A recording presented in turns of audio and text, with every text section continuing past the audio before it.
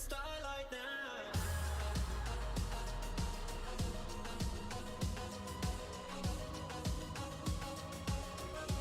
We're in the starlight now.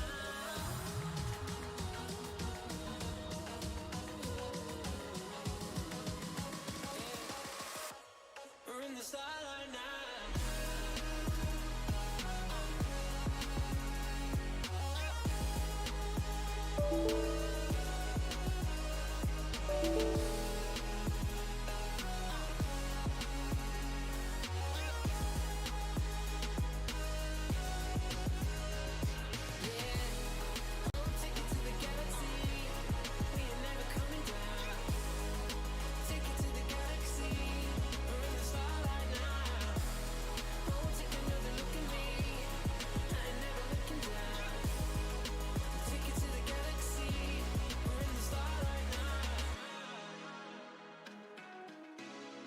In the starlight now, and I hate the feeling when you're not with me.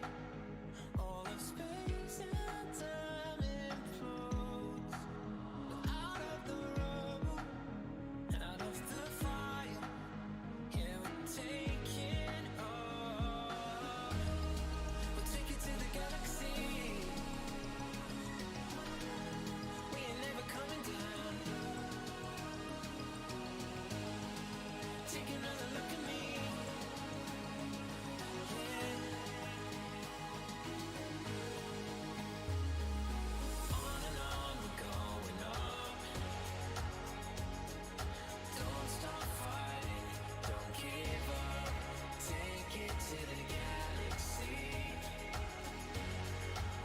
Take another look at me. Look at me. On and on we're going up. Don't stop fighting, don't give up.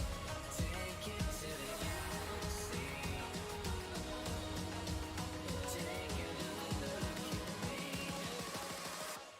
We're in the starlight now.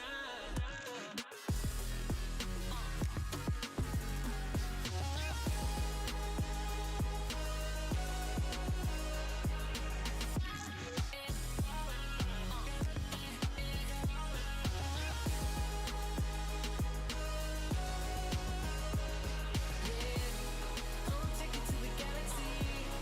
We ain't never coming down. Take it to the galaxy. We in the starlight now. Oh, take another look at me. I ain't never looking down. Take it to the galaxy. We're in the starlight now. Take it to the galaxy. We're in the starlight now.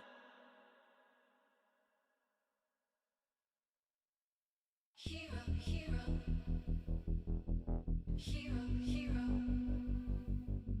hero, hero. I wanna be a hero, hero. Oh, the hero comes, I can hear the drums and a horse is drawn to the kingdom come through the pale moonlight. My heart's ignite to the call. Oh, claim your prize for a crown of stars in the name of love. Be the sacrifice. You and I will stand and fight. Our backs to the wall. Oh,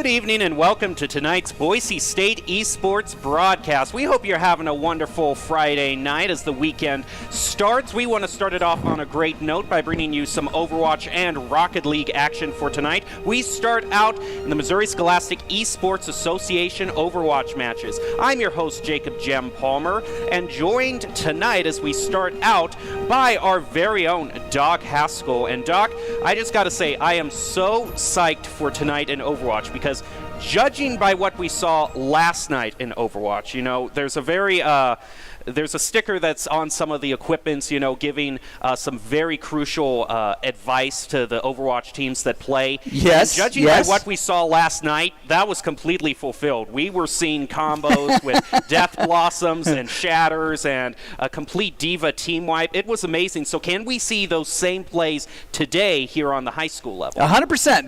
These teams just need to coordinate their targets. They need to quickly disabuse those targets of the notion that they should be in the fight with them and move on to the next fight. Well, the two teams that are going to be taking that into mind are going to be Blue Springs and Heart. We have definitely seen a lot of Blue Springs, one of the more high-level teams in the bracket, so we can hopefully hope for some of those bigger plays. But also with just recent state of the game, we've been seeing a lot more of these kind of brawly comps. We've seen a lot of kind of that wall and maul from the May wall, and it really kind of allows for these big team wipes, you know, like the Dragon Strike or Death Blossom. If it's all done with a great coordination, we can see those 4, 5, 6 person eliminations. Brawl and Rush is an awful lot like GOATS was, except for this endless sustain, right? It essentially is take your ball of doom and go put it on the weakest targets you can find, win the trades, build the ults a little bit faster, and when you have the big ult fights, you just use your ults better. So we'll see if these teams can do it. Well, we will see if those teams can do it. The first matchup for tonight is going to be Blue Springs versus Heart in the Missouri Scholastic Esports Association.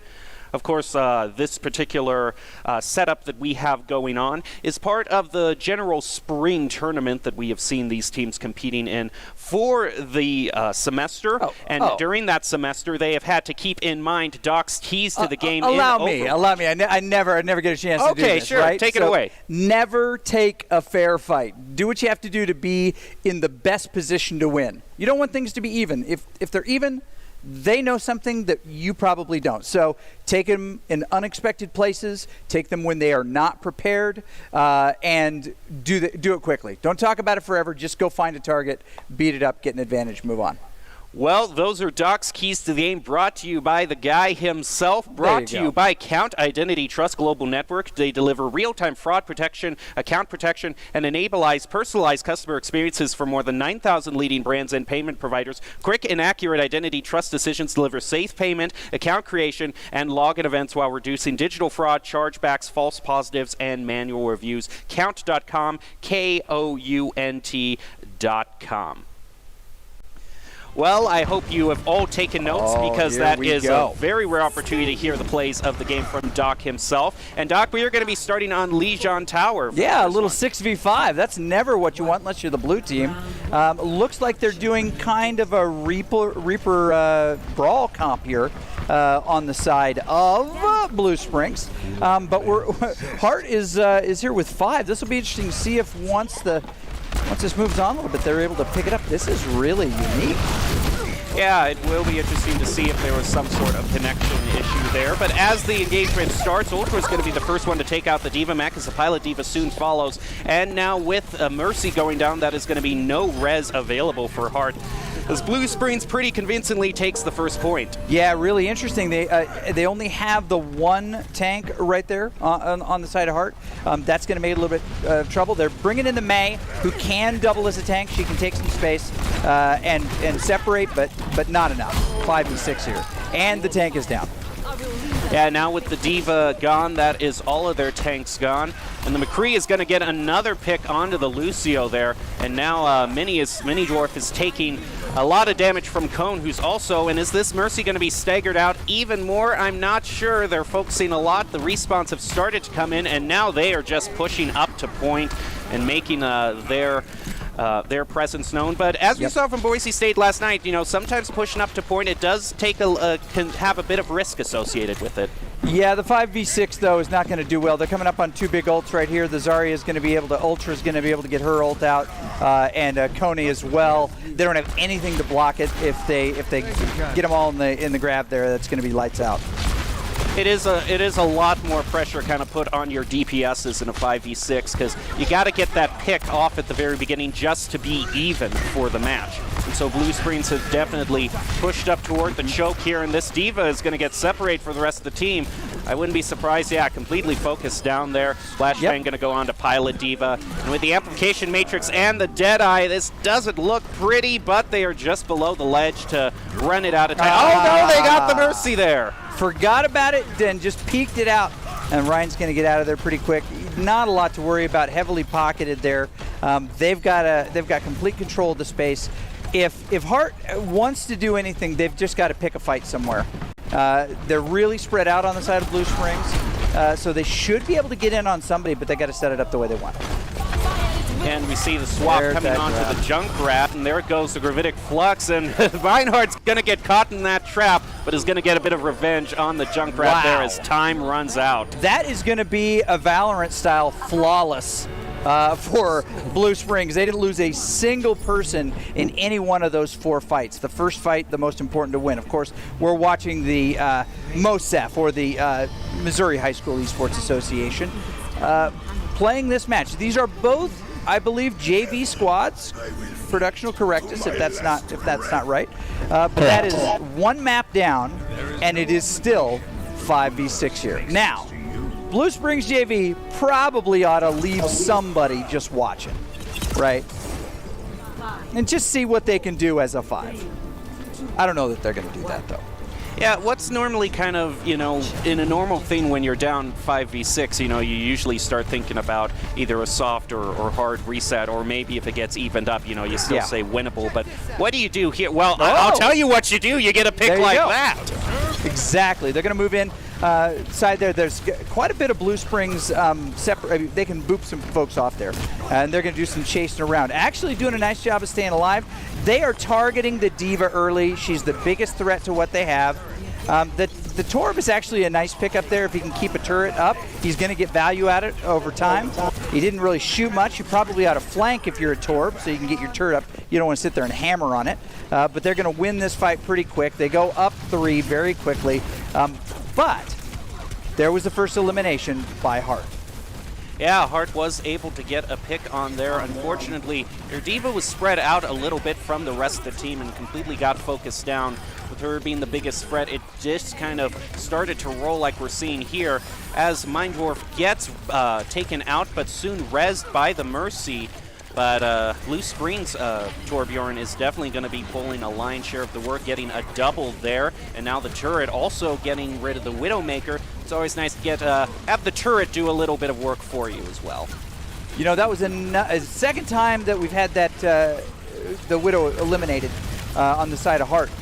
And I think it's time to probably just get a character out there that's going to get a little bit more damage for Hart. They're just trying to get out of their spawn right now, but they're walking right where Blue Springs wants it, and that's 1 down. But there the Widow gets a little bit of value, takes out that Torb again, but gets eliminated by the Reaper, and that's what they should do. They should get a Reaper to get in there in the face of Widow and do some damage.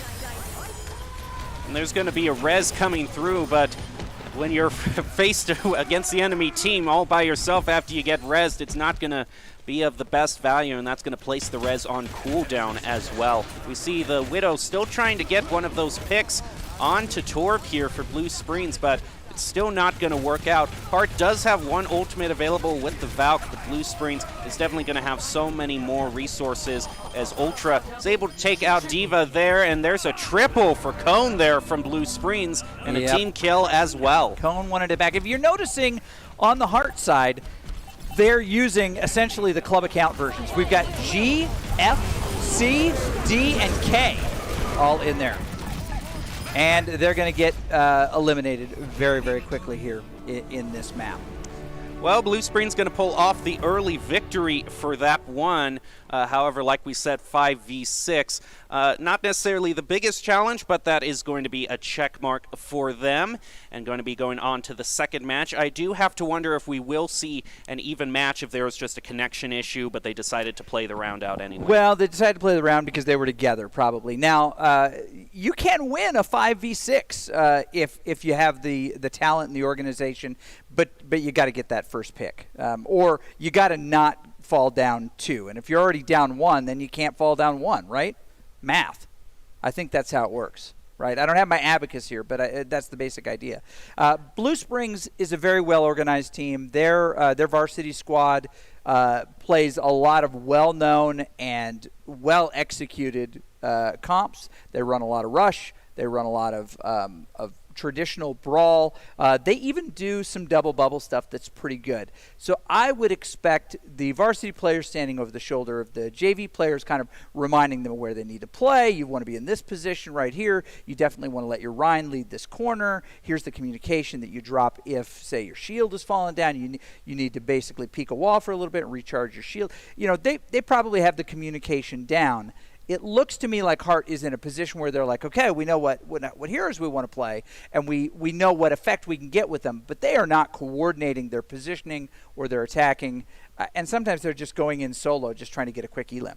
Yeah, going in one at a time is never really going to have a positive outcome. Nope. Well, we saw a little bit of an interesting match of 5v6, but if 5v6 or 6v6 is not your speed, then we are going to be having 3v3 coming up in the Overwatch Showdown presented by the Idaho Army National Guard. It's going to be live here from the Game Pants Esports Arena, and we've got some really excited people ready for this match, this particular event. It's going to be fun to see what sort of tongue-in-cheek compositions or meme compositions that some of the teams try to bring in.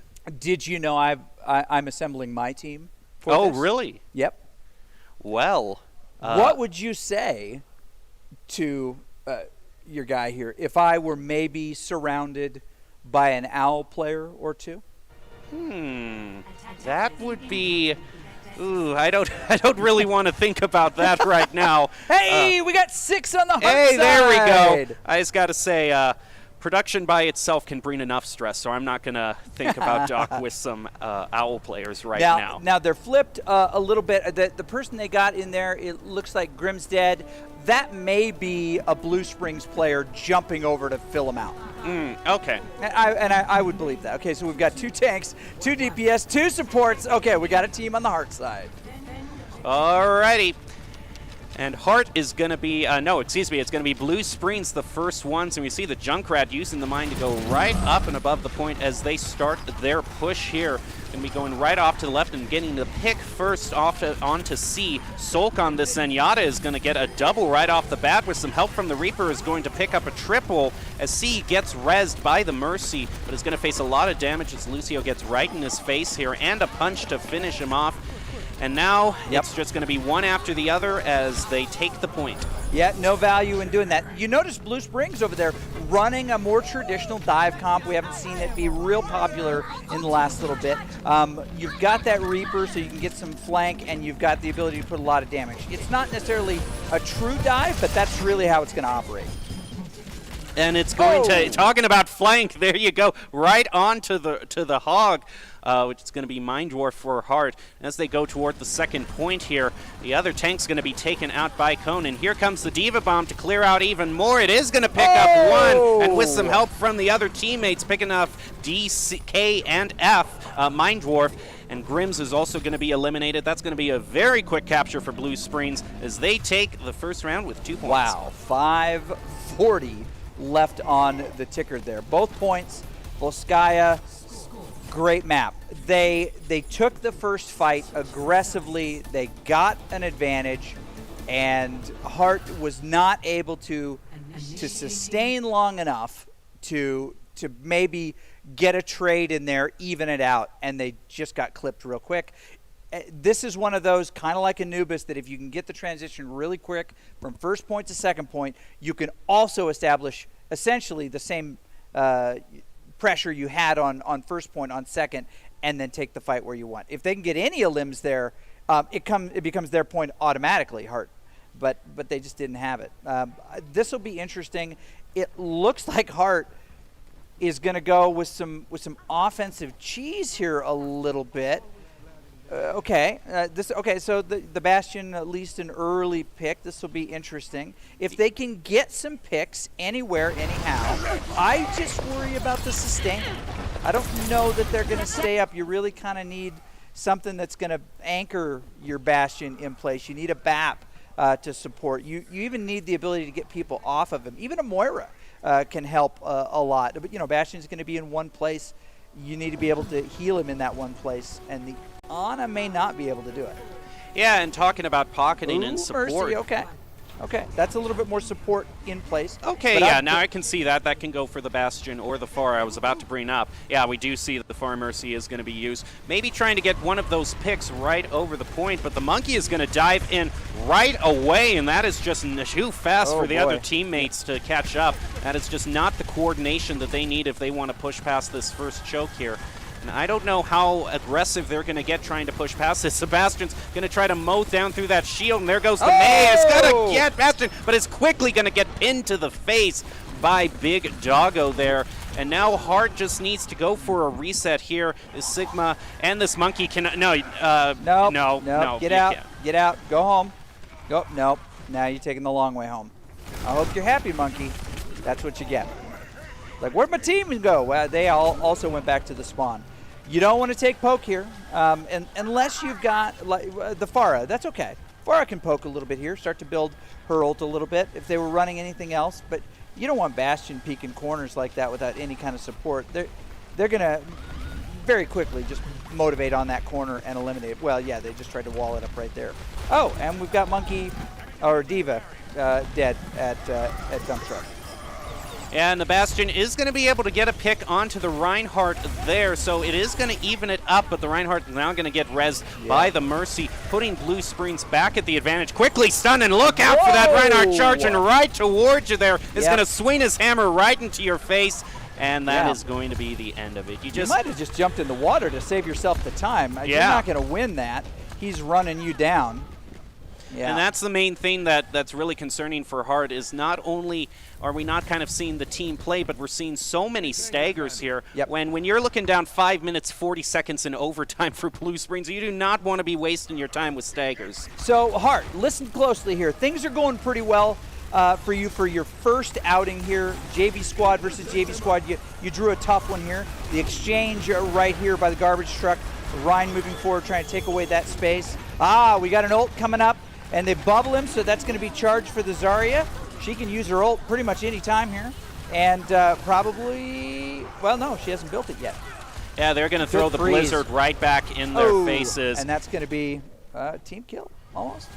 Lucio, don't die. Don't give him the joy of the bell there. The tolling the death of everybody. But essentially what I'm saying to Hart is, okay, so you're learning a couple of really important lessons here that are going to be nice coming later. One, take the fight together. Take the fight in a place. Find a common target that you can go for, right? Even if you lose the fight, you're going to have success in a fight if you can get an elim. So here they come, starting to move in. They're starting to look like they're a little bit more organized right now. Yeah, but the Reinhardt's going to go right into a shatter from Blue Springs, and the Rein's going to pick up a triple, actually, taking off a little bit of everybody. Support, DPS, and tank all taken out there by the Reinhardt, it looked like, if I remember correctly. Yep. And Hart is going to have only a little less than a minute. We do see a swap onto the Soldier here from Grim. They only have the Valkyrie and the Lucio beat available to them. Yeah, they're going to have to move this fight. They go down their Rhine. A little bit of time for a soft reset here. But look, Blue Springs deciding where the next fight's going to be. They get in there, they swing, he gets a great pin. They saw the opportunity, they dove on the opportunity. It really took Hart off because they weren't thinking about where do they want to fight. They were thinking about where do we want to fight. And they let themselves get a little bit down. The music starts, the BAPL window comes up, and they're going to start getting these elims. I don't think anybody from Hart's even going to touch.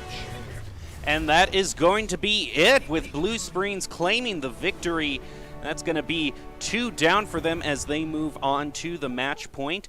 This is Blue Springs versus Hart in the Missouri Scholastic Esports Federation. But you bring up a good point here, Doc, in the fact that, you know, you don't get to be the best by, you know, only fighting, you know, the lowest tier players. You know, going up against a team that has a lot of skill can help, you know, teach you some valuable lessons in how you need to play, how you need to be coordinated as a team.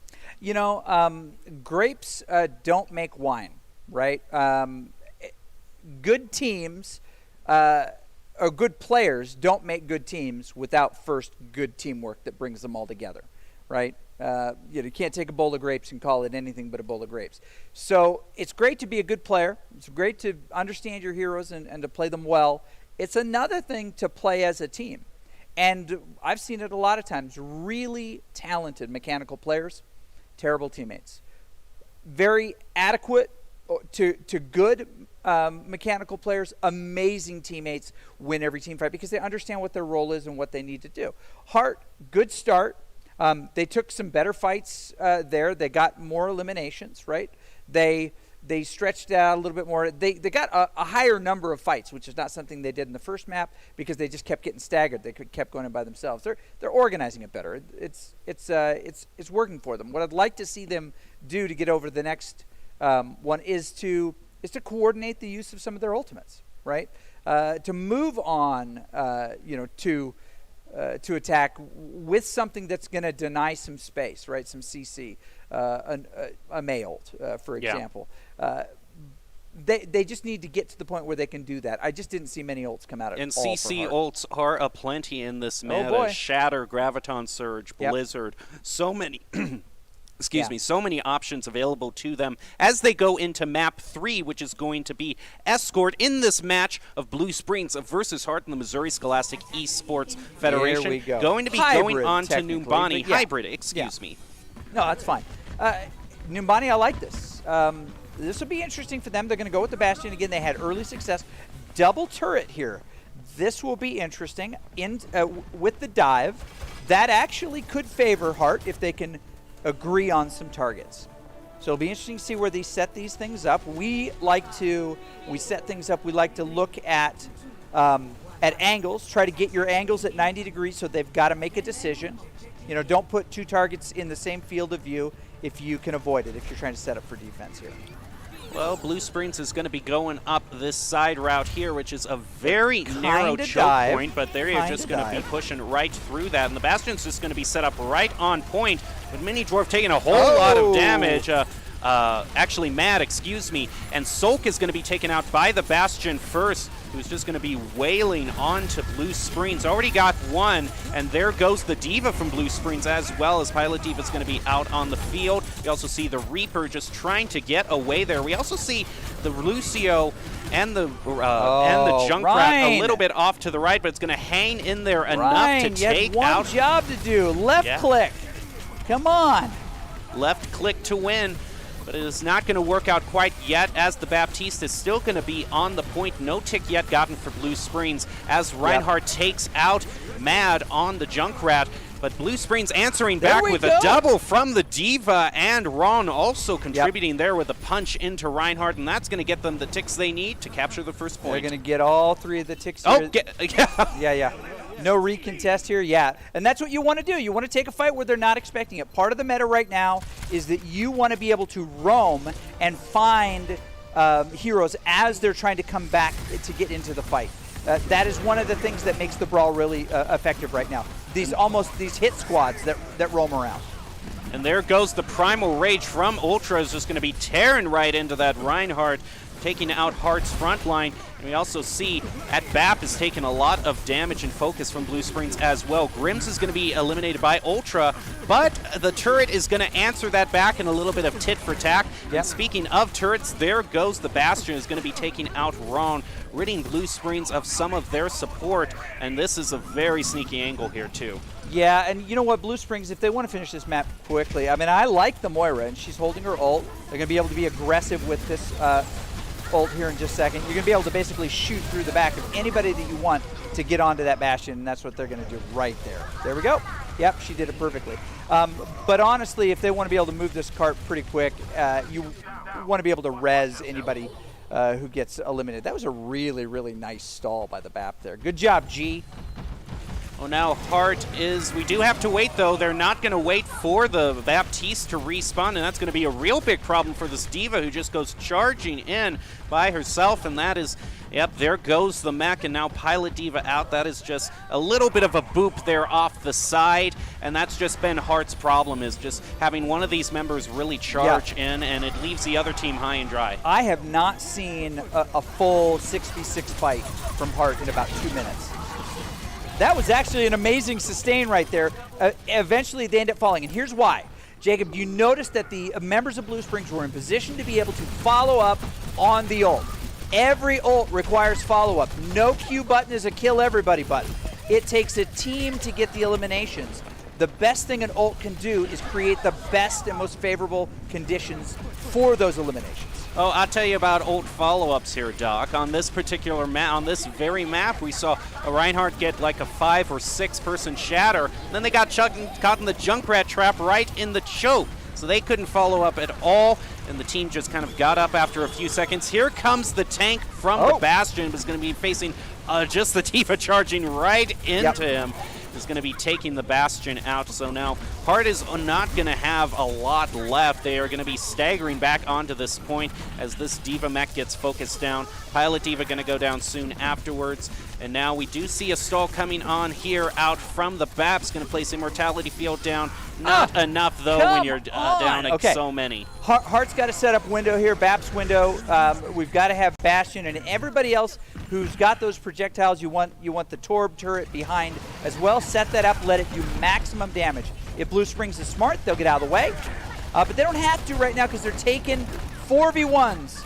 And with the D.Va eliminated, watch, they'll take another 4v1 here. Ryan, get out of there, come on. Why, Ryan, why? Why indeed, and there is a double rip tire as well. That amplification matrix isn't going to be much use if there's no Bastion to fire through it, or any teammates for that matter. That is going to be it for Blue Springs, who captures the point with 3 minutes 16 seconds left on the point. And now I see, Hart's problems if they're not fighting as a team. I think that's going to be even more compounded if they're trying to push on attack. There were some really well-disciplined fights early, but often as it happens, when a team isn't feeling like they're having success, they don't want to wait to reassemble off of an unfortunate stagger, and somebody just wants to go fight, wants to go play right now. And you just deny yourself fights. I think there were also a couple of situations where people held on to ults when they probably should have made a switch that would have complemented well, or given them more sustain or survivability, to given them the ability to change to high ground a little bit easier. But sometimes those ults will just lock you into something that isn't going to work. It's always better, ladies and gentlemen, to ditch an ult to get into the right comp. An ult sometimes can win you a fight. The right comp can always win you a fight. Speaking of comps, we do see Echo being brought out by Blue Springs. It seems like they were pondering maybe going with Symmetra at first, maybe setting up some of those turrets. Actually going to be swapping off yet again toward the Pharah, or maybe they're just messing with us and they're going to swap at the last I think that they're trying to decide the best aerial hero to be able to get flank damage. I think they're actually setting up what they want their comp to be. It's going to be a double shield sustain early with a lot of poke and a Reaper who can roam. Now we just got to make sure that these tanks don't get too far out of Hart's, too far out in front of all the teammates. They're going to be taking the lower level route here. Going to be coming out towards the left. That Pharah is going to be right above them though. And I want to look out there for that Roadhog's going to find a lot of damage put down. Junkrat Trap is going to get Sun focused down here, but not too much damage. There is going to continue to focus onto the D.Va mech. Mini Dwarf does get res, putting Blue Springs back at the strength they need to take out Grim, C, D, G, and it is just a cavalcade for Hart. Yeah, for Blue Springs onto Hart. Big run right there. The Heart's got an interesting, probably just comfort comp here. Survivability. The Rhine is going to make a difference here. It's going to help a little bit. They're going to go to the double shield. This is maybe the most mature move I've seen so far by Heart, saying, here's what we're up against, here's how we solve it. Yeah, Heart definitely, it looked like they might have been staying with those comfort picks with the Bastion early on, but that got swapped over to the Reaper, which is out all alone by himself, so it's just going to have to wait, and oh, there goes that Junkrat, focused down by the Pharah, and now this Reinhardt is just going to find himself, oh no, I'm looking, no. I think a charge might come through here. And I was almost expecting a charge right there, just right into his back, but Ultra's going to pick up a double there and put the rest of Heart in a lot of danger there. And this Orisa here is now, there goes the charge into the Orisa and the Mercy as well. Junkrat also going to be taken out yet again as the staggers come on to Heart. You know, the Heart, if we can like give Heart some fortune cookie advice for Overwatch, it's get out or die, right? When the fight is lost, get out or die as quickly as you can. Oh no! Okay. Ultra just running around, just saying, watch me sparkle. And he's got the shatter as well. And there goes a missile barrage. It's going to go right into Mini Dwarf, putting Heart at this man yet again. There goes Ultra into the Junkrat. And here comes the Wrecking Ball, but it's going to get anti-nated, focused down very quickly.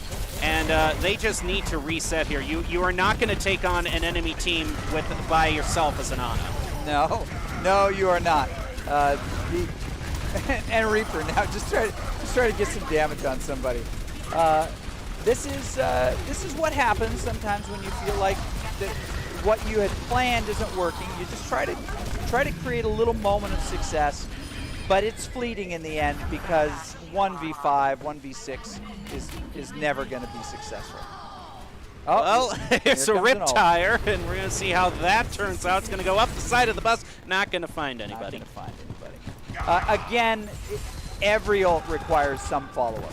That one you can get some big eliminations, but you can also do a lot of chip damage that you can capitalize on if people are in the right position. Ideally, you want to use your teammates. Oh, look at that! Look at that Death Blossom. Gonna take out 4 from Heart. And there's actually someone on the point trying to get a tick. There, it was the Wrecking Ball, but gonna be taken out before that first tick can be claimed. Nope. Yeah, almost got a tick. I thought for a second there, I was like, did they actually get a tick? They did not. This will be the last fight, and they are down in the ults, although D's got his, I heard it. I don't see anything coming of it. Espino coming online. Look out for this barrage from behind. It's going to go right into Heart, taking out Orisa and Mercy. And now that is going to take out any of Heart's chances from getting that point. Yeah. Blue Springs takes the match. It does. Now, Heart, you may be tempted to uninstall. Do not uninstall. Everybody has these. Here we go, and this is what you've got. Heart, welcome. This is what high school Overwatch is about, especially when you play a team like Blue Springs. Very well coached, very well organized, great program in Missouri. And now, welcome to the league. And sometimes there are just things that you can't control, you know, Heart entering the first match 5v6, you know, sometimes things just happen. And so that is going to do it, though, with a victory for Blue Springs. But we have so much more esports action coming to you. We're going to take a short break and be right back with more matchups after this.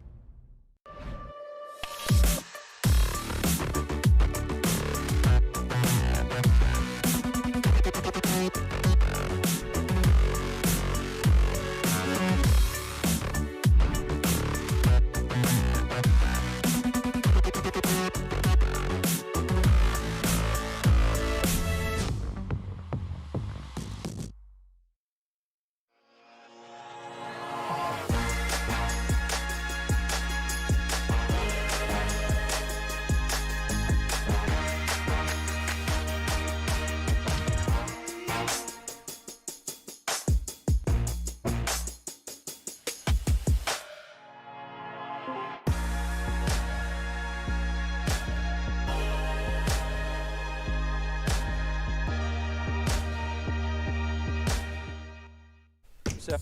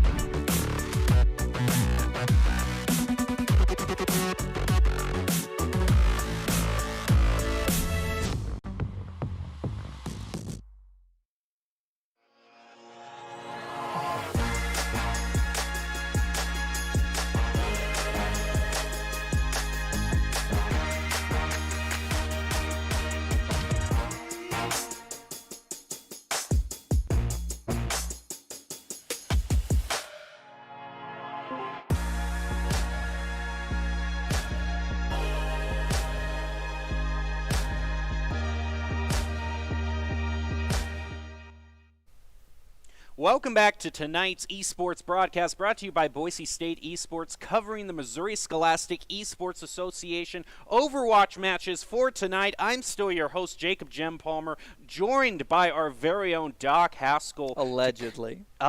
Allegedly here. I don't know if it's completely him or not, so you come to your own conclusions.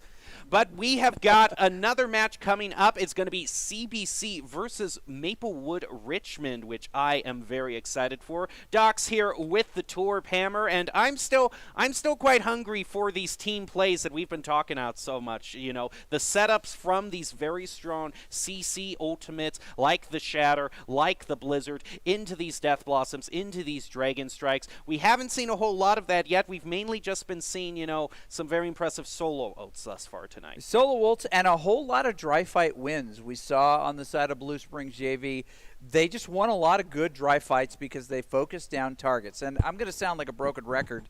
Our players will tell you I sound like a broken record. If you prioritize what targets you're looking for, you identify them where they are in their cooldown cycle, you can pounce on those. Great example. Into a double bubble, right? You are less likely to be able to melt down a Winston very quickly if he's playing his jumps and his bubbles right. He's going to do a lot of damage. He's going to get out. But a Zarya without a personal is unbelievably tasty as a target. You have to be able to call out no personal, and you have to be able to get on that target with as many people as you can. Her HP isn't that high. Your damage is probably much higher. It's just math, right? So finding the right target at the right time and jumping on it as a team is the difference for most of these. A lot of people like to think, well, you know, we're going to make this hero switch and we're going to do that. The game still operates on the math. It's still the math. It is still the math for these two teams, CBC versus Maplewood Richmond, in this Missouri Scholastic Esports Association match. And just like the first match, these two teams are going to be starting off with Doc's keys to the game, brought to you by Count. But we're actually just going to get right into the match. Never take a fair fight. Instead. So, there you go. You know what? You've been dropping advice, you know, left and right here, Doc. So there's plenty to go around. Okay, I like these comps coming out. CBC coming out with a little bit of a, you know what, this is kind of a traditional brawl. Now both teams fighting for the first point in this engagement. We do see Zero here on the point trying to lob some bombs around the center. Gonna get the Junkrat trap triggered, and there goes the first pick. It's gonna be Coolboy with a punch onto the Pharah. Is gonna actually pick up a double. The Pharah is gonna get rezzed by the Mercy. CBC still finds himself with the advantage. Now taking out the Pharah yet Down again. 3. Yep. There goes Zero onto the Mercy, and this is just gonna have to be a reset for Richmond. Get out or die. That's what they're gonna be doing. Oh, look at that stagger. stagger. That happen. You can't, that's 10 seconds that you can't get back now. Another mistake like that, you lose a full fight in this. All right, so getting ready to set up here. This ball comp is an interesting one. It relies on being, by your Ash right here, getting those burns, and the follow-up from, looks like Ankh right there. Yep, we know Ankh from many of these games before. Ankh is going to put Maplewood Richmond at the early. There goes the Dynamite onto the point, is going to be going through, waiting for the Reinhardt to push the team through, and there goes Ankh with a triple missile barrage right onto CBC. I'd say that's a point taken, and now that's going to be Maplewood Richmond with their first capture. I could be wrong, but I'm thinking to myself that Orange and Ankh are CBC. I could be wrong. But it wouldn't be the first time. Okay, all right. Well, we're gonna talk about these teams and the good work that they're doing. Taking a lot of poke there is the ball. Lucky, just like playing right there. He's got his ult, looking for a denial of space. They're about to go through the narrowest part. That's the time where you want to use that, and then you want to push them around a little bit so you can get maximum value out of those mines. I'll just refer to them as there blue he is. and red from now on, just in case. And now Luck is going to get focused down by Zero, putting red at a one-person disadvantage. There goes the shatter, a huge shatter onto blue, but not too much follow-up from it. Yep. That is going to leave blue with this coalescence being used here by the Mora. There goes another missile barrage, and there goes the Riptire, not going to find anything. I also hear a minefield being used by Lucky there on the point, and blue is just having a hard time pushing onto point right now. The rest of their members are still stuck in that little room there. Yeah. And just what's really interesting there is that it looked like CBC lost that fight. They were down 3 at the same time, but they slowly eliminated on the side of blue there. There we go. There we go. It looks right now to me. I'm just saying. Yeah. Now CBC going to be using Lucio. Unfortunately, their Wrecking Ball is going to be going right off the edge. Bob is also going to make an appearance, taking out Waffle from Maplewood Richmond. Answered back by their 2 tanks coming through, taking out Reinhardt and Lucio. Reinhardt now also taken down by the BAP. We also see McCree there on the point, going to be taking out the Ash, trying to focus down this Wrecking Ball. Flashbang onto the Wrecking Ball, stopping for a few seconds, but it's a fast Wrecking Ball, and they don't call it spin to win for nothing. Yeah, did a nice job there. Look at that, 99 by CBC, just by playing those fights a little bit better. They actually were down in a couple of those fights, but they held their space, which is key.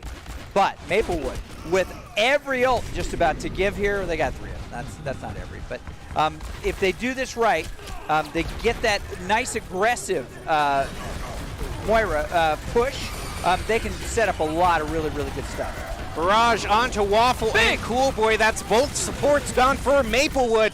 And the minefield is also going to do wonders, taking out 2. That's going to be almost a complete team wipe for Maplewood Richmond. I actually think Waffle might have spawned back just in time to prevent that bell from going through. No! And now they got to just touch the point. Waffle falling off the edge. Missed! They missed, but there is one person on point still keeping it going. We also see the Riptire coming through. It's going to be trying to pick up. I don't see. It does pick up the BAP on the point, so Maplewood Richmond might still have something to say, but 2 eliminations coming through from CBC. Now 3 is going to be taken out of DPS support and tank, so a little bit of everything gone from Maplewood Richmond. Now there goes their other tank. Lucio is just celebrating on this point, but is going to be taken out by Orange. Just tried to keep it going there as Lucio can. Deadeye at the very end. Maybe just a little bit of an answer back. But very close for this first match. Cool Boy, listen to me here. When you are stalling out on the point and nobody sees you as Lucio, don't shoot. You're not going to eliminate anybody, right? Your best weapon is your boop right in there. And if you're not in position to use your best weapon, it's just a matter of time until they discover you. Use as much of the time as you can, my guy. That's all I'm saying. Cool Boy. Be cool. Okay, so it looks like we're not going to get any of the teleport strat there. Nope, no Symmetra being brought out right now. Teams instead, Ankh is going to be staying on the Pharah there. Did a lot of great work, and we just see a little bit of scouting by the Wrecking Ball. It's going to be going back to the team, and a quick pick onto Zero from Ankh, who has been a great playmaker for CBC, now taking out both DPS for Maplewood Richmond, allowing them to go onto the point, and this Reinhardt isn't going to have too much damage backing him up. Reinhardt and Sigma, we just see them trying to get the right angle for this Pharah. Point still being contested. Immortality Field taken out. Shadow's actually going to answer that back by taking out CBC's tank. So they still managed to find an elimination here or there. But the pure damage coming down from Ankh, especially with the barrage, is going to be enough to turn it around. And this Sig needs to get out of this point. All the remaining team members need to get back with their teammates here, because they are not going to be able to face down the full strength of CBC, although they managed to pick up Ankh. Ankh got a little aggressive there, feeling kind of unbeatable. Had the pockets for so long. I think the pocket broke off when it finally came. But they're in a great spot here. They really, really are in a great spot because they've been owning this point. But now they're down 2. Oh my goodness, that was pretty nutty. This will be very interesting to see where it goes. Down 4, down 5. This could be a team wipe. Ankh, step out. Don't give them the satisfaction. And a little bit of icing on the cake there is, if I heard those audio cues correctly, I believe Orange used that shatter, maybe a bit of a panic ultimate way too late into the fight. So that is a whole ultimate burned off from CBC that Maplewood Richmond, if they're tracking ults correctly, don't have to worry about for the next few engagements. You're going to want that one back. Okay, so Ankh set up the last fight into favorable conditions for CBC by getting an early pick on a squishy, not taking a fair fight. Last time it was 0 on the Ashe. Who will it be this time? Could very easily be a nice tasty boop if they're playing outside. Ooh, Ball with a nice ult to just get control of the space. The rest of them should be able to move in. You are down 2, but you get an early pick, down 3, down 4. Oh, Ankh, did you miss an edge or did you just bail?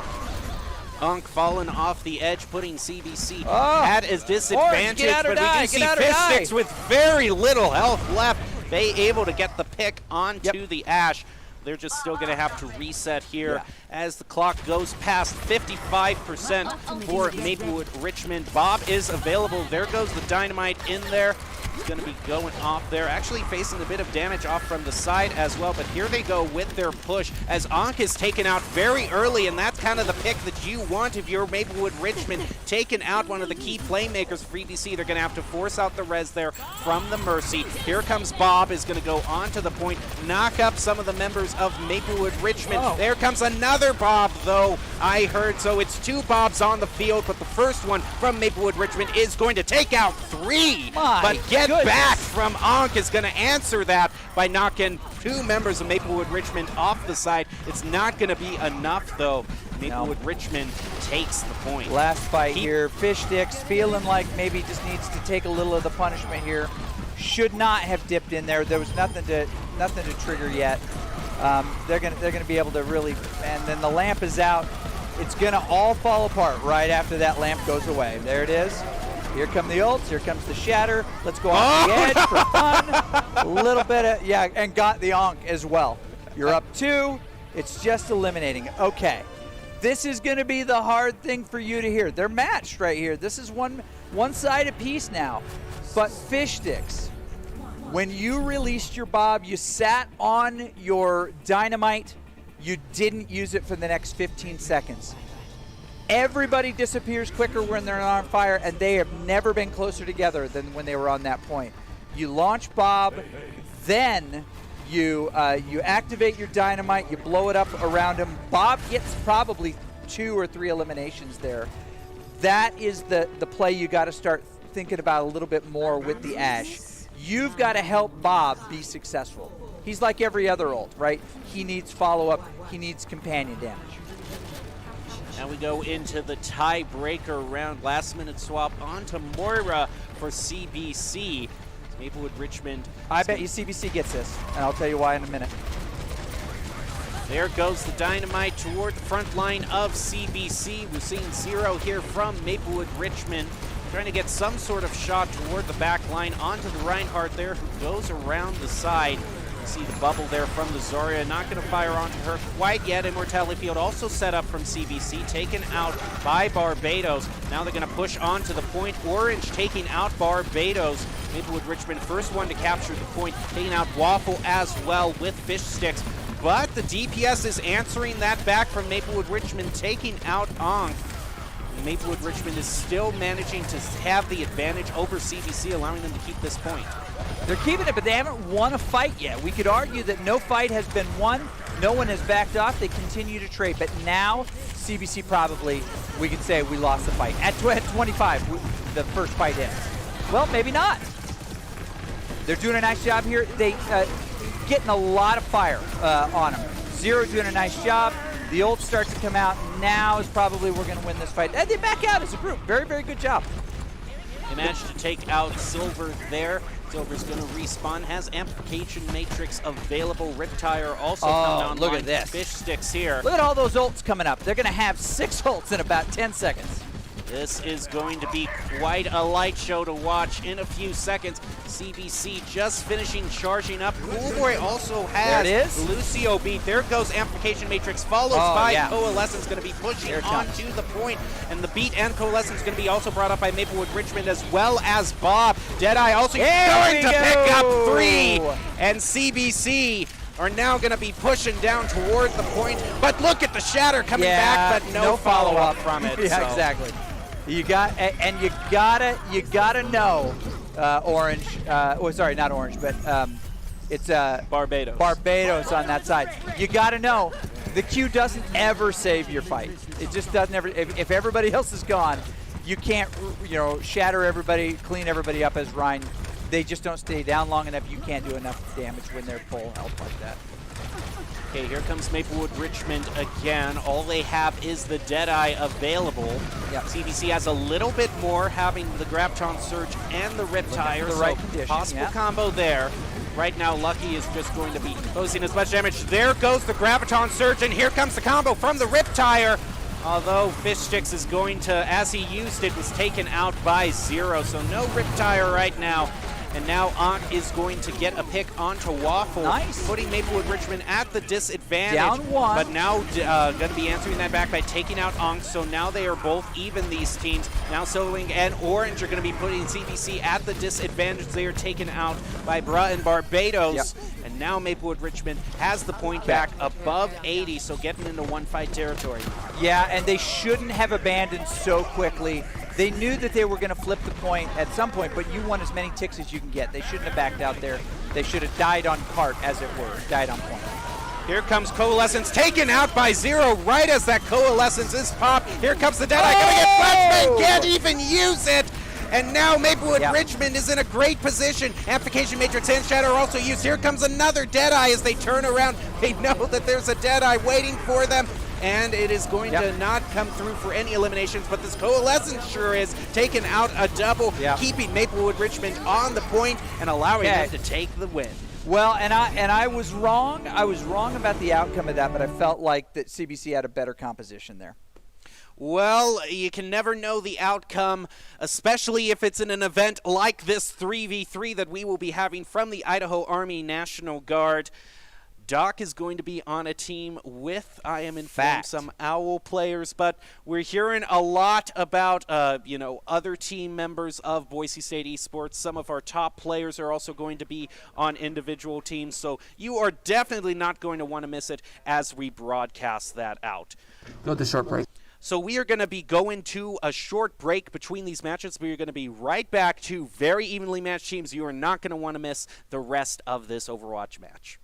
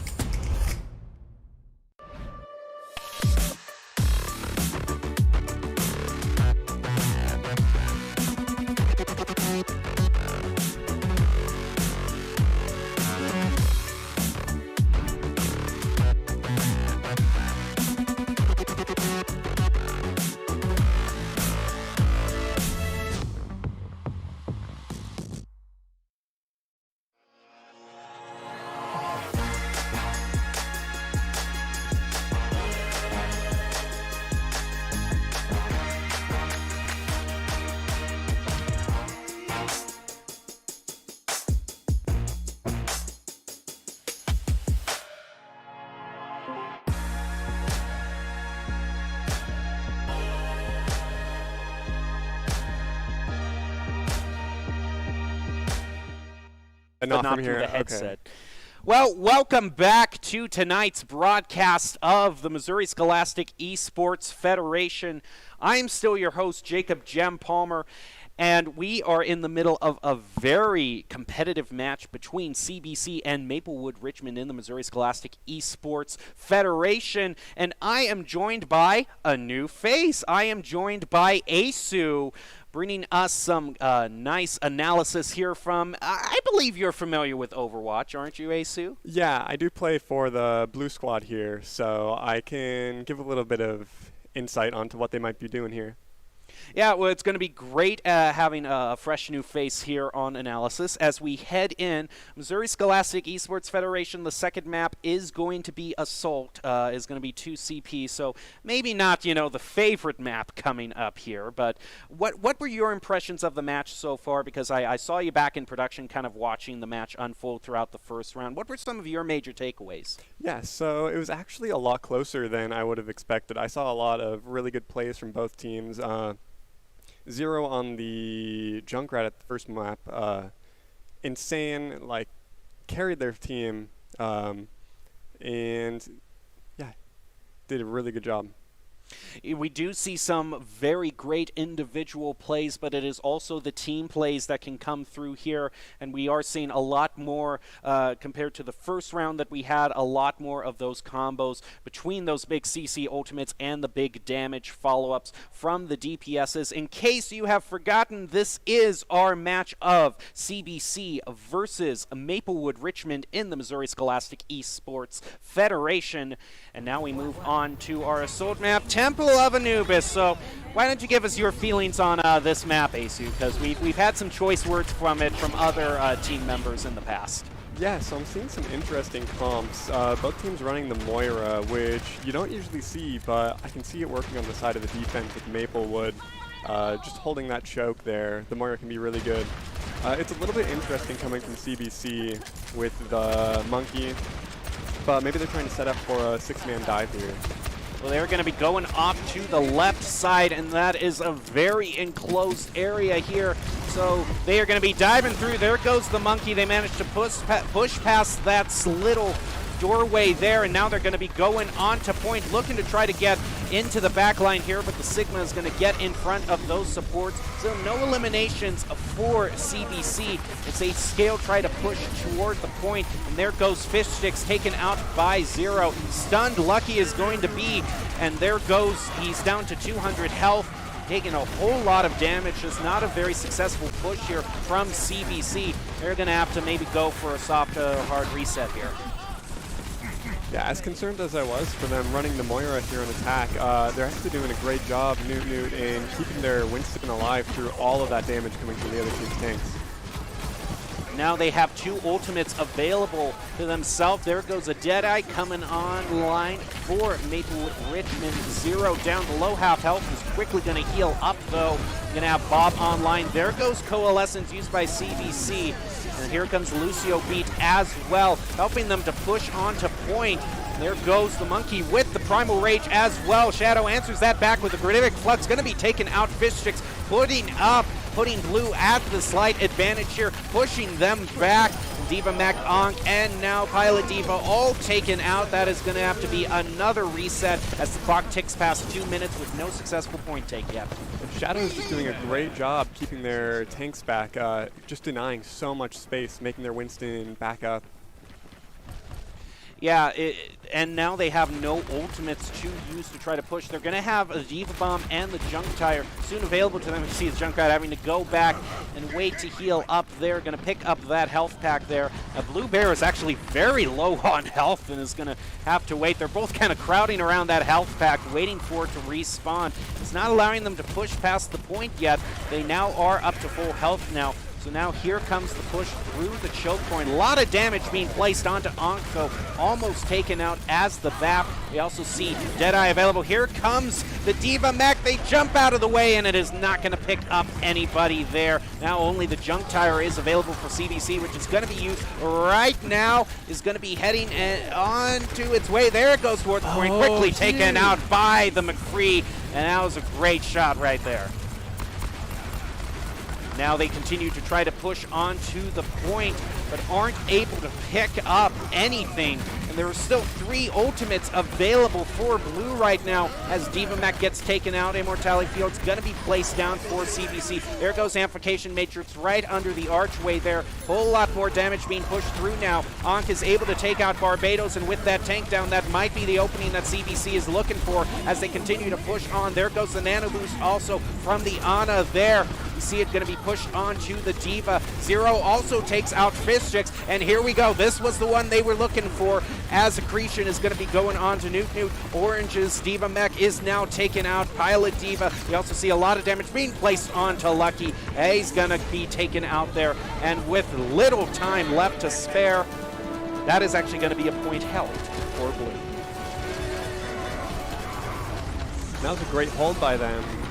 Everybody on Blue team is just doing so well in using their cooldowns and holding the space. They were in a weird spot holding right on point there at the end, but they were able to keep the other team from getting past that second choke under the bridge.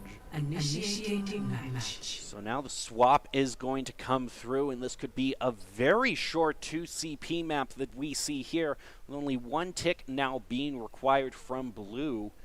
What's interesting is we saw the Junkrat being used on attack for Red, so I am interested to see if they're going to pull him out on defense, especially since, as we're looking in this area right here, this particular route, he can lock down with just so much damage into these tight corridors. And we do see Junkrat is going to be, Fishstick is going to be sticking out on that Junkrat. Anything in particular on these comps you want to point out? So it looks like they're running pretty similar to what they were last half. The Junkrat on defense is going to be huge here. Just being able to deny them from getting past the choke in any small corridors he's going to be able to hold space in. The defense is holding with double shield as well, so it's going to be even harder for anyone on Blue team to be able to push in. Well, Blue team, it might be hard for them to push through with this choke, with you know, the Junkrat on defense, but have to remember they only need 1 tick here, so they don't even need to take the point. That's true. If Reaper can get behind them and force point, or even take out one of their supports, Red team should be able to just walk in straight to point. Well, here they go off to the left route, and that's going to be hard with the Junkrat pushing so much damage into that tight space there. And then we can see him there. The Junkrat trap is going to be destroyed, but look here, the Reinhardt comes pushing through. A lot of damage going onto that shield, and the mine thrown in there as well onto the back line. And you're going to want to watch out for those bombs. They do so much damage, more than you would think. And here comes Ankh. It's going to be taken out. Waffle and Zero also eliminated. And Fishstick's just doing what a Junkrat loves to do, firing at will, taking out everyone with those bombs bouncing everywhere. Lucky also getting some damage on the front line, taking out Cool Boy and Barbados. They got that tire so fast, it can be really good here for their next push if you can get behind them. They're also coming up on Shatter on the side of CBC. So 2 really good ults to hold space and possibly take them out in a team wipe.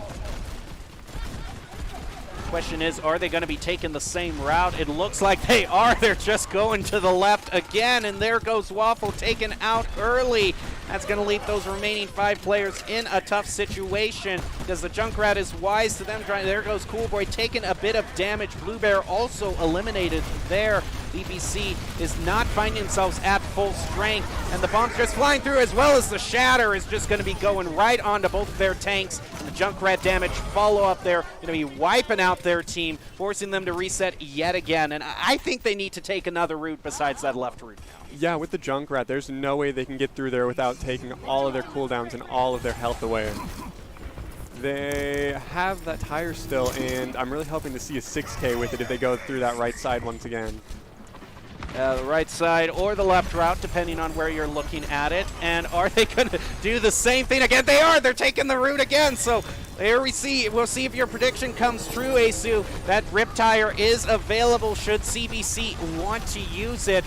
and this is hard to watch. They're just going through the same route again and again, and they're just getting pushed with so much damage through. Here comes the Riptire, and it is not going to pick up anybody, but one of them's going to get stuck in that Junkrat trap. We also see Transcendence being used by CBC, as well as the Gravitic Flux is going to be taking out Shadow's Mech. Barbados also taken out there. By all the damage going through, Accretion taking out Shadow, and Cool Boy and Waffle also eliminated. That is all the support down, and the remaining members just have to go back and try something else again. They only need one tick here, but if they want to keep going through these narrow corridors into all this damage being pushed on them, I mean, it's their strategy, but I think they probably need to change it up. Yeah, Maplewood has 4 ults coming up here. They've got some really good combos that they can use with the Shatter Bomb, and it looks like their Kree got caught out, so they can't push in just yet. And there goes the Diva Bomb with nothing whatsoever. And there goes the, oh, look at that Death Blossom. That changed it around completely. That in and of itself allows Maplewood Richmond to take out all of CBC with a team kill. And that's the one tick they needed. One ultimate to change the whole match around. That is incredible. You love to see it. Well, it was probably a stubbornness point. Like, we're going to take this route and we're going to make it work. And they finally got what they needed, which was that Death Blossom. That I don't know if I've seen one ultimate change a complete match around quite like I saw that. Yeah, they really had a point to prove. They wanted to get through that side, and they wanted to use that Reaper ult, and it all worked out. They were able to bait some cooldowns with that bomb. Didn't look like it did much, but they did get speed out from the Lucio. And after that, the Reaper was able to come right in, use his ult, and take out 4 of them, which ultimately won them the point. Well, now we're moving on to match number 3, and what is turning out to be a very interesting match between these two teams. I gotta say, you're just another one in the lone line, Asu, of you know, once you get a handle on that Torp hammer, you know, it's just, you feel powerful. It is. It's nice. It's got some weight, and I feel so strong with it. Ready to lay down some justice also if you want to use it as a gavel. Now we move on into match number 3. It is going to be hybrid. What is your personal favorite hybrid map to play, Asu? So Eichenwald has always been a favorite of mine. I love the castle, but most teams play on the King's Row map, which is kind of like London, right? Yeah. Yeah, so I wouldn't be surprised if we saw King's Row, because that's just a favorite between everybody, but we will see what they run. Yeah, last time we saw Numbani, so King's Row hasn't really come up, if my memory serves me correctly, throughout the earlier semester. We've seen King's Row come up sometimes, but it hasn't been, you know, quite as dominant as other semesters that I've been here, where it seems like it's every single time. So we're going to see if they go with something we're very familiar with, or if they are going to change it up, as Eichenwald and Numbani are also options to choose here. Now we just wait for the third match to come through. We get another view here of the esports arena that we are bringing all the action from you today. And there's always something going on here in the arena, always some sort of renovation or someone just practicing for scrims, because it's a cool place to play. Oh, it's a great place. Just spending time here, either playing or just enjoying like the environment. I love coming here whenever I'm able to. And we have a fog machine that is a lot more powerful now. Yes, we do. we found that out last night. It was quite something, you know, just to give everyone an idea of how strong that fog machine was. It was like, if you take what you're seeing here right now, you know, the person who was in the color casting roach, D'Angelo, I believe, was sitting, and they looked, you know, a lot like you right now, Asu, in terms of shading. But if you're where I was sitting, which was where Fish was last time, it looked like someone had taken the brightness setting and turned it all the way up, because the fog just whited out everything. And here comes the other hybrid map that we did not talk about yet. Blizzard World is going to be the choice here. Seeing CBC running the Far Mercy, I have really high hopes for that. I think Far Mercy is super strong here, especially first point and second point of Blizzard World. There's so much space they can play back and just pocket damage. Now, Maplewood Richmond, if we look at the scoreboard right now, is on match point, so a victory here is going to end it. CBC needs to drag this out and move it at least toward the escort map. And here we go as they push toward the first choke point here. They are going to be running a Reinhardt and a Roadhog, which, you know, Roadhogs can be bullies if you have a really good one. It's just kind of continually pesters the back line. If you see some of those hooks land on, Zero's going to be getting Maplewood Richmond off to a great start, taking out the Mercy and the res that comes along with it. Hook is not going to land quite that time. CBC struggles to push past this first choke point. They're still going to wait for the respawn to come through from Nuku. It's going to get stunned right there. Now here comes Zero onto Ankh. There goes a hook onto the Reinhardt. Waffle is taken out by the Reaper, and Ankh is rezzed by the Mercy on CBC. Barbados, in the battle of the Reinhardts, is going to come out on top, but Ankh getting a little bit of revenge there. Both Reinhardts taken out for both teams now, who are still even in terms of numbers. We see Zero trying to take out this far Mercy. Got to be taking that Mercy right out of the sky. Putting up some great defense, but here comes the nano boost onto the Hog. Gonna get Zero right there in a filthy hook, as well as a barrage being pushed out by Ankh. Is gonna be CBC on the point, and now this Reinhardt just needs to die quickly so that Maplewood Richmond can group back up together again. Yeah, it really only takes one good hook to get a team fight, and getting that pick on the Ashe, let their Pharah come in completely free, get off that nanoed barrage, and wipe out 2 more people. So now, what's generally the important areas that we should be looking out for here in this second part of the map? So we want people to be, either team take the high ground and hold that high ground for dear life. It'll enable the Ashe, it will enable the Annas. Whoever gets the high ground here really can take like 2 to 3 fights just holding up there with free space.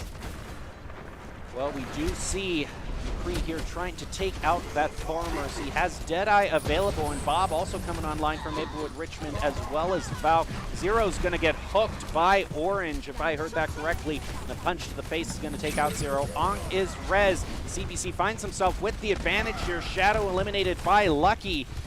And Maplewood Richmond now struggling with one of their tanks in the front line down. CBC continues to push the payload forward, getting close to that first checkpoint. Barbados eliminated by Silverlink, and another elimination from the Roadhog is going to be taken out the Mercy from Maplewood Richmond. We also saw an anti-nade got thrown onto the McCree there. They managed to get to this checkpoint here, and now we go into the final part of this map.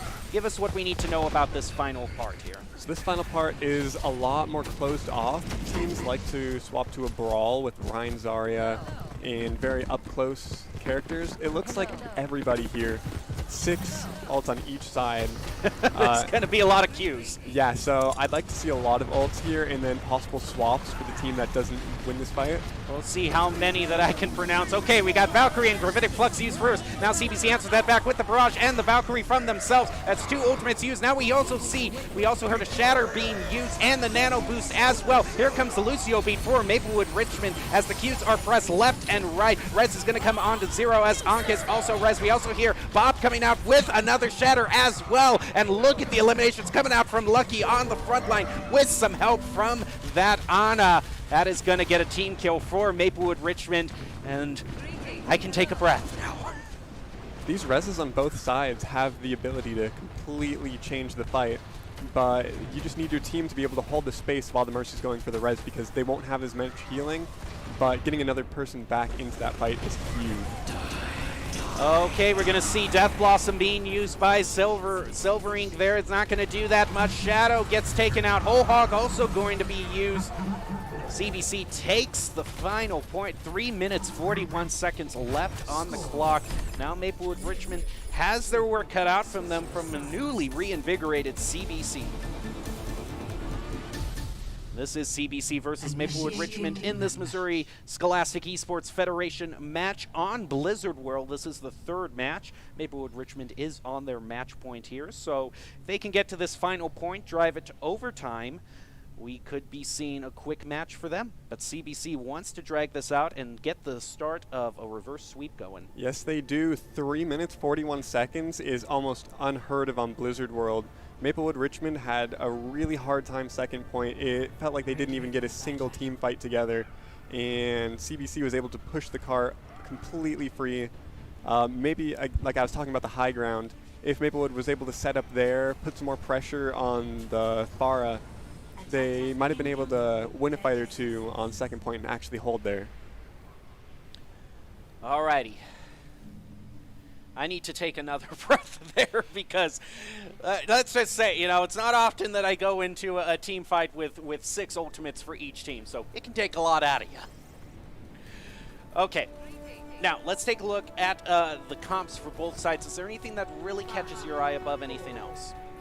Zero's Ash has just been phenomenal, and I don't see a Mercy pocket with him anymore, but we'll see how that goes if Zero's able to just get the dynamites and allow his team to walk in. Far Mercy still from CBC, which can be huge. They just need to watch out for Zero and play out of his LOS. And now here they come trying to push through. Took a little bit of a side route there. Now going to be pushing up toward the left here from their point of view. And Lucky is going to be the first pick on there with the Flame Strike onto Waffle. Got hit with a Sleep Dart there, it looked like, as Orange takes out Cool Boy. Silver Ink also taken out by this McCree, but that McCree is the only good news for Maplewood Richmond as CBC with Ankh here with that Far Mercy doing a whole lot of damage onto Maplewood Richmond. And that should be the first point taken for them. I don't see... Oh, no, the first point held for them. Excuse me. Yeah, Ankh is just doing so much work for their team, and Newt getting that res off on their Ryan Lucky allows them to continue holding up there without needing to fall back and wait for the Ryan to actually come all the way from spawn. So they get another full fight here, all 6. Lucky does have that Shatter available to defend the point with Ankh getting close to that barrage as well.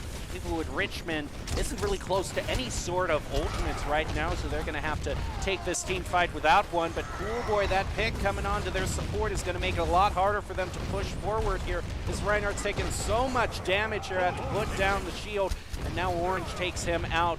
Now Maplewood Richmond not being able to push through with any sort of success here, and CBC continues to charge up their ultimates, which they now have 2 available to them. Going to be having the Valkyrie really soon here.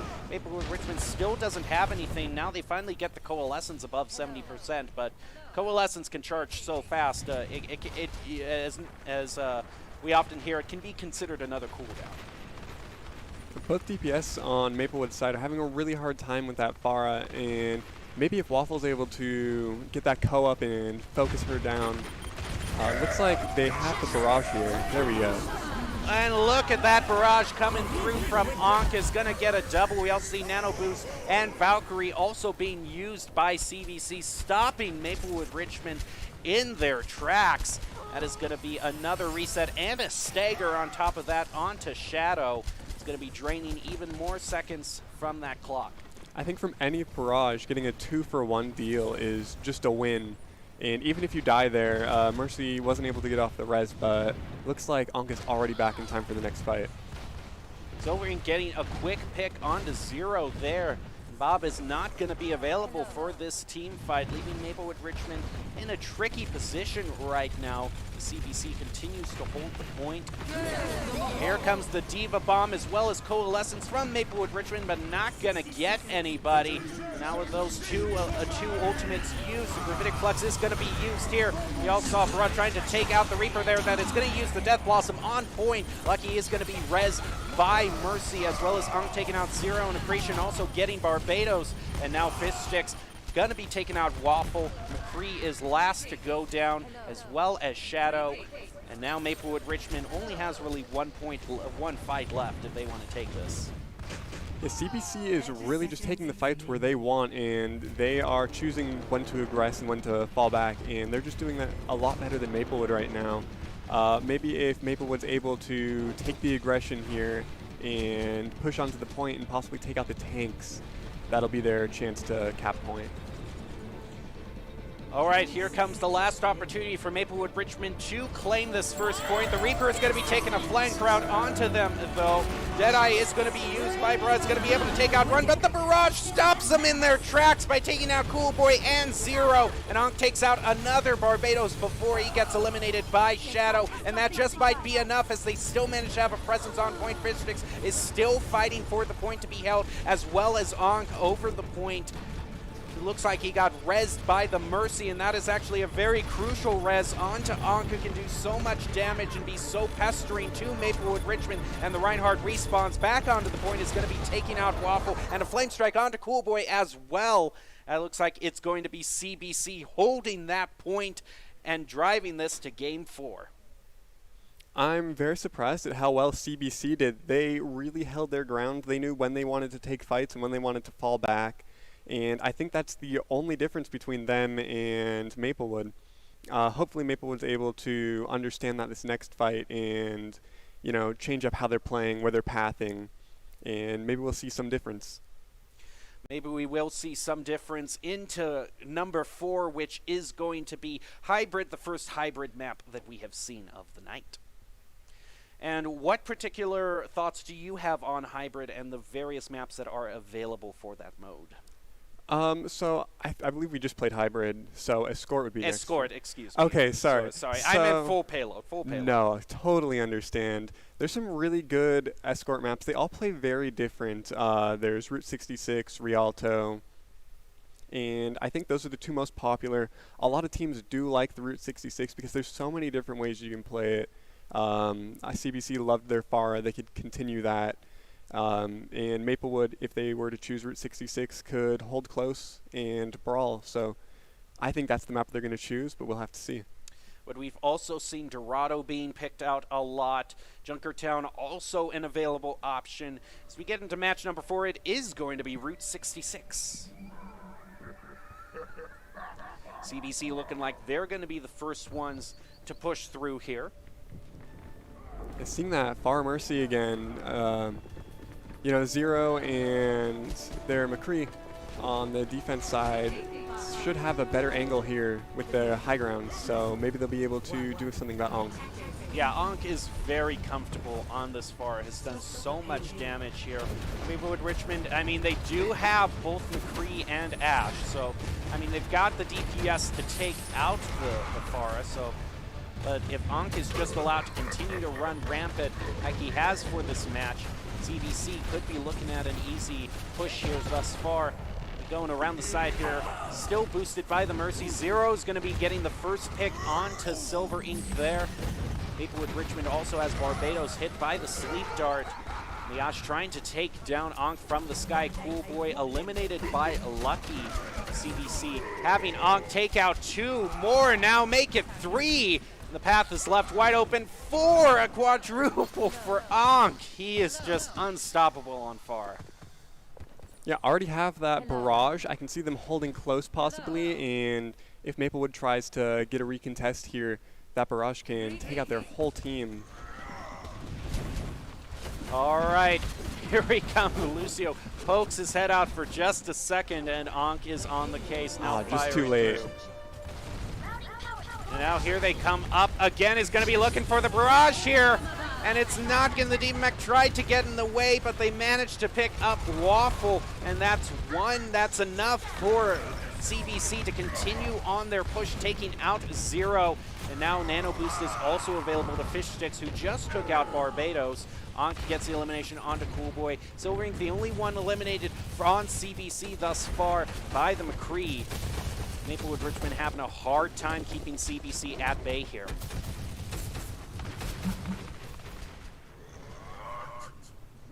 CBC is sticking with the cart, pushing 3 on it, but their Pharah is still keeping the rest of the team away from the cart, so they're getting free space right here. I would really hope Maplewood can get a full 6-man fight here without getting picked off by 1 beforehand. Well, they do have 4 ultimates now. Bob is also very close to coming online. Each team has 4 ultimates, so a lot of ammo ready to be used here. Here comes the Shatter. Huge Shatter going to be going through. Nano Boost also used, as well as Whole Hog, as Nano Boost looked like it hit Reinhardt there. And Ankh's going to be taking out McCree. McCree going to be the first pick and going to continue with the pick onto Cool Boy. Silver Ink also taking out Barbados. Rez coming onto Lucky, putting CBC back up to full strength as they get to the final section of this map. Maplewood Richmond didn't use really that many ultimates now, so they're going to find themselves at the advantage for this next fight. Again, for the third point here, it's a very enclosed indoors map, but it looks like both teams really want to play what they're already playing, so I wouldn't be surprised if CBC keeps that Pharah. It's doing so much work for them. Even though it might not be the best on the indoors map, Ankh is playing his corners and his walls so well, staying away from the team. Oh, right there, just as I'm saying it. As you say it, the barrage gets stopped right in its tracks. That's not gonna feel too good for Ankh there. CBC still pushing forward though. Now Ankh is back with the team, I would assume by now. They just went for kind of a soft reset there. Maplewood Richmond still holding through, has 5 ultimates now that they've charged. They are holding on to all of them. And look at that huge shatter! But do they have the follow-up to push it through? They managed to pin one, followed up by the Death Blossom. Nano Boost also available. And now that Deadeye is coming out a little bit too late, but the Diva Bomb picks up one, but CBC has a lot of momentum here. Anti-Nate gonna be going on to the Diva Mech there. Now Diva Mech is taken out. We also see Lucio still trying to hop around on point. There went a shatter from Barbados, but no follow-up from it is not going to have the most impact. But now some members of Maplewood are spawning back in with the Coalescence, and that is just enough to keep CBC at bay for now. Finally popping some ults to be able to push them back. Lucky got that insane 5 or 6 man shatter there, and if they had some more target focus, they might have been able to push it all the way to the end. Yeah, the team did follow up after that, but it was probably just a second or two too late. They didn't quite get as much as they wanted out of that. But their shatter, they're going to have another one here pretty soon, nearing 75% charge on that. Let's see, 90% charge on that Bull Hog. About 3 minutes left here. Playlo being pushed back just a little bit as Maplewood Richmond still maintaining their defense. They only have the, and there goes another shatter onto Maplewood Richmond, followed up this time by the Whole Hog and a res onto Ankh. That's going to be the damage that CBC needs to push toward the last point. The Moira stopping the payload from going forward. Now the Diva is stalling out on the point, and it is going to be one at a time respawning, trying to drag out this match. There comes the Lucio beat as well, trying to buy that time for Maplewood Richmond to spawn back in. Here comes another shatter, and Ankh is going to use the missile barrage, but taken out by Zero before the barrage can go through. And what looks like might have been another CBC push might still be stalled out by Maplewood Richmond, but it's going to be stopped by the Death Blossom. And now is this finally what CBC needs to push onto the point? They still have members respawning in as this fight goes on to an absurd amount. Death, Riptire is going to be going through. Can it pick up anyone for CBC? It does! It gets 2! That is a fight-winning tire right there, getting the main support and the main tank out of the fight. It looks like the Pharah is still making work out of them, so I don't know what's going to happen here. Well, there goes the Valkyrie for CBC. Maplewood Richmond, they are just doing it by the skin of their teeth, but they are managing to hold on to this final point here. There really goes looks like Nano Orange Boost wants to push in there, and there he goes with his ultimate. with the Nano Boost and Whole Hog. We also heard the Diva Bomb going out, but that took out Orange, who was using his Whole Hog, and now a Deadeye is also being available for the McCree. There goes Ankh, and finally gets the barrage that they were looking for. And now it's the same that we've seen from Maplewood Richmond. Can they stall it out long enough? We do see the Pilot Diva on the point, stalling it out enough for the Junkrat to come back in and start contesting. Now Lucio and Reinhardt have also respawned. And I just gotta say, the stall game is out for Maplewood Richmond. They have managed to stall this out for at least 2 minutes now on this final point. There goes another shatter. This is insane. This fight hasn't stopped for 2 minutes. Yeah, it's hard to ever find fights this long, but the stall from Maplewood, they are trickling out in the perfect rate. As soon as one person goes down, another one's up, and it looks like they actually have most of their team here. Now there goes the Nano Boost onto the Reinhardt. who's going to be finding a lot of damage from that Junkrat. Coolboy eliminated by Lucky. They're almost to the point, but here comes a Haidu. Will it turn the fight around? It needs to. No, the Reinhardt gets right in the face. Zero does take out New Dude from CBC.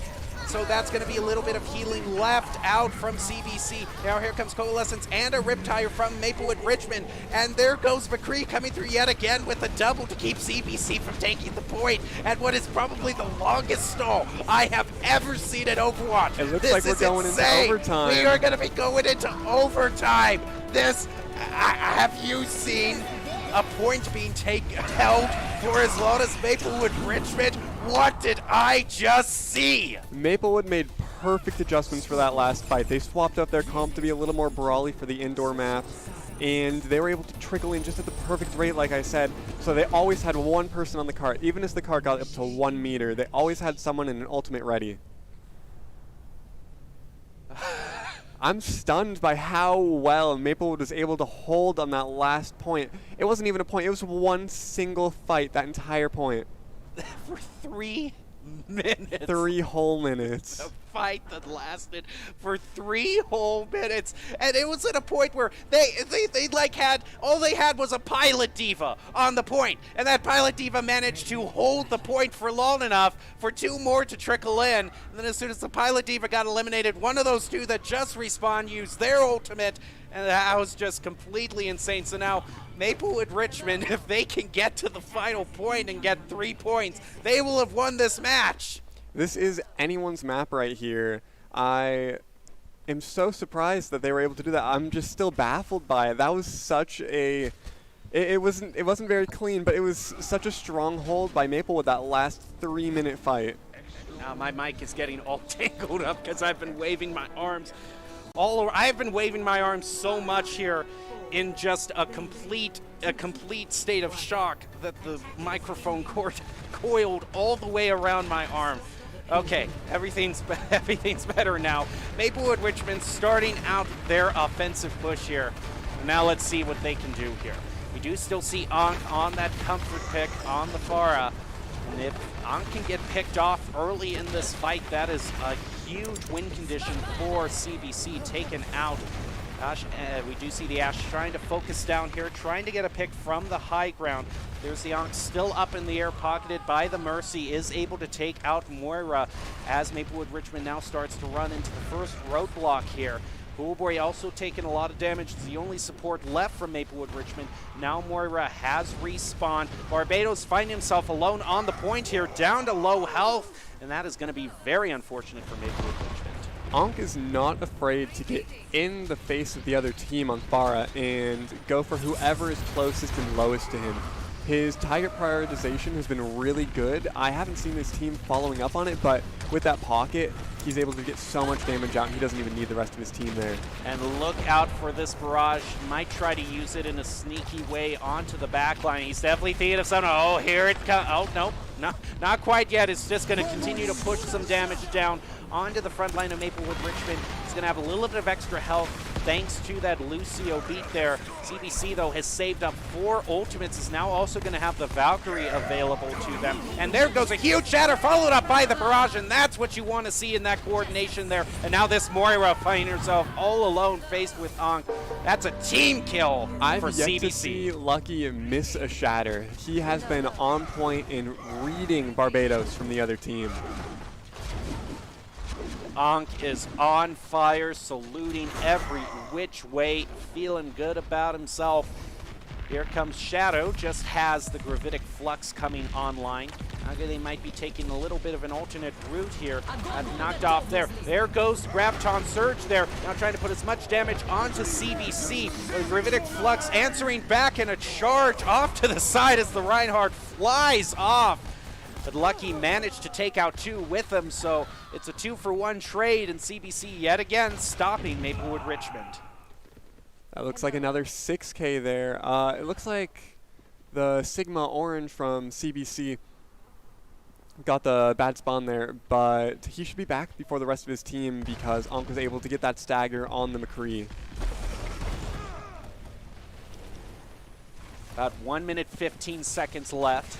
Maplewood Richmond 4 ultimates to their name. Still needs to get to checkpoint number 1. Ankh still managing to be a pain in their sides. He's going to have Barrage again coming online. Maplewood Richmond still trying to line it up. There goes the Shatter, but it's answered back by the Barrage. Another barrage. To two members of Maplewood Richmond, and another Barrage used as another Shatter used, as well as Bob. He's going to go right onto the point way too late, though. And they're just going to clean up Bob after that second team kill that they've gotten on defense here. Shadow hit a great rock on the resurrecting Mercy, so he wasn't able to res Ankh. So Ankh may be slow getting back into this fight. They might be taking it 6v5. It looks like they're giving enough space for Ankh to come all the way back from spawn, though. Ankh is back from spawn, ready to push damage onto Maplewood Richmond. Here comes Coalescence being used by them.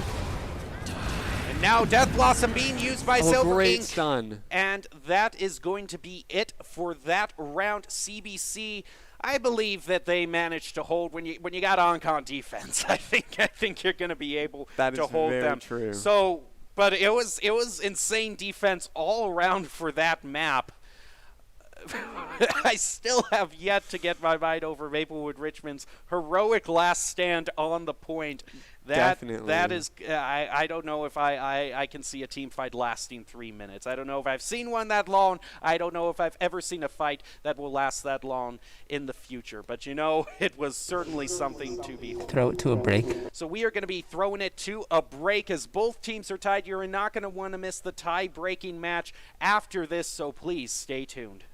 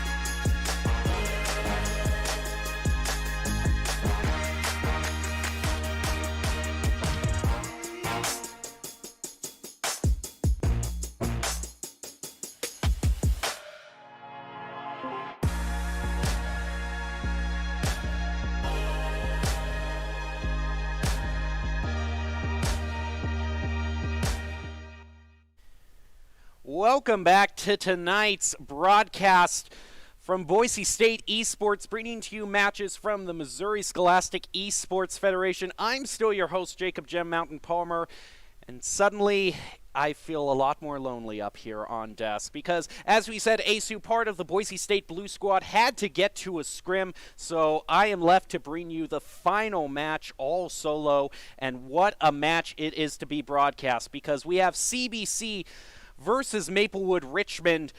Both are tied going into the tiebreaker match. Maplewood Richmond has put on such a performance here. As I said, this is CBC versus Maplewood Richmond in the Missouri High School Scholastic Esports Federation. I just want to get to the match right away, but if we are to look at what happened so far, Maplewood Richmond pulled off the first two victories, but CBC has been staging an insane reverse sweep that's been coming by. But Maplewood Richmond, even in the last match that they did not win, they dragged out a team fight for 3 minutes on the final point of Route 66. So there is no telling what they are capable of as we head into Nepal. And as we go onto this specific map, tons of abilities for environmental kills to come through, and we do see Cool Boy on the Lucio for Maplewood Richmond, so we'll see how that works out. But now both teams are going to be pushing toward the point. We do see Zero is on the Junkrat, trying to push them down. We actually see two Junkrats, but it's going to be Ankh on this Farah, who gets a double, and a Reinhardt charging through from CBC is going to be taking out Barbados and allowing CBC to take the point first. And you know, when you just got a player as good as Ankh here on this Farah, it's just, he by himself is kind of the win condition here. You've got to get the pick onto him right away. Now, we did see an environmental right there, but it was just a little bit of solace for Maplewood Richmond. So CBC now has the point past 10%. Still has a, 85% left to go, but Ankh here almost has the barrage charged. It's already up to 80%. We do see 0 on the soldier now, so that little bit of extra DPS. You have all this DPS now from the McCree and the soldier that needs to take out Ankh on the Furrow, who now has the barrage available. Silver Ink is going to be the first pick from Maplewood Richmond, so that is a great start for their push here. Going to be pushing toward the point here, ducking off to the side as the Reinhardt goes charging by. They're going to get him in the back, but Ankh coming through with the barrage. It's turning it around by himself for CBC. And what a player Ankh is on the Furrow, on fire yet again and maintaining the point for CBC. Now Maplewood Richmond is going to have to think about their next move. In terms of ultimates, they only have the Lucio beat, but they're above 70% charge. Actually, 3 of their ultimates are going to be above 70% charge now, as the Shatter is up to 67%. So maybe for the next fight, maybe they save their ultimates for the next fight here, but try to get a pick here onto Ankh, who has been ruling the airspace over this point here. You see Cool Boy going back and forth here in the back line. The Reinhardt down very low on health as CBC's Reinhardt goes charging in and is going to pay for it. Overextending, the McCree punishes him as well as taking out Ankh, and this is what Maplewood Richmond needs to push onto the point. We also see the nano boost being used here. It's going to be going onto the Zarya, and that Lucio is going to be almost mullet off the edge. Dangerous situation for Cool Boy, and does go off the edge in the end, but it is going to be a good team fight from Maplewood Richmond that allows them to take the point with 92% charge left for CBC, so one good team fight can seal it up for them. Maplewood Richmond now has 3 ultimates, going to be having 4 actually, the Tactical Visor coming online.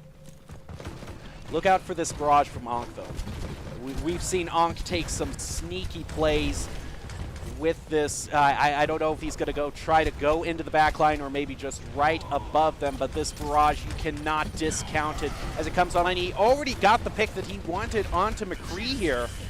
We also see, there goes the barrage, is going to be used, but it's Silver Ink who picks up the pick onto Cool Boy. The Reinhardt manages to stay on the point. Now this Wrecking Ball is trying to drag this out.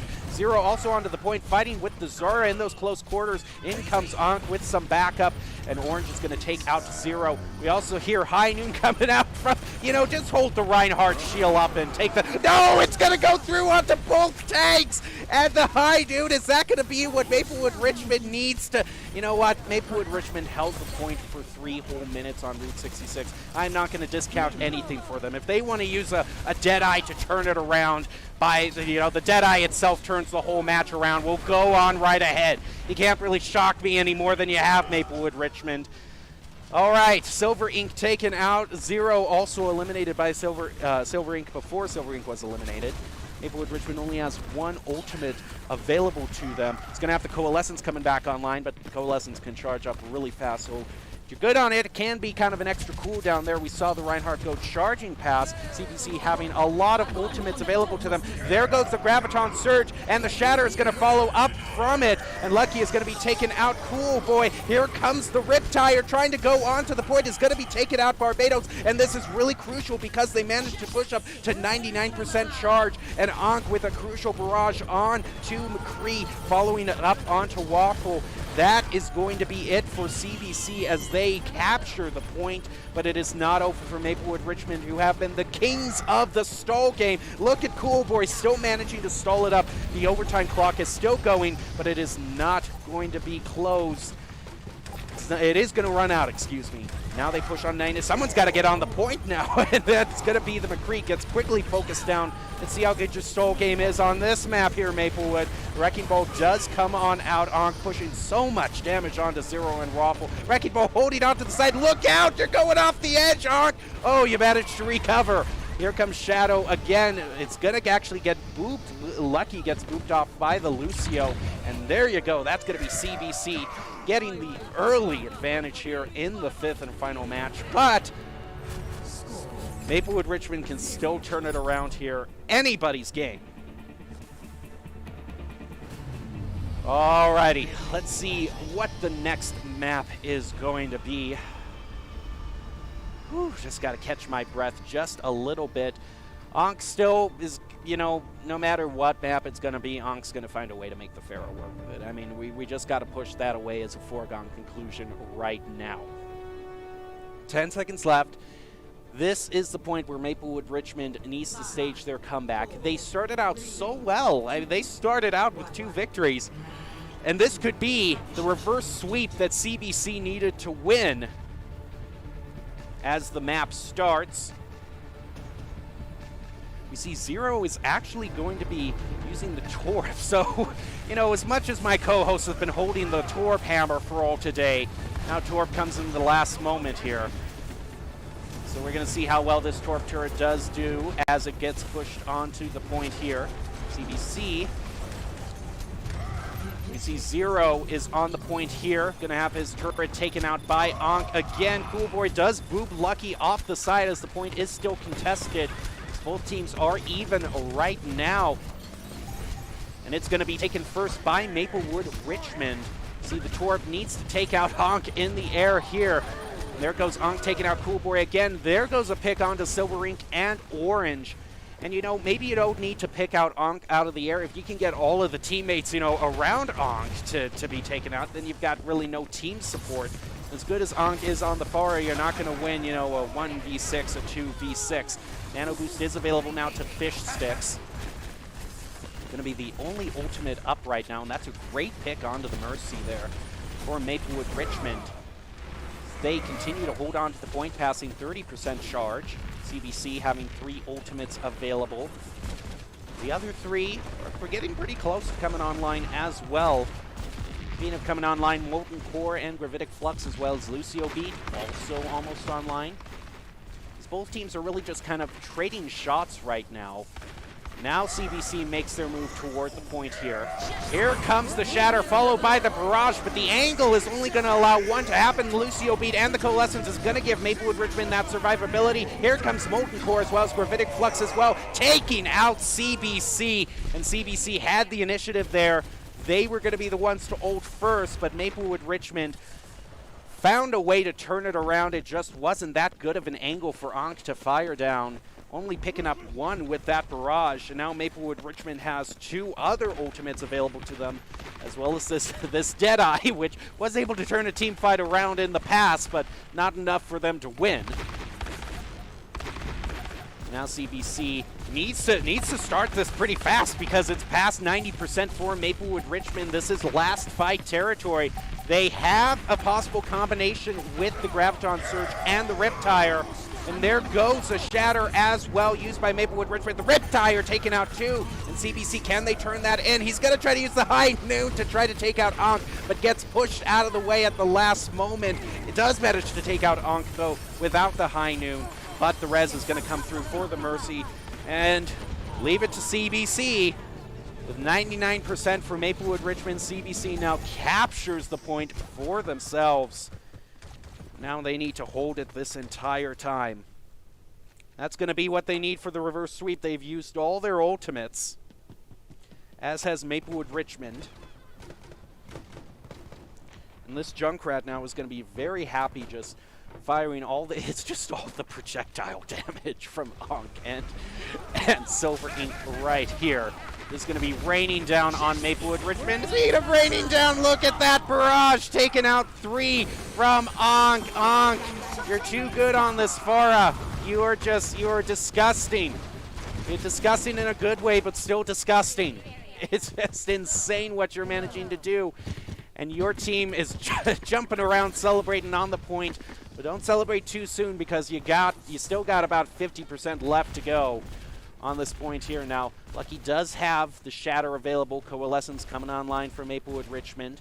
Might try to use that to just try to push up onto point, maybe with a Lucio speed boost, just get the sustain that you need to take the fight onto point. But you got to watch out for that Shatter, though, as well as the nano boost. There comes the Shatter onto Maplewood Richmond, and the follow-up is going to go onto Shadow, as well as McCree, Lucio, and Moira taken out.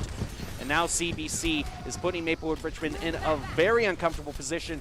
The charge has gone past 70%. They have managed to hold the point, not giving it up once.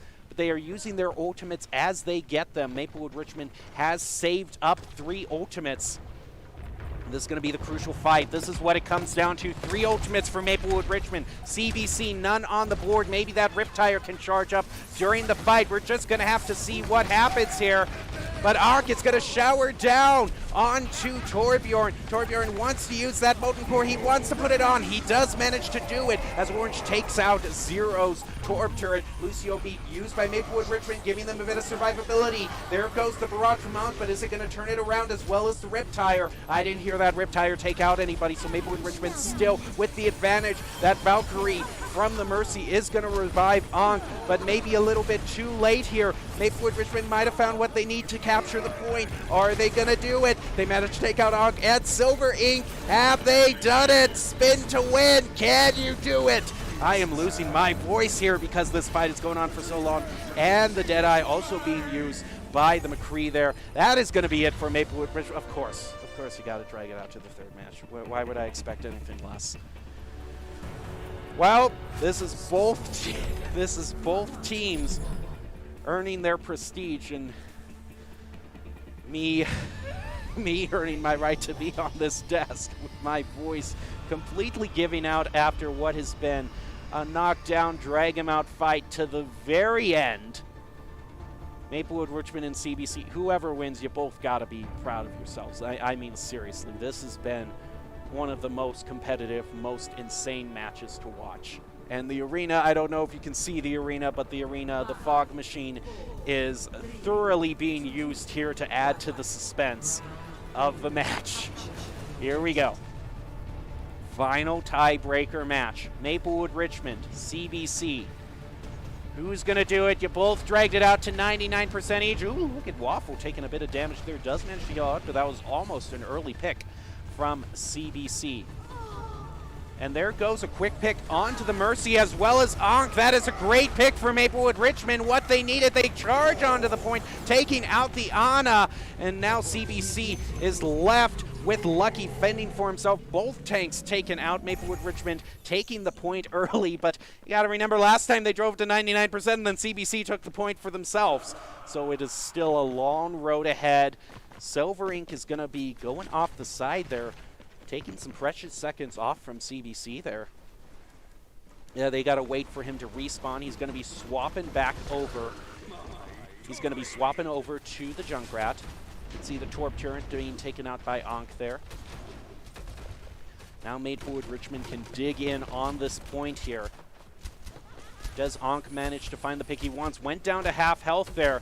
And does a hook land from Orange here? Maybe to get Maplewood Richmond, you know, off the point. They can get a hook onto one of those backline targets there. You see Cree here. See Bruh putting a lot of damage there. Huge shatter there is going to be used by Lucky, who's quickly taken out by Barbados, though.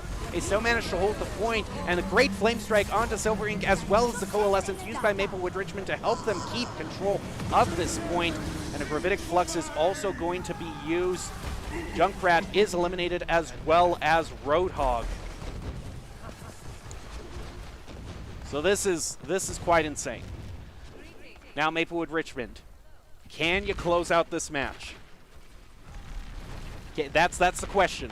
Can you close it out without CBC taking the point for themselves and then holding on to the point? This is your chance, CBC. You've got your star player Ankh here with his barrage, but is it going to do enough? Or is Maplewood Richmond just going to hide under that building and get a really odd angle for Ankh here? He's going to try. Oh, they go inside. Waffle does manage to get picked up, but that is not quite the barrage Ankh wanted. But maybe here this is enough. The Molten Core is used by Maplewood Richmond, as well as the Lucio beat for that survivability. We also saw Shatter look like it was trying to be used there. And that's going to be it, Maplewood Richmond. You did it. You did it. Maplewood Richmond, the team that managed to keep a team fight going for 3 minutes. 3-minute team fight. You are the victors tonight in a well-earned victory. I applaud you. What an insane match. And congratulations, of course, to CBC for putting up a fight to the very, very end. Well, that is going to do it, and not a moment too soon for us. That is it for the Overwatch tonight, but we've still got more to bring you because, of course, we do. I'm going to take a short break for my voice, and we'll be right back with Rocket League, so you're not going to want to miss that. For now, though, that's going to do it for Overwatch. Stay tuned to Boise State Esports for Rocket League coming up.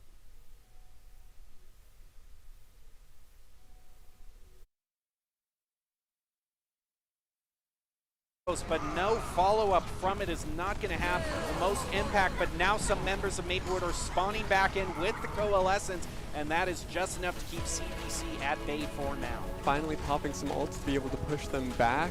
Lucky got that insane 5 or 6 man shatter there, and onto the front line of Maplewood Richmond. He's going to have a little bit of extra health thanks to that Lucio beat there. CBC, though, has saved up 4 ultimates, is now also going to have the Valkyrie available to them. And there goes a huge shatter, followed up by the barrage, and that's what you want to see in that coordination there. And now this Moira finding herself all alone faced with Ankh. That's sides. He's going to have barrage again coming online. Richmond still trying to line it up. There goes the shatter, but it's answered back by the barrage. Another barrage. To 2 members of Maplewood Richmond, and another barrage used as another shatter used as well as Bob. He's going to go right onto the with the nano boost and whole hog. We also heard the Diva Bomb going out, but that took out Orange, who was using his whole hog, and now a Deadeye is also being available for the McCree. There goes Ong, and finally gets the barrage that they were looking for, and now it's the same that we've seen from Maplewood Richmond. Can they stall it out long? Firing it's just all the projectile damage from Hawk and Silver Ink right here is going to be raining down on Maplewood Richmond. Speed of raining down, look at that barrage, taking out 3 from Ankh. You're too good on this Farah. You are disgusting.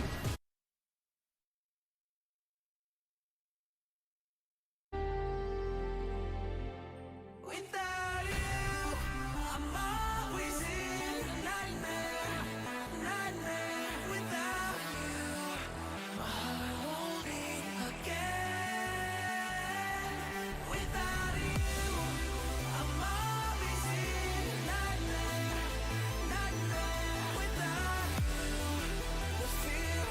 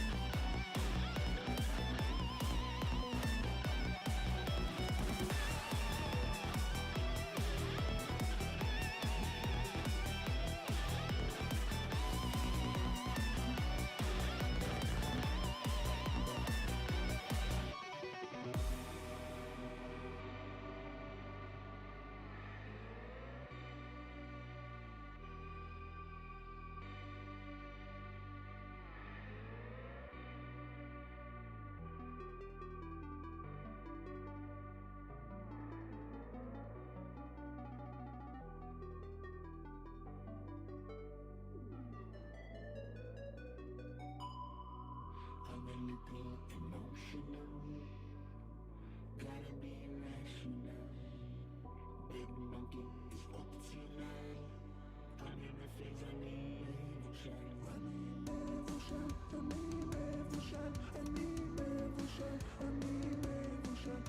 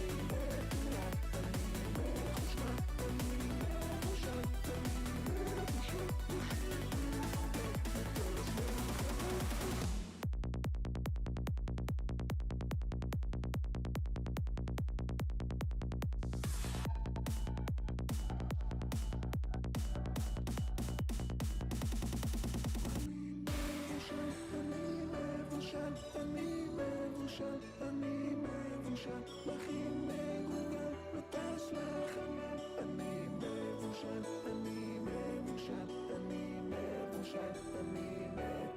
I need evolution. I need evolution. I need evolution. I need evolution. וטס לחלל.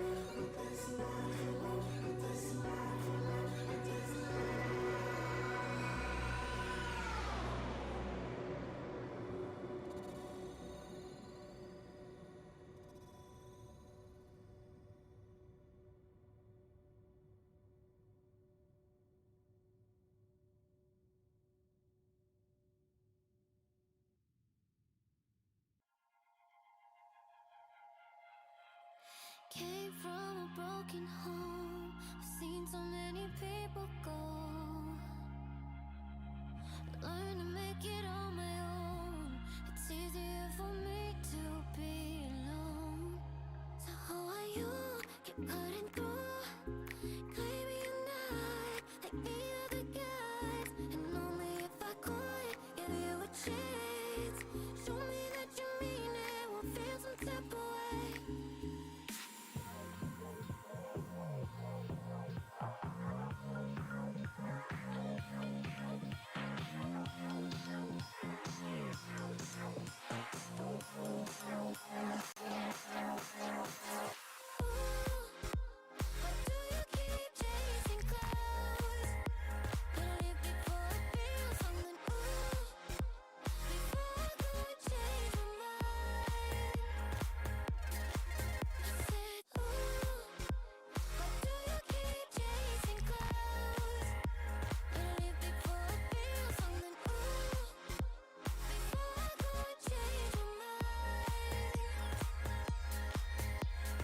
Something must be wrong with me. Keep wanting just to see you show up at my door. Et même quand je suis froide, un peu indifférent, tu continues tout de même de montrer tes efforts. I'm trying to keep my heart in peace. I just can't think but the way that I feel. It's too hard to trust. I miss it all. I just can't risk to be falling like this. Oh, ooh. Why do you keep chasing clouds? Ooh. Before I could change my mind.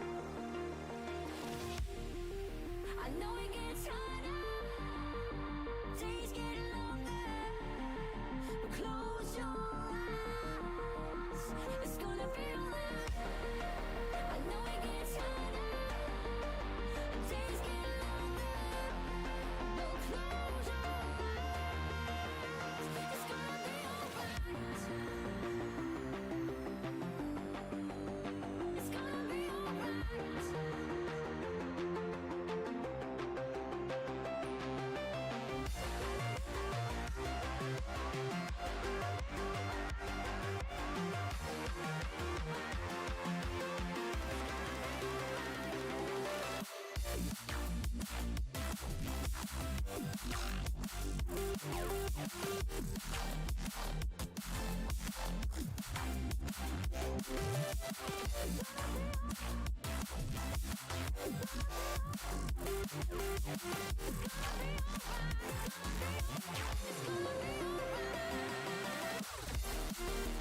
know it gets harder, days get longer.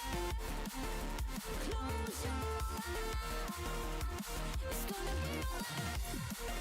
I know it gets harder, days get longer. Close your eyes, it's gonna be alright.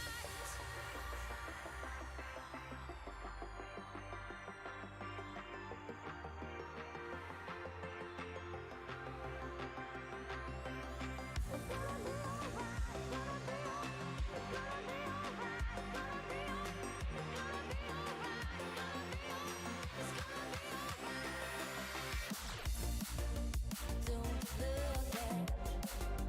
Know you feel like you're losing track. I know your heart bleeds. Don't lose your mind. Just let it be.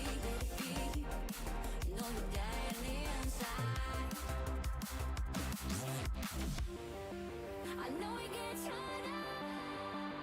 Days get longer. Close your eyes. It's gonna be alright. I know it gets harder. Days get longer. But close your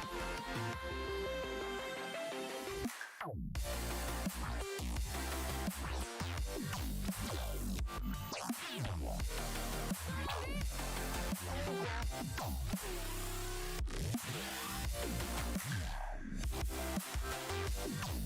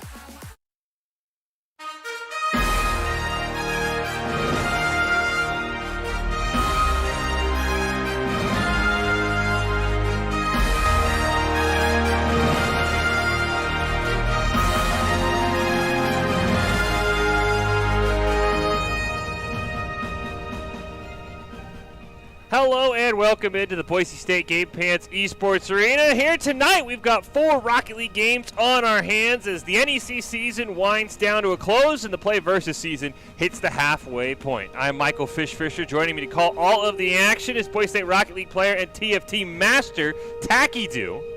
I'm sorry we don't have any TFT here today, Tacky, but we do have some Rocket League. And are you excited to see what Boise State Blue could do? Because we watched them struggle, and now they've turned it around. They have a chance for second place in the NECC if they're able to pull off a victory in our first match here. Oh yeah, more than excited. I could use some Rocket League right about now. And like you pointed out, this blue team is looking really strong right now. We're getting great results from them, and they have really found a way to lock in this season for them in terms of results. Yeah, they've been kind of balancing the roster a little bit. We will have Ace Pocket, Baynock, and Instinct in for all of our games here tonight, but that does not mean Cosmo Buster has just gone on the side. He ended up playing last week in some games that we did not see, and he's a big reason why. As we mentioned, if Boise State Blue in our first game against Alabama can pull off the win, they will finish second overall in the NECC, Tacky, which is incredibly impressive because about a month ago, they were battling for the last playoff spot in the NECC. They can end up second, so that is quite the resilient turnaround from a team that we knew had that talent in them with Ace Pocket, Baynock, Cosmo, and now Instinct. Oh yeah, 100%. This squad is looking stronger than ever. It's a really well put together squad. Everyone balances each other out, and everyone works together as a team to get the job done. Now, it will be a little bit tricky for them today. They're taking on an Alabama squad that they lost to earlier on in the season. So, in Game 1, that first minute, are you watching out for anything in particular, Attacking, knowing that this is a team that beat Boise State Blue about a month or so ago? What we're looking for more than ever is just confidence from both teams. I think it's important, especially when you're going into a match that you know you've lost before, that you just keep your head up and you don't focus on the past at all.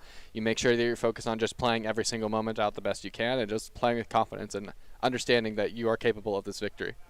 See the roster there. Ace Pocket, Baynock, and Instinct will be in for our first game in the NECC. Then we'll have one for the Orange team as well, who's also been off to quite the fantastic start in the NECC. And Boise State Blue looking for that second place spot in the playoffs. They would have the head-to-head advantage over the team they would be tied with. But first, they got to make sure they take down the Alabama Crimson Tide here in our best of 5. Boise State and Alabama right around the corner in the NECC. Fish Attacking going to have all of the calls. And, I mean, what have you seen from the Boise State Blue team now that they've sort of integrated Instinct into the lineup, you know, with him and Cosmo kind of changing places depending on who's available? What have you seen from the team so far?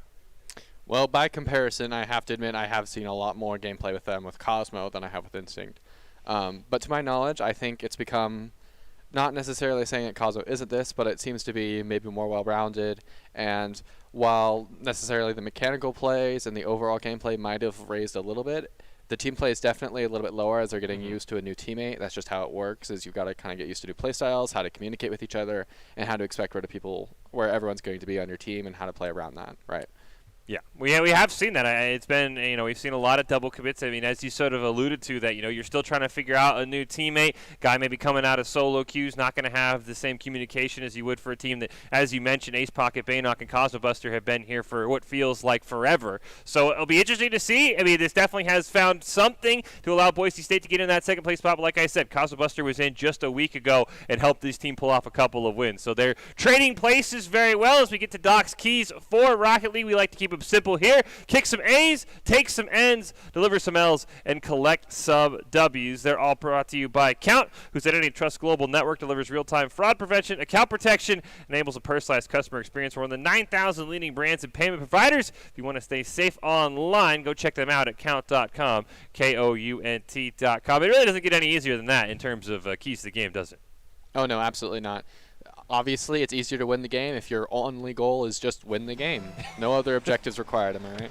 No, you don't have to worry about anything else as we kick this game off here. Boise State in the blue, Alabama in the orange. Ace Pocket able to intercept that one near midfield. They get a huge demolition on the goalie. Can Ace Pocket redirect it in?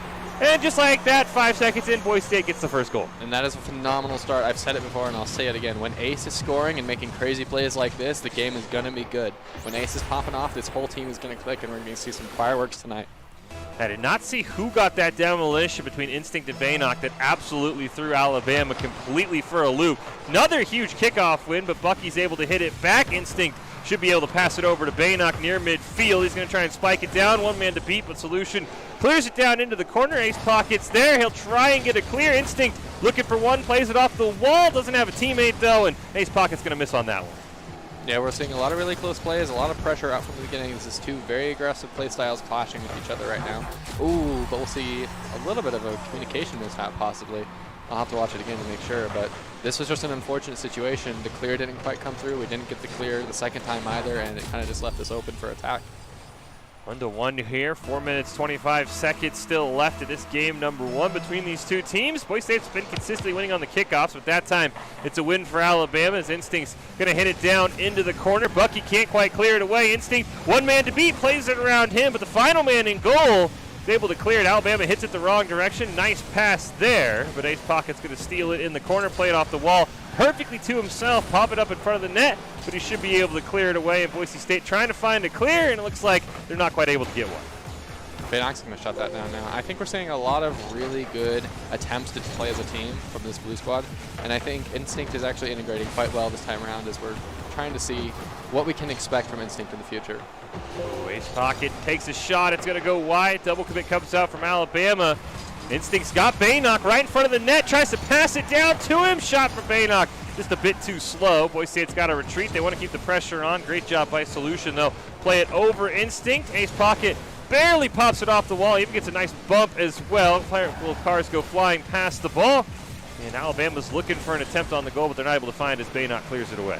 Ooh, and that was a really close one, too. It was just barely cut out by the Alabama team here, as we're kind of looking at a lot of midfield passes from this blue squad, a lot of hits to the mid, followed by either Baynock or Ace, and Instinct's really doing a good job trying to set up his teammates here and work around his brothers in blue and orange.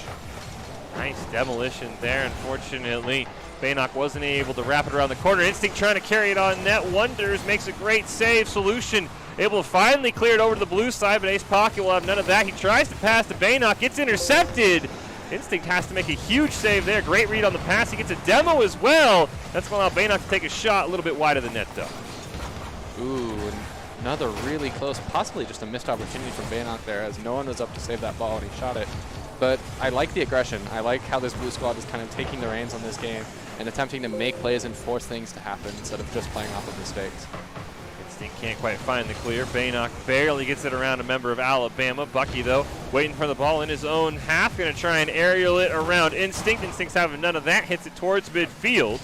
Ball's going to bounce up in the air. Baynock takes advantage. Going to waterfall right in front of the net. Nearly an own goal from Alabama, but they're able to save it. Instinct and Ace Pocket kind of double commit. Instinct hits it off the crossbar. One more hit to put it in, and a nice clear there from Bucky for Alabama. Yeah, like I said, we're seeing a lot of aggression, but apparently too much aggression at some point, some miscommunications on who should be going for the ball. And it resulted in possibly was another missed opportunity for a goal because we didn't have someone mid because we had a double commit. State's had all the pressure. Solution does get a huge demolition. Baynock's trying to cover for Ace Pocket. Pops it in the corner, tries to play it to himself. Not quite able to find it though. Instinct now going to take a shot on the net. He'll put it in for the go-ahead goal. Great job from Instinct recognizing that there was an open net for him to take there and just finding the back of the net. You'd be surprised how hard it is to hit these open nets, no matter where it's at.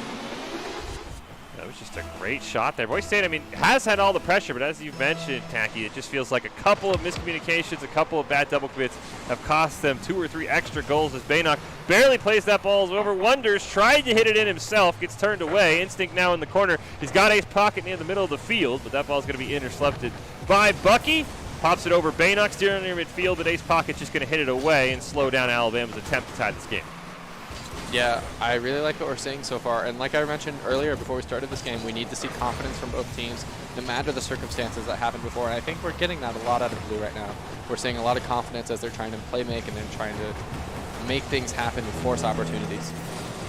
Close opportunity there for Alabama. They just could not find one more hit into the net. Ace Pocket will clear it towards midfield. Excuse me, that's Baynock actually. Now there's Ace Pocket waiting back for it. He's able to keep it alive, takes a shot on the net. Bucky makes a great save. Ace Pocket plays it off the backboard. Instinct shot barely turned away. Can Baynock put it in the middle of the net? He can. There's no follow-up, and Instinct will bang it home. Boise State's got a 3-1 lead. Great placement from Instinct to find an open side of the net instead of just shooting it randomly. He recognized that behind the defender was an easy place to shoot for a free goal, and he put it right there. Impossible to save. Boise State with the 3-1 lead, 38 seconds. Don't have to be too worried, hopefully. You never know what can happen. That's a great kickoff there to start things. Demolition goes on to Baynock, but Solution hits it the wrong way. Ace Pocket has an open net. Oh, just couldn't quite dribble it in. And now Boise State's got to be careful as Baynock's going to have to full retreat. Another Demolition comes out onto Ace Pocket. Now Alabama's with a great opportunity to get him within one. Ooh, that was not preferable in the slightest for Baynock. Just an unfortunate pinch, not the clear he wanted for sure. And, you know, that happens sometimes. And the unfortunate spawn from Ace just didn't quite put him on the right side to defend it, and that's just a little bit of RNG. 20 seconds here for Boise State to hold this 1-goal lead. Instinct at Baynock off the kickoff, combined and put a lot of pressure on Alabama. Ace Pocket trying to redirect it, but Wonders gets there just a smidge earlier. Nice pass for Baynock over to Instinct, intercepted though. 10 seconds left. Alabama's got to get a clear. They're not able to find one there. Baynock looks like he'll go retreating as the ball gets hit over to the orange side. Takes a crazy bounce and barely misses tying this game. Oh my goodness. What a great clutch clear right at the end there from Baynock to tap it just downfield, just give it a little bit more power as it moved out, make it a little bit more difficult to shot, and the fact that he's there makes it infinitely more difficult for them to take the shot should they challenge him. That was a very close game one. Boise State, though, I feel like we could maybe both say Tacky feels like the better team. They just kind of cost themselves a few goals that almost ended up coming back and biting them. I mean, a little bit of unfortunate stuff and a little bit of stuff that we can definitely play around, I agree. I think definitely the thing to look out for is how many missed opportunities there were that game for BSU. There were so many nets that we had a chance to score on that were either missed because of double commits or mechanical mishaps or just simply not getting there when we needed to be there. And I think that's something we got to look out at improving on, because even if those 2 goals are scored on us, had we scored all of our opportunities, we would have been up maybe 6-2. And so it's important that we're taking every opportunity we have and running with it, because that game could have been much further away and would have been less scary. Baynock wouldn't have needed to make such a clutch clear right at the end if we were able to lock down on our leads. Yeah, and I mean, that from about the 4-minute mark to about the 2.5-minute mark, Boise State was in complete control. I don't think Alabama got a single shot on the net. So Boise State, even though the opportunities weren't there, they had complete side control, and they gave themselves those opportunities you mentioned. It was just a double commit. It was a nice play by Alabama, maybe just a mechanical misplay. But if Boise State continues this up, you would expect to see the goals start to come through. We'll see here how game 2 goes. Right off the kickoff, gets tied up. Instinct comes charging in. Oh, barely can't get it, but Bucky can't make the double save, and that was a wild kickoff, and Instinct gets the goal in the end. Yeah, that was a little bit weird to watch. What a great shot from Instinct, though. What mechanical prowess to be able like that, to be able to find the angle down.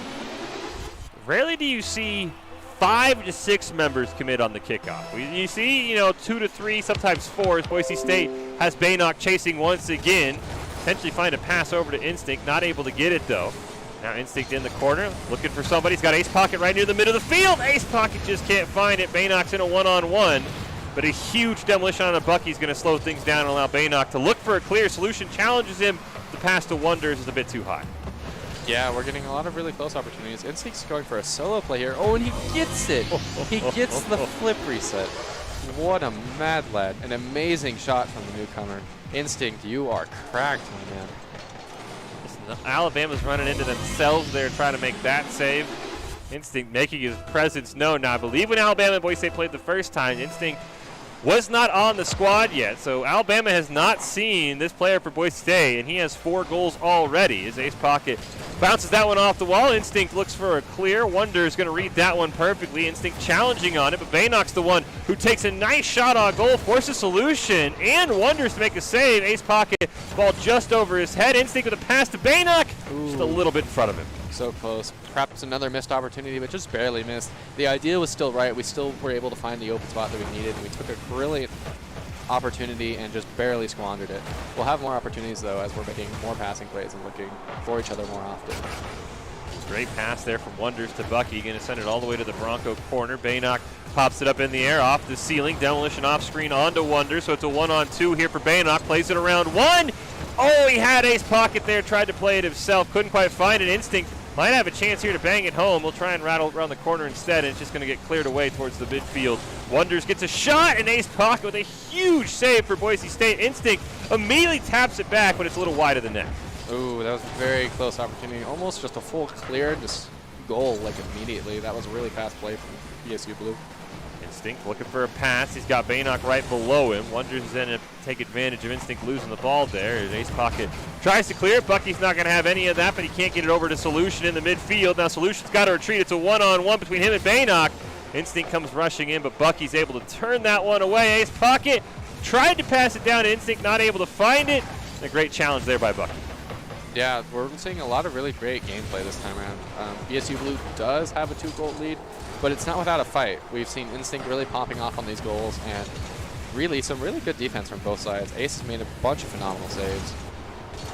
Another great play there to stop that dribble. He'll bounce it up. Him and Instinct have a bit of a double commit, though. Baynock can't quite get it around Wonders. Ball still on the blue side as Solution plays it over a pair of Broncos, but Baynock comes charging back to be able to clear that one at least away from his own net. Perfect play off the wall to get around Solution. Bucky can't quite get there in time. Demolition comes out. Ace pocket in a one-on-one, but Bucky with a great challenge. Instinct, one time to Baynock. Oh, it's off the crossbar. Oh, we were so close. Just unfortunate.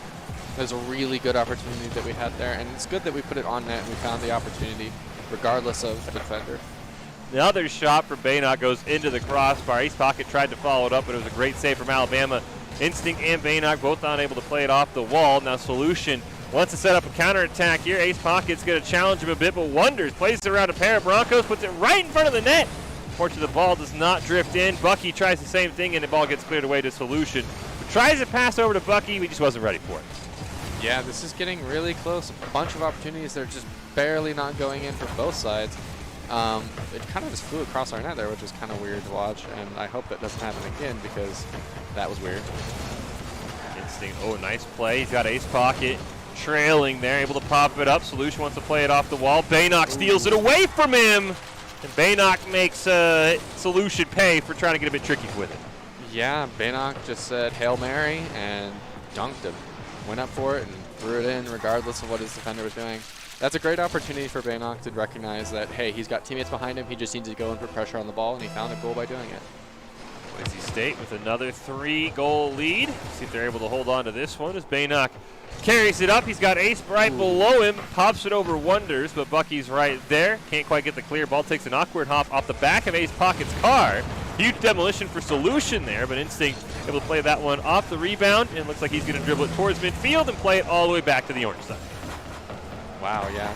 We're seeing a lot of great control from Instinct. He's doing a good job of making sure he's not throwing away the ball without any purpose. He's either passing to a teammate or dribbling it downfield or taking a monster shot. Either way, he has intent with his touches, and it's making a really big impact on this game. Ace finds a really good angle from midfield here and just finds the back of the net after all the defenders are exasperated after the pressure from Baynock here. Yeah, none of them properly in net. Basically triple committed on Baynock and Instinct, and Ace Pocket makes him pay. All three Broncos now with a goal, and this is feeling a lot like what we thought we would see in game number one with Boise State with a pretty commanding 4-0 lead. 40 seconds left. A chance for Alabama to maybe get one or two, potentially three if things go haywire for Boise State. It's a great stop, though, by Ace near midfield. Wonders wants to play it in the corner. Instinct, though, reads that one. Solution able to kind of bully Baynock out of the way, but Ace Pocket bears it all the way down to the other side. Bucky will hit it right back, but right now Boise State's just killing clock, and that's the last thing Alabama needs. Yeah, and this is kind of what I thought might happen the second game. As we got better, more consistent about hitting all the goals that were given to us, it seems a little bit one-sided. Now, it's not over yet for Alabama for sure. There's plenty of the series left to go, but you got to wonder what's their game plan going into this next game. See if Wonders able to get a final feel-good goal. Nope, Solution thought he had it. Instinct's going to just steal that one away. Bucky will keep it alive, spiking it off the wall. And eventually, somebody's going to have to let this ball touch the ground. Neither team seems too interested right now. Wonders keeps it alive, but it's past the Solution a little bit wide, and Boise State wins game number 2, 4-0, and they're going to put themselves on match point, and really haven't given us much of a reason to think that Alabama would find maybe a win here, but I don't think we're too worried about a reverse sweep right now, are we? I mean, you always have to suspect the worst. Like I said earlier, you've got to play like the past doesn't exist. You have to play every moment like this is your last moment, and you've got to play just with your head in only this moment. Otherwise, you're going to get caught up on other things and worry about it. And that's how a lot of reverse sweeps will happen, is if you're too focused on the possibility of it, right? Mm-hmm. You have to be focused on playing every moment to the best of your ability and making sure that we're just playing textbook Rocket League every single game. And that's how you lock down these leads. Is there any weakness that you think Alabama might learn how in these 60-second breaks between games to exploit? Is there anything that's like a red flag to you for Boise State where if that doesn't get fixed, you could see how Alabama could maybe get back in this series? Well, to be honest, it's kind of hard to notice all the mistakes, but I think most importantly, they should exploit more of the time that they're given by BSU Blue and try to throw the ball away a little bit less, try to find opportunities to hit each other, and not just always bang it downfield. You might find a hole given that way, and that hole will lead to another hole and another hole and another hole, and it'll eventually find you a goal. Well, we will see. Boise State, Alabama, NECC. If the Broncos are able to close this series out, they will finish tied for second, and they'll win the head-to-head tiebreaker, so they will end up second place in the NECC. But that cannot be their focus, as Tacky mentioned. They just got to make sure they play to their game, they close this one out, and they wrap up the NECC after a slow start with a strong finish. As Game 3 kicks off now, we'll see as Ace Pocket and Bucky going to collide there. Baynock will be able to clear it down before getting bumped out of the way. Nice clear all the way into the corner. Baynock's going to take that one. He has instinct near midfield. Great pass, looking for the give and go, but Baynock looking for a demolition instead. He's going to make Ace the last line of defense. He's going to have to play it away from his own net. No challenge, though, from Alabama, and Bucky's going to take one last shot. Solution bangs it home. Boise State, slow start there. This is exactly what I was talking about. They recognized there was a hole in the defense, so instead of just banging it, he made sure he got it across to his teammate, and they scored off of it. That was a great job there. Solution starting that play off as Baynock looked for the demo on him, and he was able to dodge it, clear the ball back down to the blue side. Great win by Bucky on the kickoff, over into the corner, wants to play it to himself, centers it up, but Instinct is in the net, and he's going to aerial it all the way down to the other side. Bucky's not able to make a play on it. Ball's going to wrap around right in front of the net. Baynock just a second too late, though, and Wonders is able to clear that one away. Ooh, and that demo is going to be a big deal as we cut up our only line of defense in the midfield. It kind of just gives them free reign to make this passing play. And it kind of just leads to this weird situation where we just don't quite have enough time to score. And that right there is another great example of what I was talking about, is making sure we're finding ways to make holes and finding the back of net with that.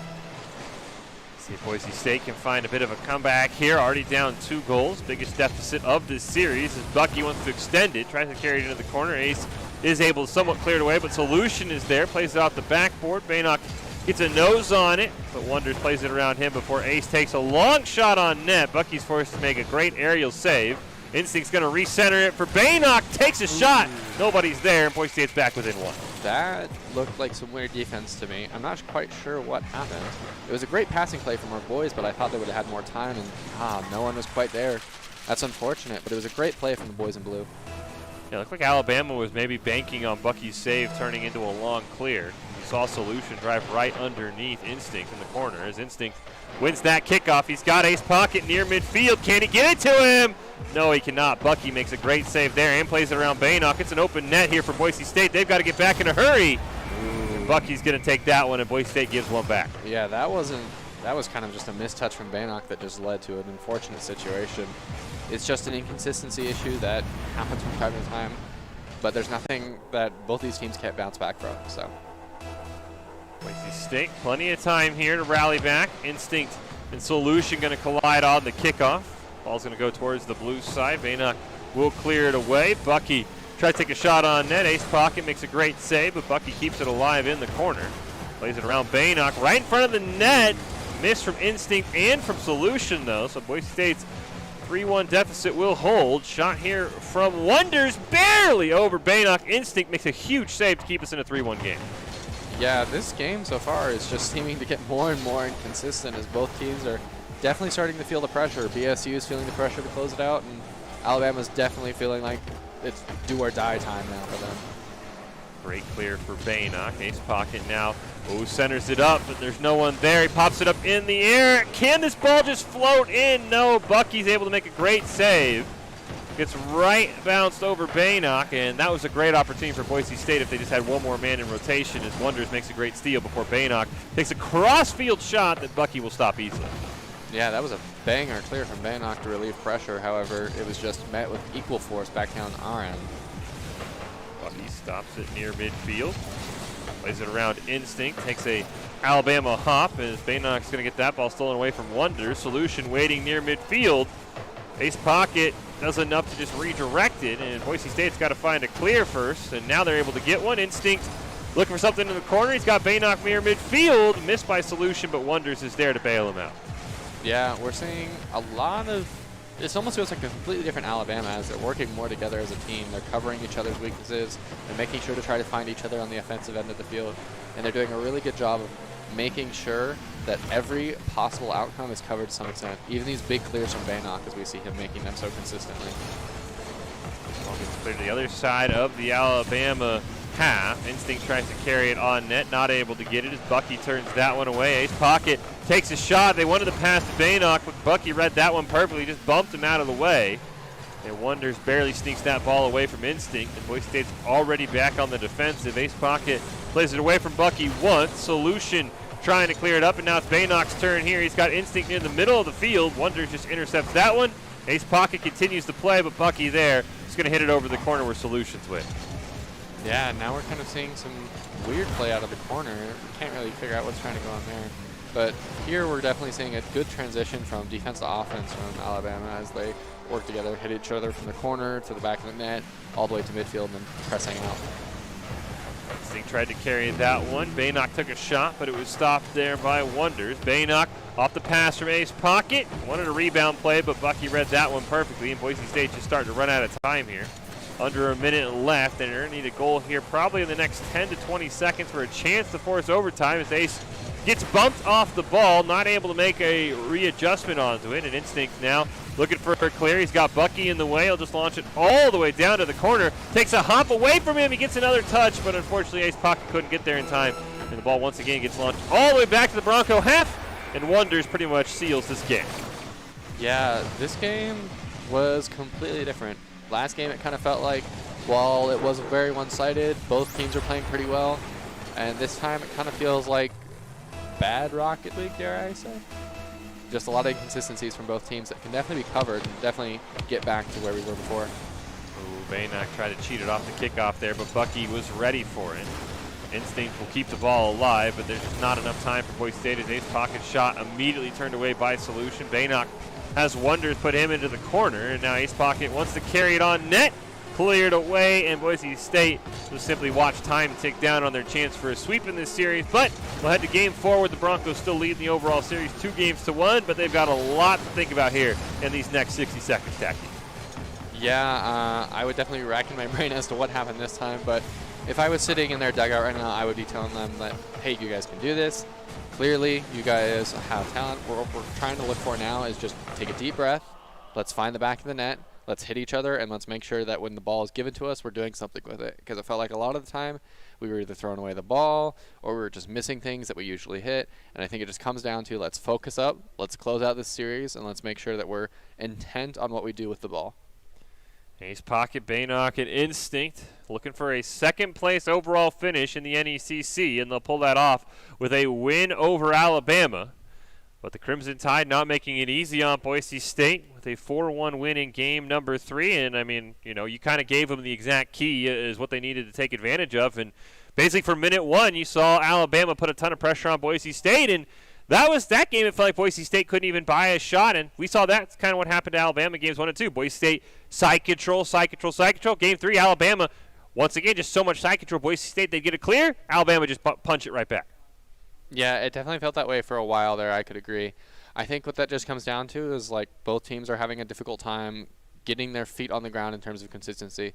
Both teams, including Alabama, they did a great job of punishing us for our mistakes that game, but we made so many more mistakes than we did all the other games. So you have to wonder what both teams are going to be thinking right now. It's game 4. Boise State still on match point. Alabama would need another one to get us to game 5. As Bucky out the kickoff, tries to carry it towards the Bronco net. Ace able to make the save, but Wonders challenges it on it. Baynock pops it over one, plays it around Solution as well. Does he have a follow-up from Instinct? He will. Ace is going to get a demo off screen. Going to leave Boise State in a 2-on-3 for a brief moment, but they're not able to make connection with the ball. Instinct finally bangs a shot. Wonders barely able to make the save to redirect the ball. Baynock trying to carry it on net. 3 members there for Alabama. Solution, though, able to make a great play. Yeah, it was really close play from Baynock there, as you was almost able to solo it in. Ooh, are we going to see another one? Oh, another great opportunity for a flip resets. Bucky waiting for it off the back wall, not able to find it. Ace Pocket gets the ball hit under him. Bucky plays it around Instinct. Baynock now in a 1-on-2. Not able to make the play, but does enough to force Bucky wide of the net. Solutions a little bit too short on that one, and Bucky will line it up for a shot. Instinct able to clear that one away. Gets a great hit on it as well, all the way into the corner. Solution, bad touch there. Ace Pocket with a great opportunity. Bucky makes a huge save, and Baynock going to try and keep this play alive. Plays it back to Ace Pocket, but a great save there from Bucky and Wonders. I like the mix-up mentality from BSU Blue right now, as they're going for a lot of plays that involve team, but they're also going for a lot of plays that show off their mechanical prowess and making sure that they're also trying to make solo plays and put pressures on Alabama in separate ways. That way they have to keep guessing what's coming next. Not going to go on net there. Boise State should be able to defend it, but Baynock and Ace whiff on it, but Instinct's able to at least clear it out of the path of Alabama, and Baynock will just launch it all the way into the corner. Going to play it to himself. Bucky wasn't ready for it. The ball barely gets hit wide of the net. Ace's shot turned away there by Wonders. Another great opportunity. Instinct's going to try and make his own solo play. Solution with a great save. Baynock, though, pass back over to Ace Pocket. They'll try and play it one more time, but Bucky's going to find a clear. Boise State comes oh so close. Now they got to play great defense. Baynock makes a huge save. Yeah, another really close exchange of blows here. Both these teams have definitely bounced back from last game, as we're seeing a lot more mechanical integrity, I would say. Ooh, what a great shot from Baynock. I think that was the third one, and Alabama basically double and triple committed on the first two, and just nobody was in the right position. Baynock, that's a wide open shot. Yeah, there you go. That's what it comes down to, is enough pressure, something will break, both sides included. Took us a little bit longer to get our first goal, but Boise State's on the board. Almost halfway through this game, number 4. That ball gets played over Baynock into the corner. Solution and Bucky are both there, but the ball will pinch off a pair of members, and Ace Pocket will end up bicycling it back towards midfield. Wants to play it to himself, pops it up in the air. Instinct's looking for the follow-up.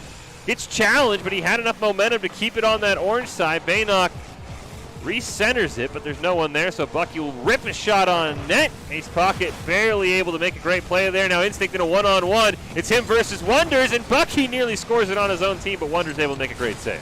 That was actually really good awareness from Instinct to understand that he had to beat one of the defenders, and so he could maybe try to score it by forcing a pinch and forcing a bad 50, and that's exactly what he did. However, this is 3v3, so there's one more person he had to beat. Baynock, he's got 2 members. He passes it over to Instinct. Ooh, that was dirty from Baynock. That was dirty. This fake off the wall to bait the Bucky out, and then he just came down and tapped it right towards his teammate, and Instinct puts it in that one slot that they couldn't quite save. Great placement from Instinct, tucks it in. Good night.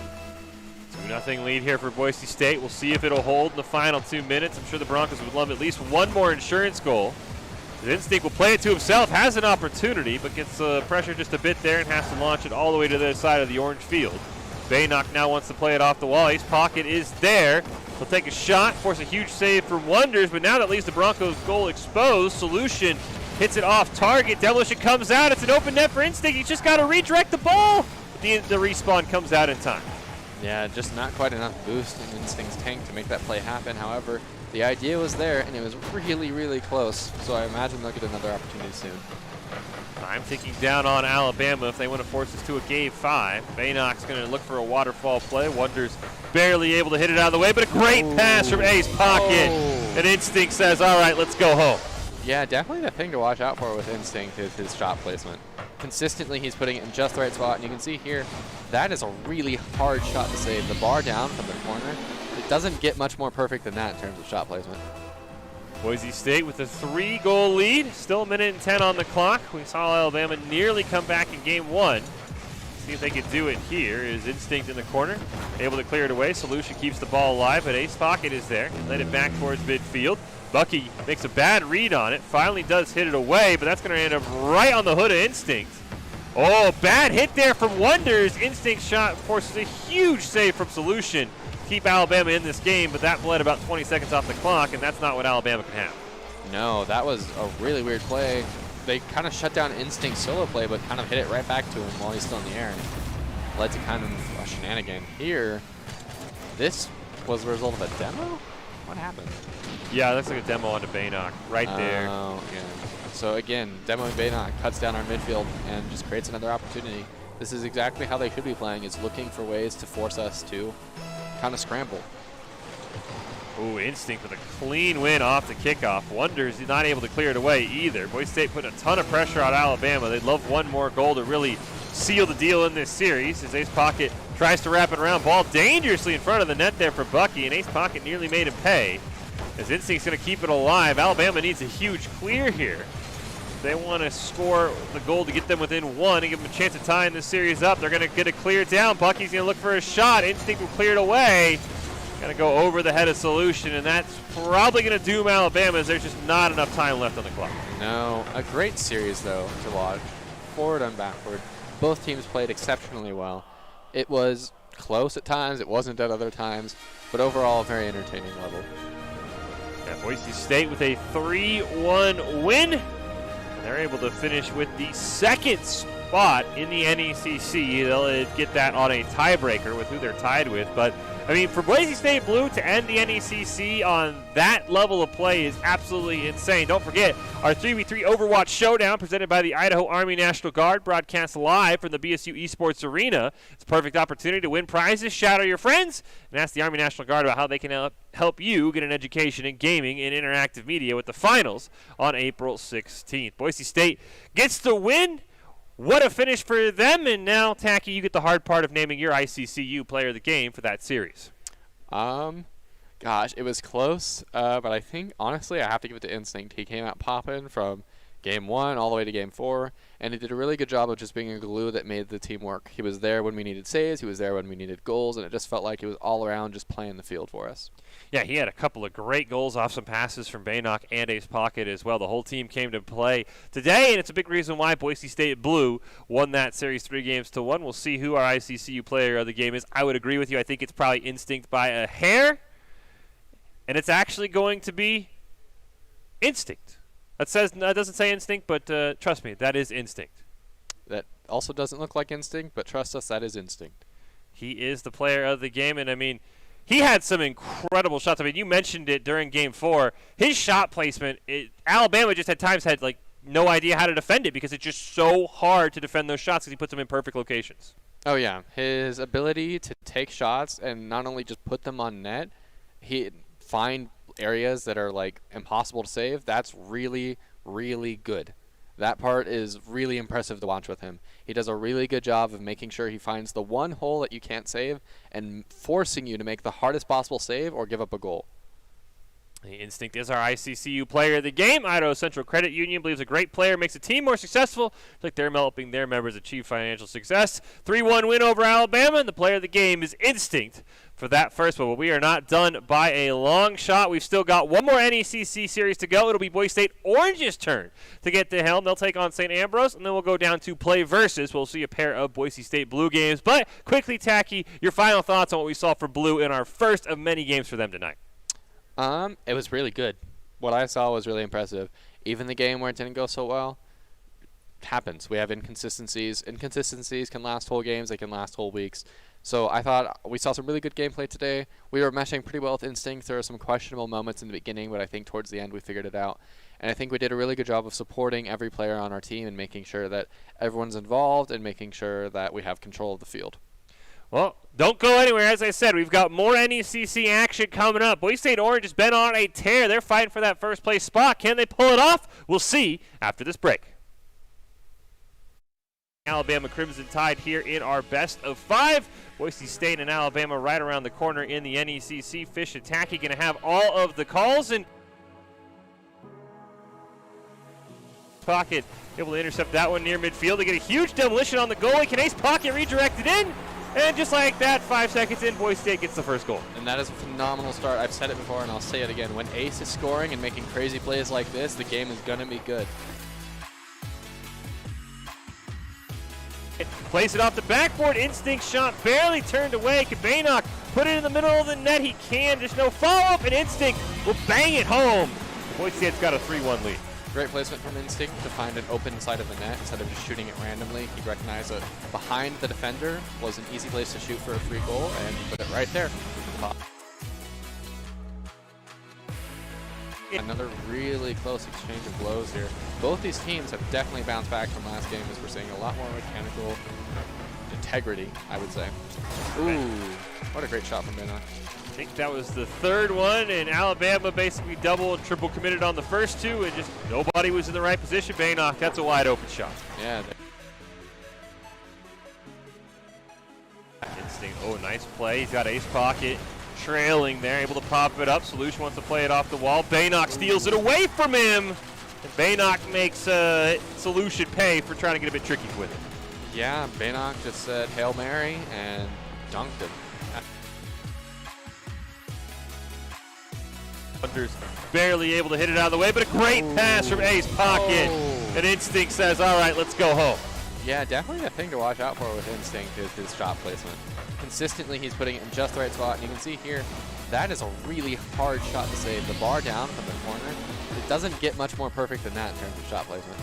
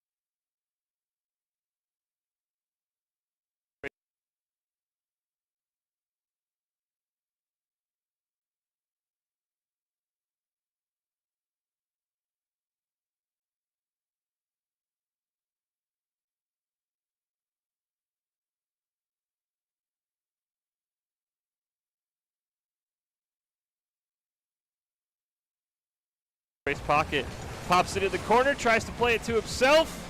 Not quite able to find it though. Instinct now going to take a shot on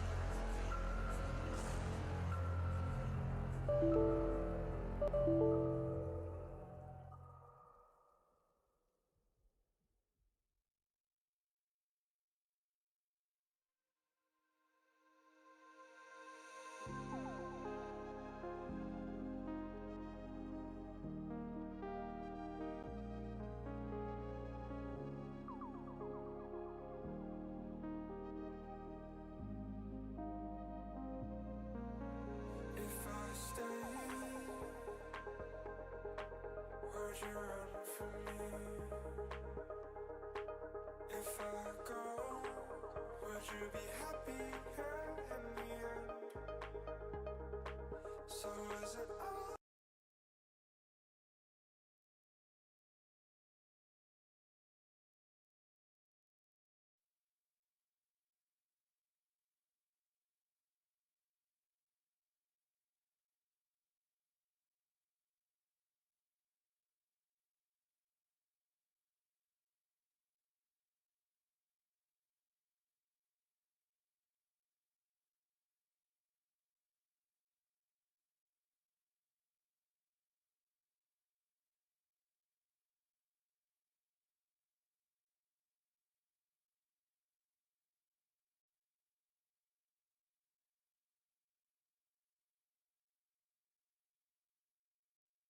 So is it all for nothing? Was it all for nothing? Those memories. Was it all for nothing? Was it all for nothing? So is it all for nothing?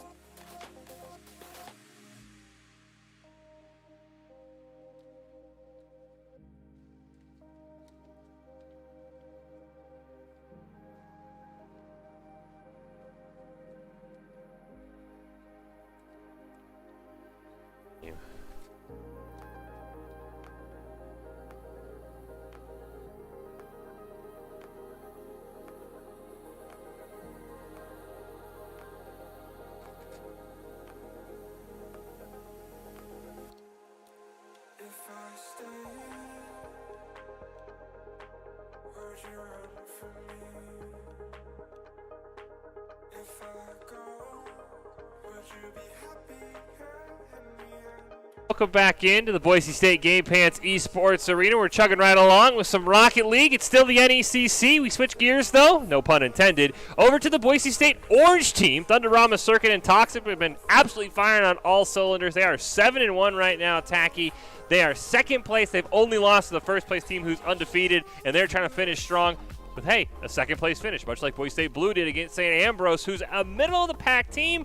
And while usually that would inspire confidence, I don't want to remind people that Boise State teams have had a problem at times, unfortunately, playing down to level their competition. So this actually could end up being harder than it really needs to be for the Orange Squad in their final NECC game of the season. Yeah, I can't really speak to the skill level of our opponent today, but I can say for sure that it's just another thing you have to throw out the door, right? Yep. You have to play like every person across the table from you is just a normal person that you've never played before in your life and you know nothing about. And it just comes down to, are we going to focus on our own game, or are we going to just make sure that we're, I don't know, worried too much about who's sitting across from us? Yeah, sometimes the more stats and information you have about, why the other team shouldn't put up much of a fight can just do a huge detriment to you. So we'll see if Circuit, Thunderama, and Toxic are able to hold it down. I mean, we've seen really a huge resurgence from Thunderama in these last few weeks. He has been scoring a ton of goals. We know what Circuit and Toxic can do. Is we'll kick off and then drive away. We will not kick off. Looks like it's a Boise State issue. As you can see, yeah, it looks like Possibly. Circuit has disconnected. Oh, well, okay, so Circuit's taking a bathroom break of some kind. Nice of I them guess. to not just, blast it in on the kickoff. Yeah, no, that was very nice of them to not just take the free goal. However, it probably would have been restarted anyway. Yeah. Clearly, though, we need a little bit of time to adjust for this game. I will say, that was a quick realization. I think it was by Kraken. I mean, he stopped before he got to the ball. I would have Yeah. just launched the ball and be like, oh, sorry, I didn't see your teammate wasn't there. So that give him zoned in on the ball. Exactly. Like when you're in kickoff, you're like, ball is the only thing I'm focusing on. I don't care about Ball. anything else happening. Ball is life. Exactly. when you're the kickoff man, ball is life. I don't care if the whole team's just been wiped out. You're like, I'm going for it. Oh yeah. I'm not gonna miss it. There's nothing that fools me more than when I'm going for the kickoff and just no one goes for it. And then everyone's like, "Why didn't you just score?" And nobody went. I'm like, "I'm not looking at them. I don't care. I'm just hitting the ball. It needs to go this way." Exactly. It's got to go to the other team's side. I don't care the direction. Yeah. So hopefully we're able to get Circuit back in there.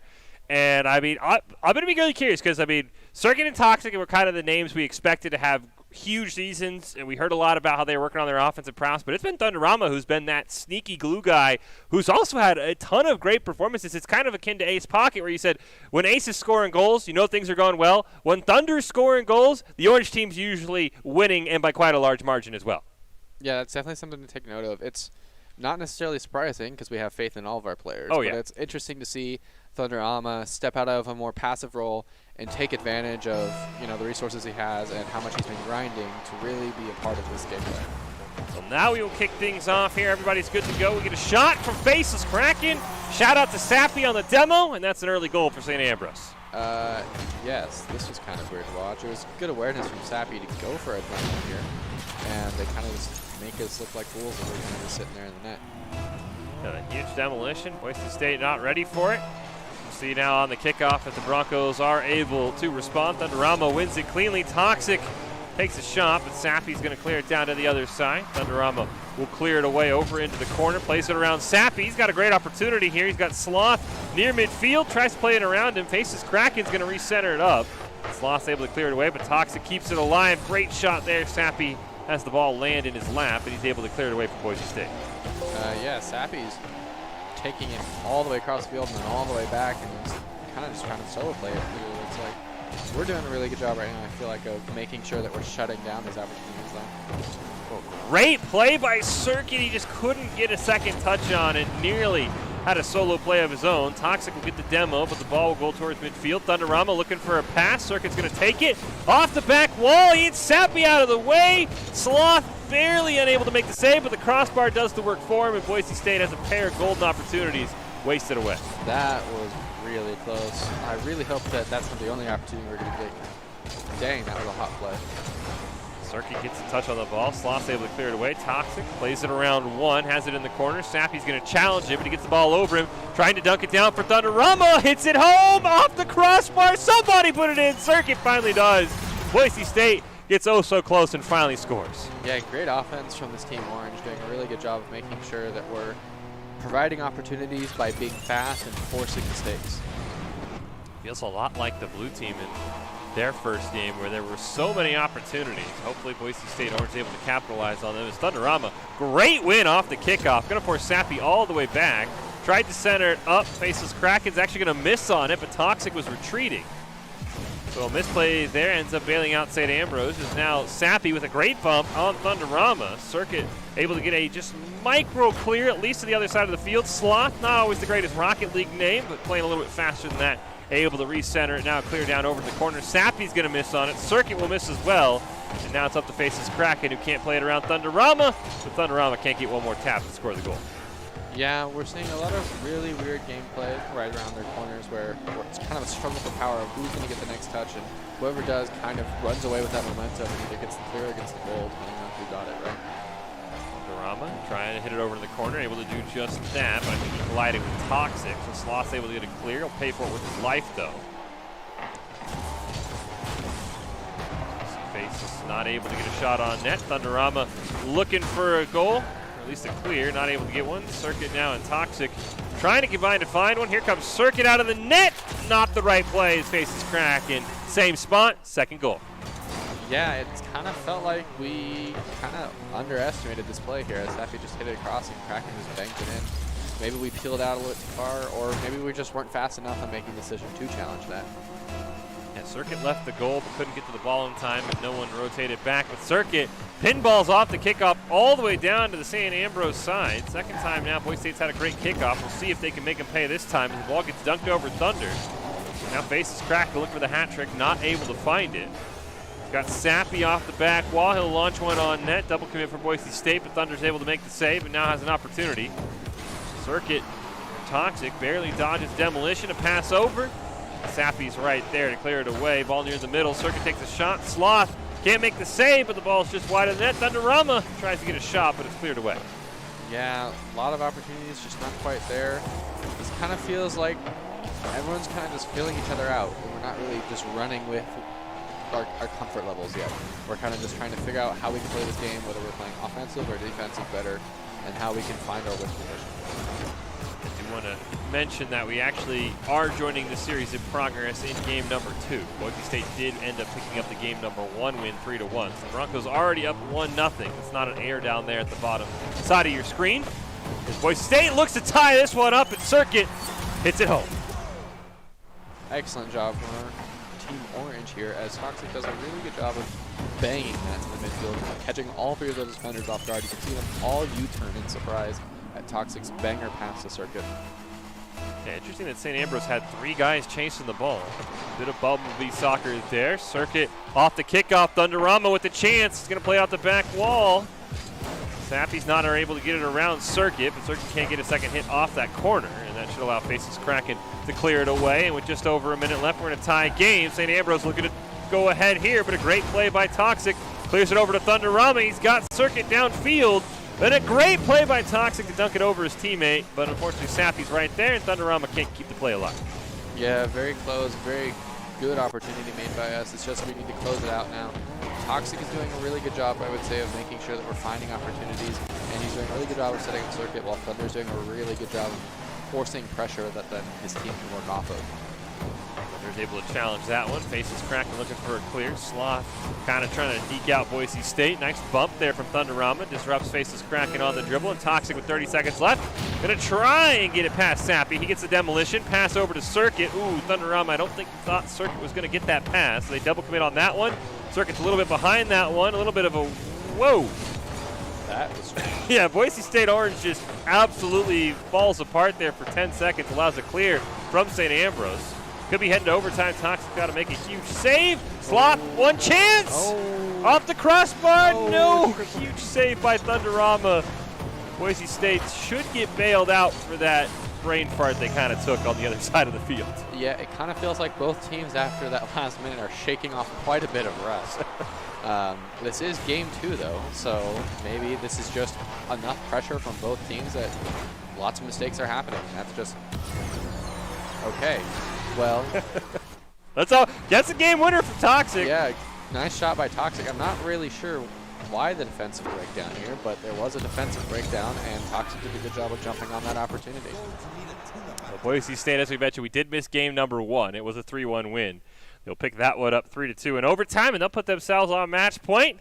They'll look for the sweep. As we said, this Orange team, I mean, that game aside, Tacky, we won't talk about what we saw in those final minutes. This has been a very good team. I mean, they're 7-1 right now in their division. I believe they're one division below the blue team, but they've been playing really, really strong. So I think we might want to just forget about that game and focus on Game 3, because there was about a 30, 45-second window there where it looked like everybody was in solo queue for a moment.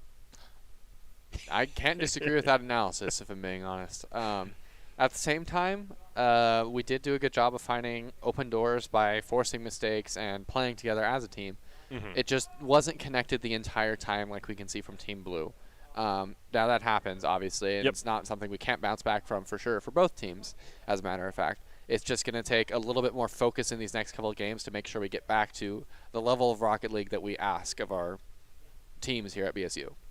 Yeah, I mean, and luckily for Boise State, I mean, St. Ambrose had about as many mistakes as Boise State did, especially on the defensive end, to allow the Broncos to tie it up. But this is a team, as we said, that's near the middle of the pack, but still giving Boise State Orange everything they can handle. This is the final game of the regular season in the NECC. Boise State Orange well within the playoffs there with a 7-1 record. So they're just trying to take care of business, hopefully forget about that play, get it out of our minds. Just put up like 10 goals. That's a good way to make us forget about that.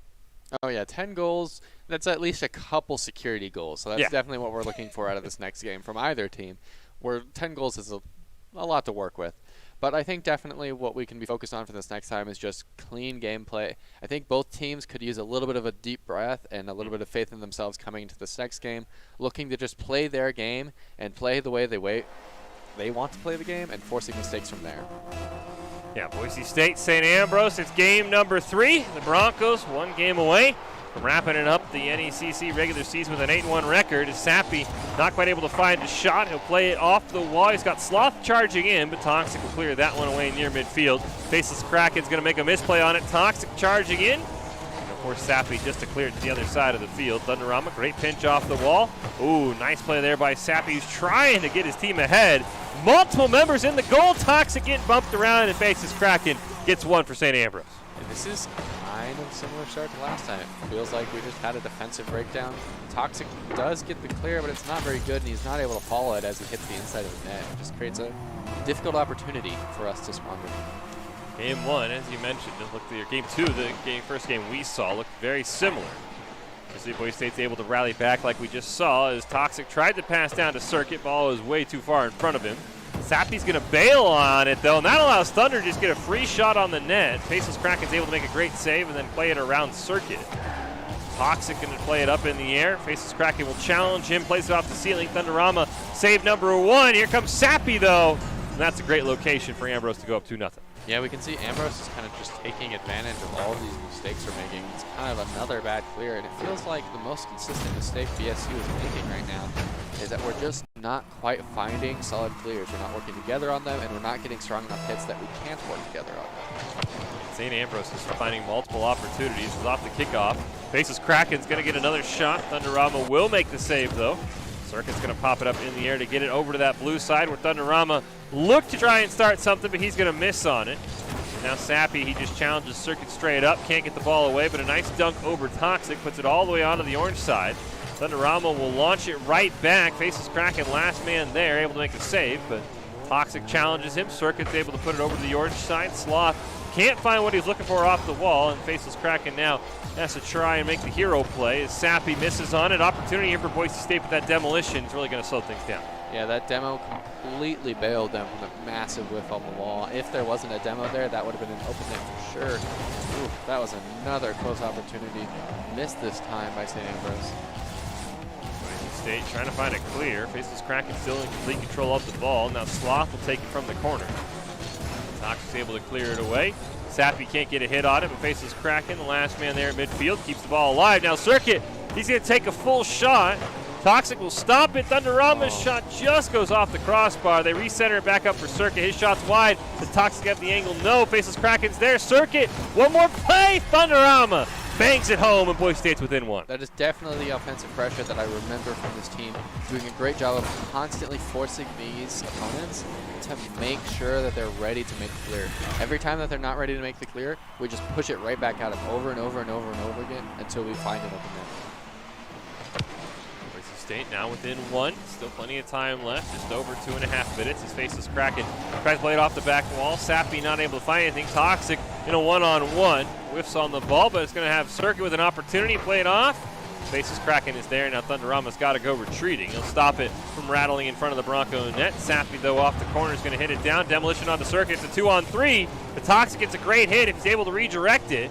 Have a shot on an open net, but Face is cracking, makes a great save, and here comes Thunderama to keep the play alive. Yeah, we're definitely looking at some kind of strange gameplay right now.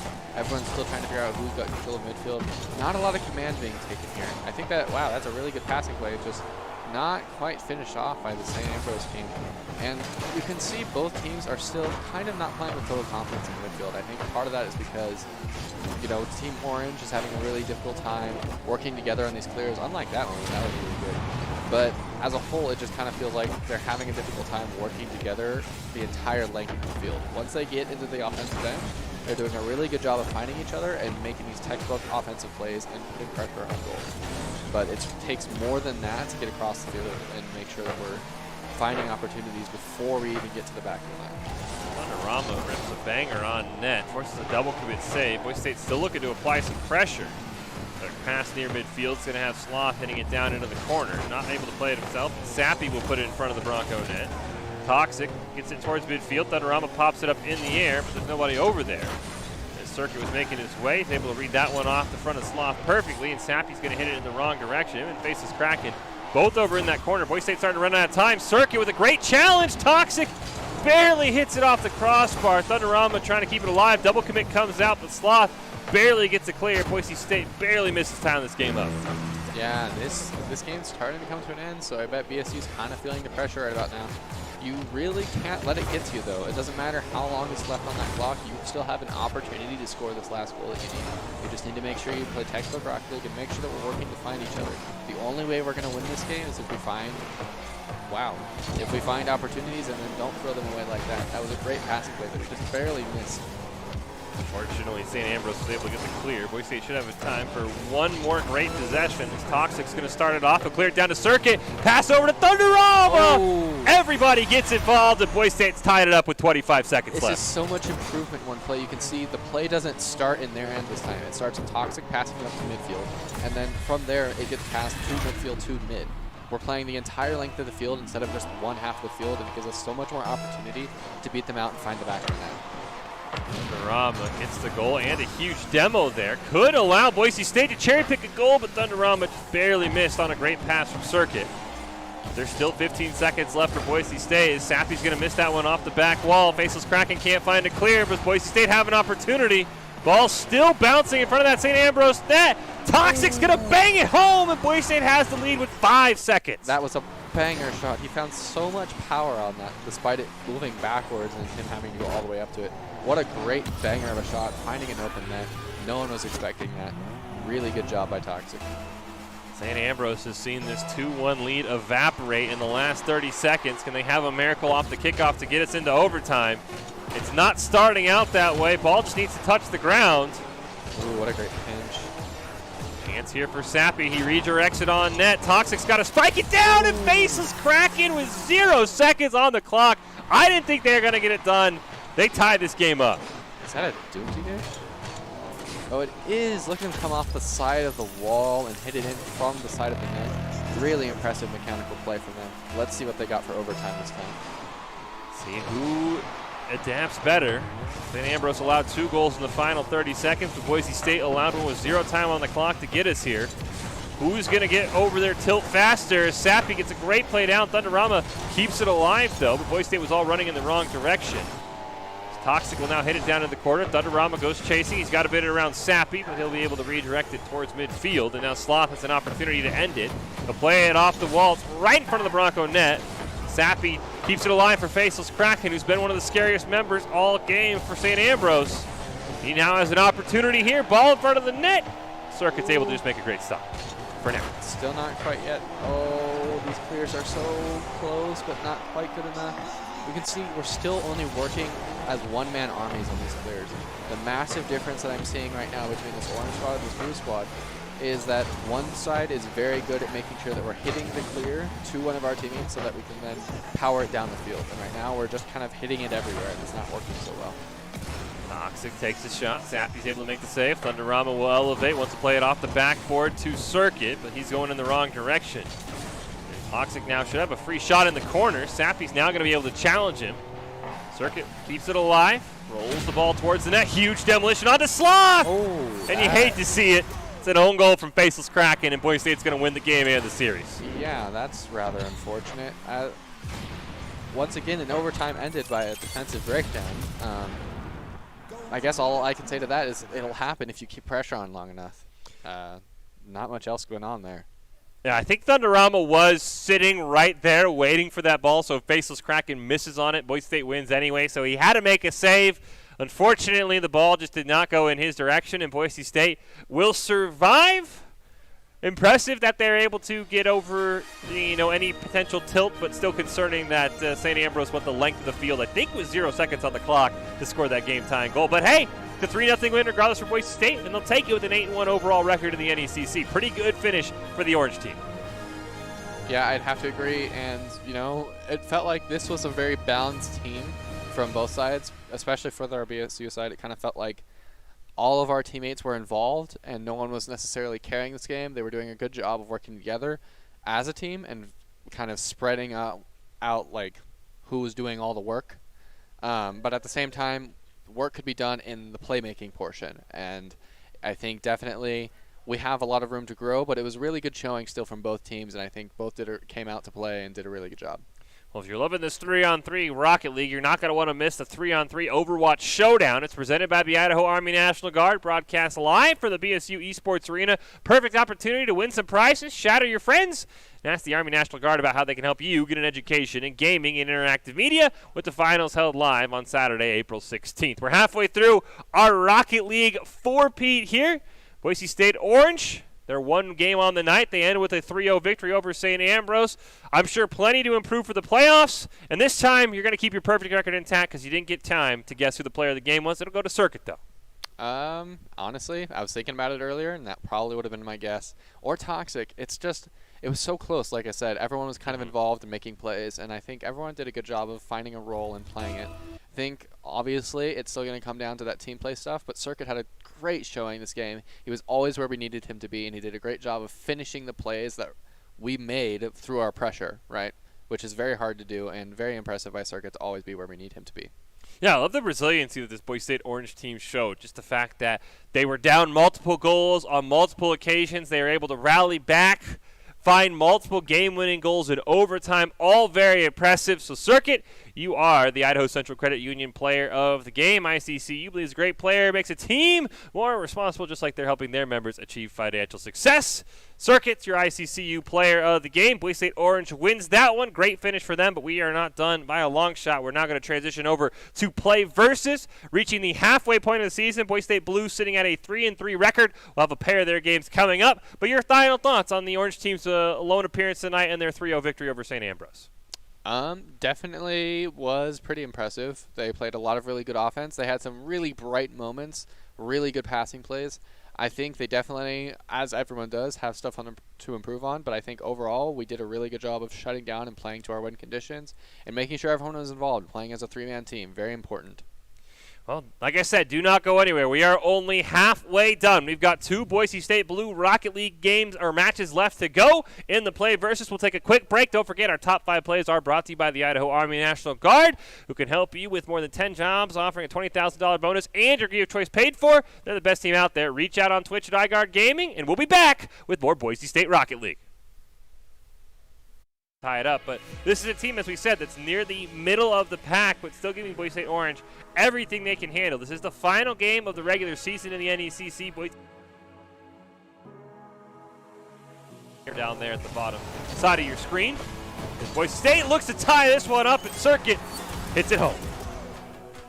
Excellent job from Team Orange here, as Toxic does a really good job of banging that to the midfield, catching all 3 of those defenders off guard. You can see them all U-turn in surprise.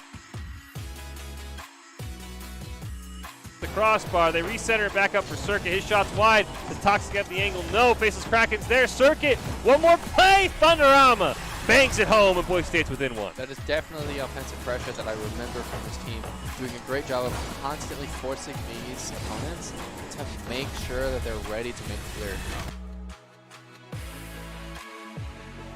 Maybe this is just enough pressure from both teams that lots of mistakes are happening. That's just okay.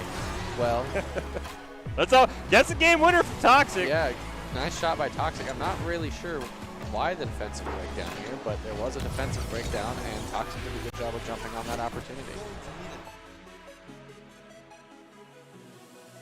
In the corner, Snappy's going to challenge him, but he gets the ball over him, trying to dunk it down for Thunderama. Hits it home off the crossbar. Somebody put it in. Circuit finally does. Boise State gets oh so close and finally scores. Yeah, great offense from this Team Orange, doing a really good job of making sure that we're providing opportunities by being fast and forcing mistakes. And to clear, but Boise State have an opportunity. Ball still bouncing in front of that St. Ambrose net. Toxic's going to bang it home, and Boise State has the lead with 5 seconds. That was a banger shot. He found so much power on that, despite it moving backwards and him having to go all the way up to it. What a great banger of a shot, finding an open net. No one was expecting that.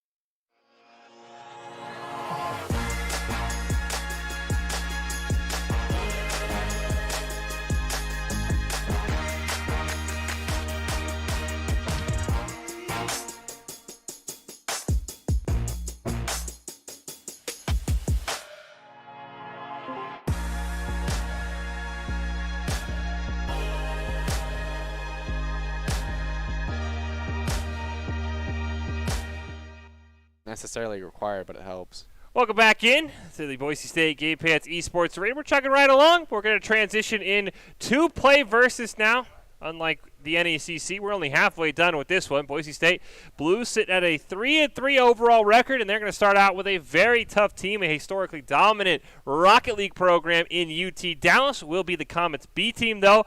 This is a team that just took down the Orange team, we're told, by Boise State's Notcoba last week. The UTD Dallas B team beat the Orange team 3-2. So the Blue team looking for a bit of revenge, trying to get that winning record as well. But, I mean, UT Dallas, a team that has been really, really strong for a long time in Rocket League. So you'd have to think, even if it's their B team, these are going to be very talented players.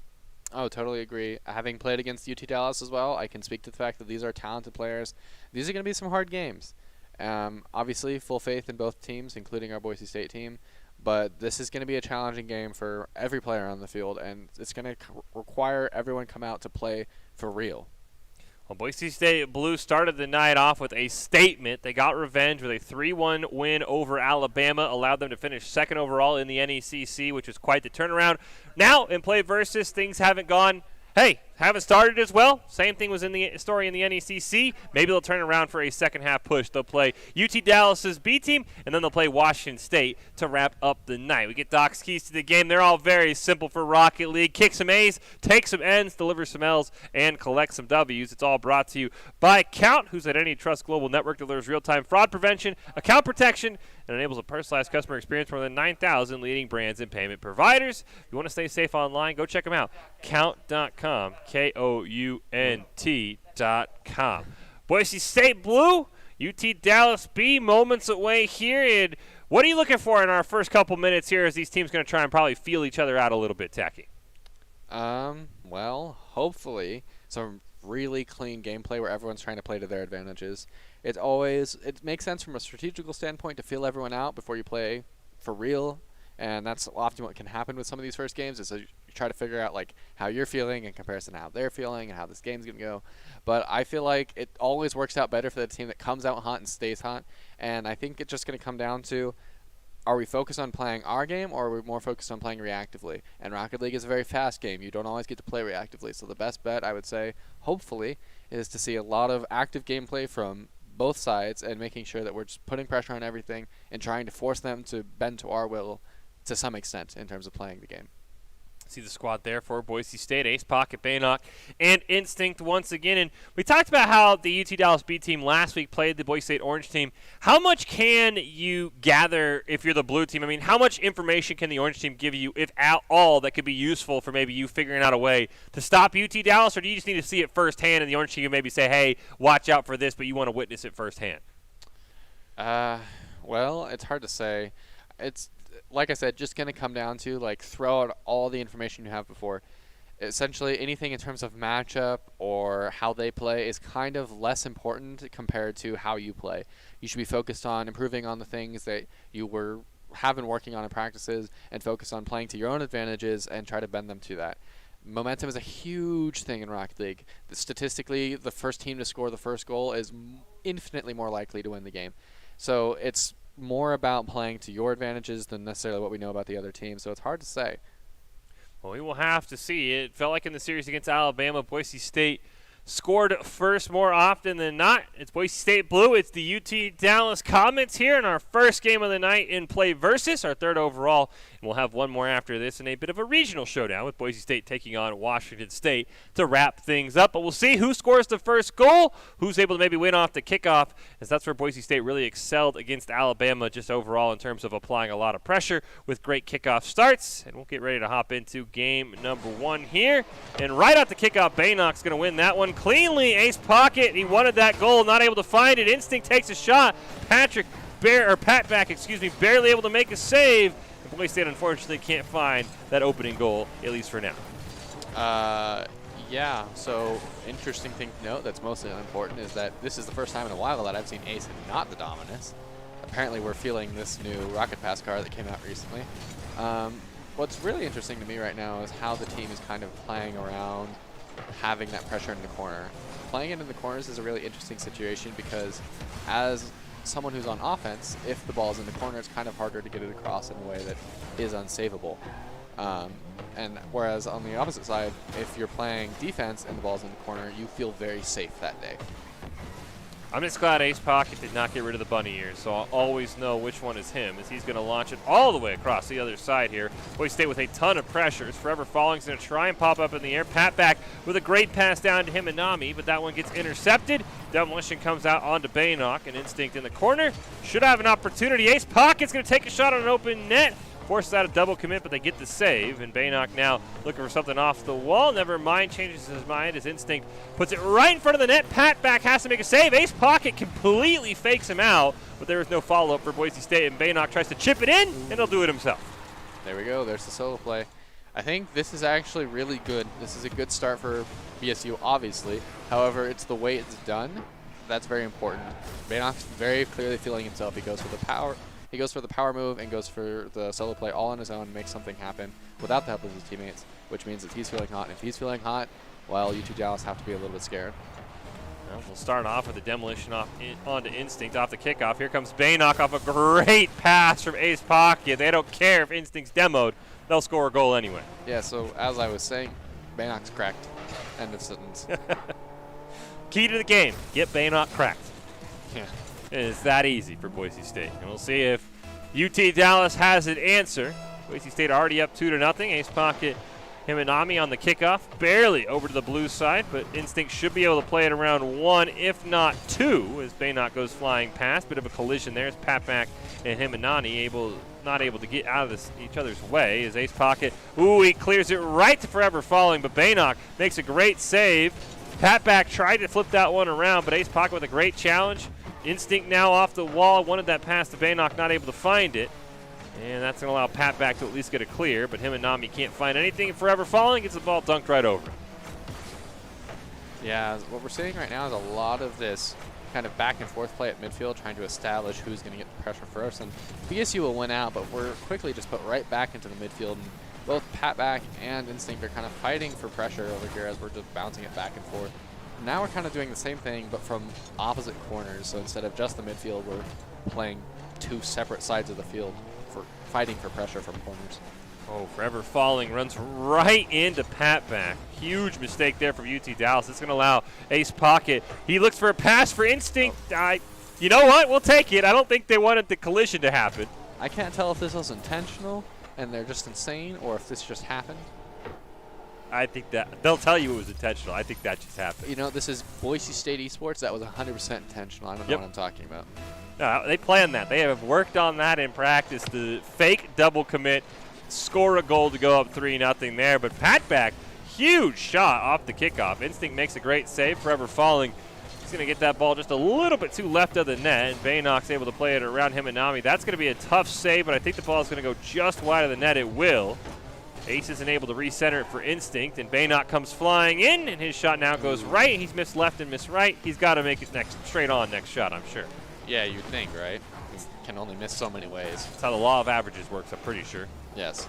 However, Baynock, as we both know, is quite above average at this game, so anything can happen to that extent. We're seeing a really good set of offensive plays from this blue team, though, as they're doing a really good job of making sure they're beating people to the ball, and they're looking for teammates, and they're not just hitting it down to the field with 0 intent. Oh, Instinct has Baynock near midfield. He's going to let Forever Falling challenge, and Baynock's just bump people around in the goal. Him and Nani's able to make a great play. Ace Pocket setters it up. Baynock one more time, but Instinct I don't think was in the right position. So he wasn't able to get the follow-up, and that's going to allow Patback to be able to flip it towards midfield, and Baynock's having none of that. Centers it up perfectly for Instinct, and that was a lot of weird Rocket League. So this is a great play by Baynock to hit it down. Instinct takes a shot. It just, Forever Right Falling over him. just doesn't flip, and it goes in. hey, won't argue with that one, I guess, if you're Boise State. It's a 4-0 lead for the Broncos. Definitely starting to establish some dominance here in game number 1 over UT Dallas. As Himadani's not able to get that ball past Ace Pocket. Forever Falling, trying to redeem himself now. Takes a huge shot off the backboard, but Baynock's able to break that one up, and with just 1 minute left, UT Dallas is going to need to start putting some pressure on the Bronco goal. Instinct makes a save. Patback wants to keep it alive with a great pinch, but it's going to go way too hard. And Instinct's going to clear it towards midfield before him and Nani is able to intercept it. And Ace Pocket and him going to have a little bit of a battle, and Patback shot just high. Yeah, this is really interesting to watch, and this is kind of exactly what I was talking about, kind of what I wanted to see from both of these teams is, ooh, Baynock finds another one, is I want to see an explosive start. I want to see these teams battle each other for control of this game and get that immediate tempo. I don't want any feet to ever come off the gas in this game. I want constant pressure from both teams. I want both of them to use both of their mechanical prowesses and their ability to play as a team to force goals down the throat of the opponent. Ooh, Instinct. We've already got one hat trick with Baynock. Instinct's 1 goal away from another one. With just 30 seconds left, Boise State's victory all but assured here. As Ace Pocket and Forever Falling will run into each other. Instinct's going to get demolition. And Minami, though, gets kind of bumped around by Baynock. Baynock's now eventually going to win this one. It's a 1-on-1, but Forever Falling makes a great save. Instinct just a little too short on that one. Ace Pocket, one last attempt here. Can Baynock get his 4th? Unfortunately, it's just wide, but Ace Pocket, he'll join the scoring. He'll get just, you know, an insurance goal, if you will. Yeah, I think they have plenty of insurance goals at this point, but I guess it couldn't hurt. Definitely just a missed opportunity, though, from UT Dallas. As you can see the defender fly right in front of Ace.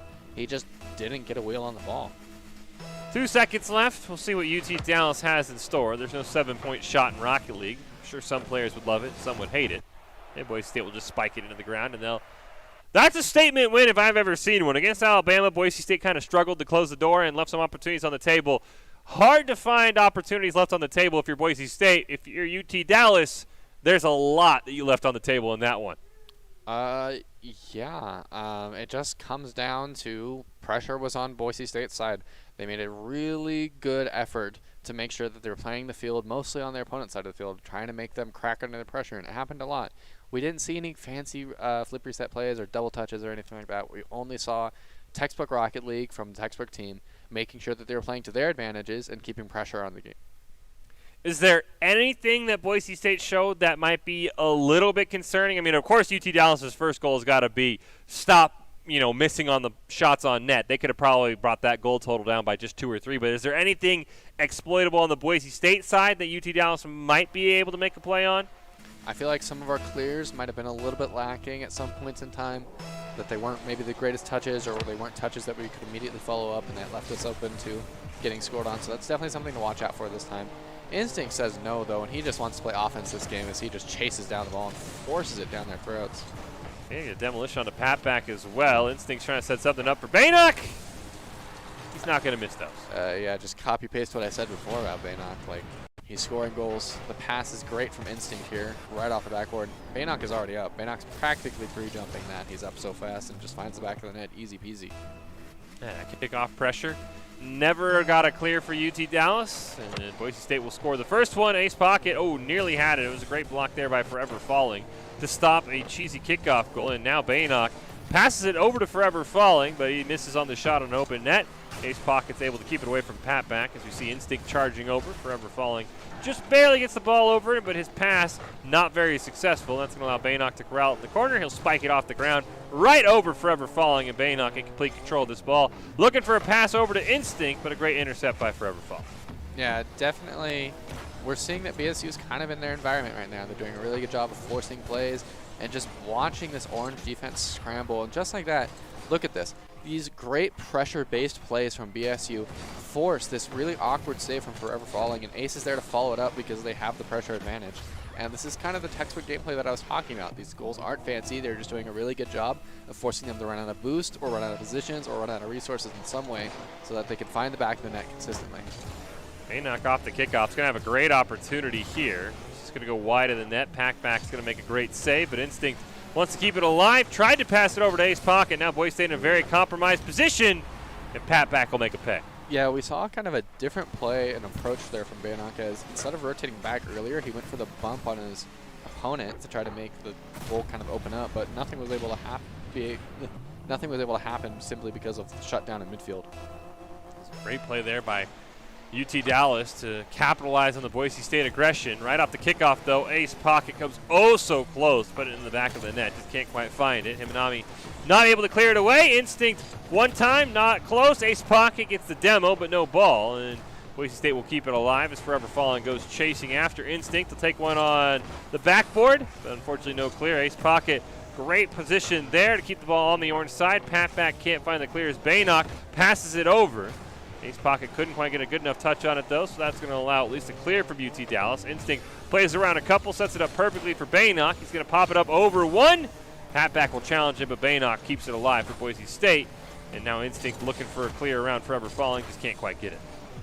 Oh, yeah, absolutely. And we're seeing this battle at midfield again. Ooh, but it's going to be quickly opened up by a demo from Instinct on the Patback. Makes it really easy to just force pressure from here now. Ooh. That was such a good shot. Great placement from Ace, sniping the top corner, forcing them to make a brilliant save. So great defense from them. Oh, wow. Another huge save from Himanani as well. That's 2 potential Bronco goals that UT Dallas has just snuffed out. Ace Pocket's going to put one off the backboard. Baynock has a great opportunity, but over pursues on the ball.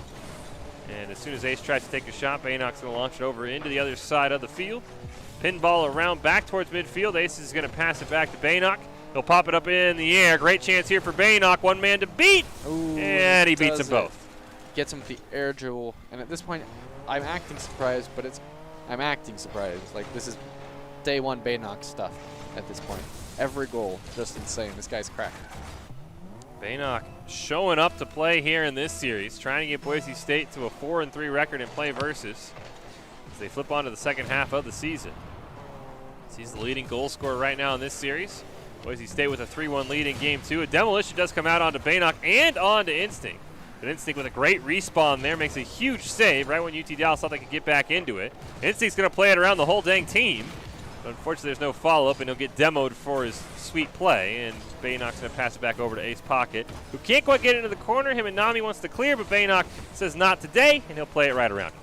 Yeah, absolutely. These are some really close plays, and Patrak's doing a really good job of. Oh, he managed to outplay all of them with his fancy air dribble. what I was saying before is he's doing a really good job of trying to find ways to play around the opponents instead of just forcing plays to happen. Forcing plays to happen on defense, especially when it involves throwing the ball away, is a dangerous game to play. And so you have to kind of play reactively and make sure that you're not giving the ball away. Otherwise, you put yourself in a really bad spot.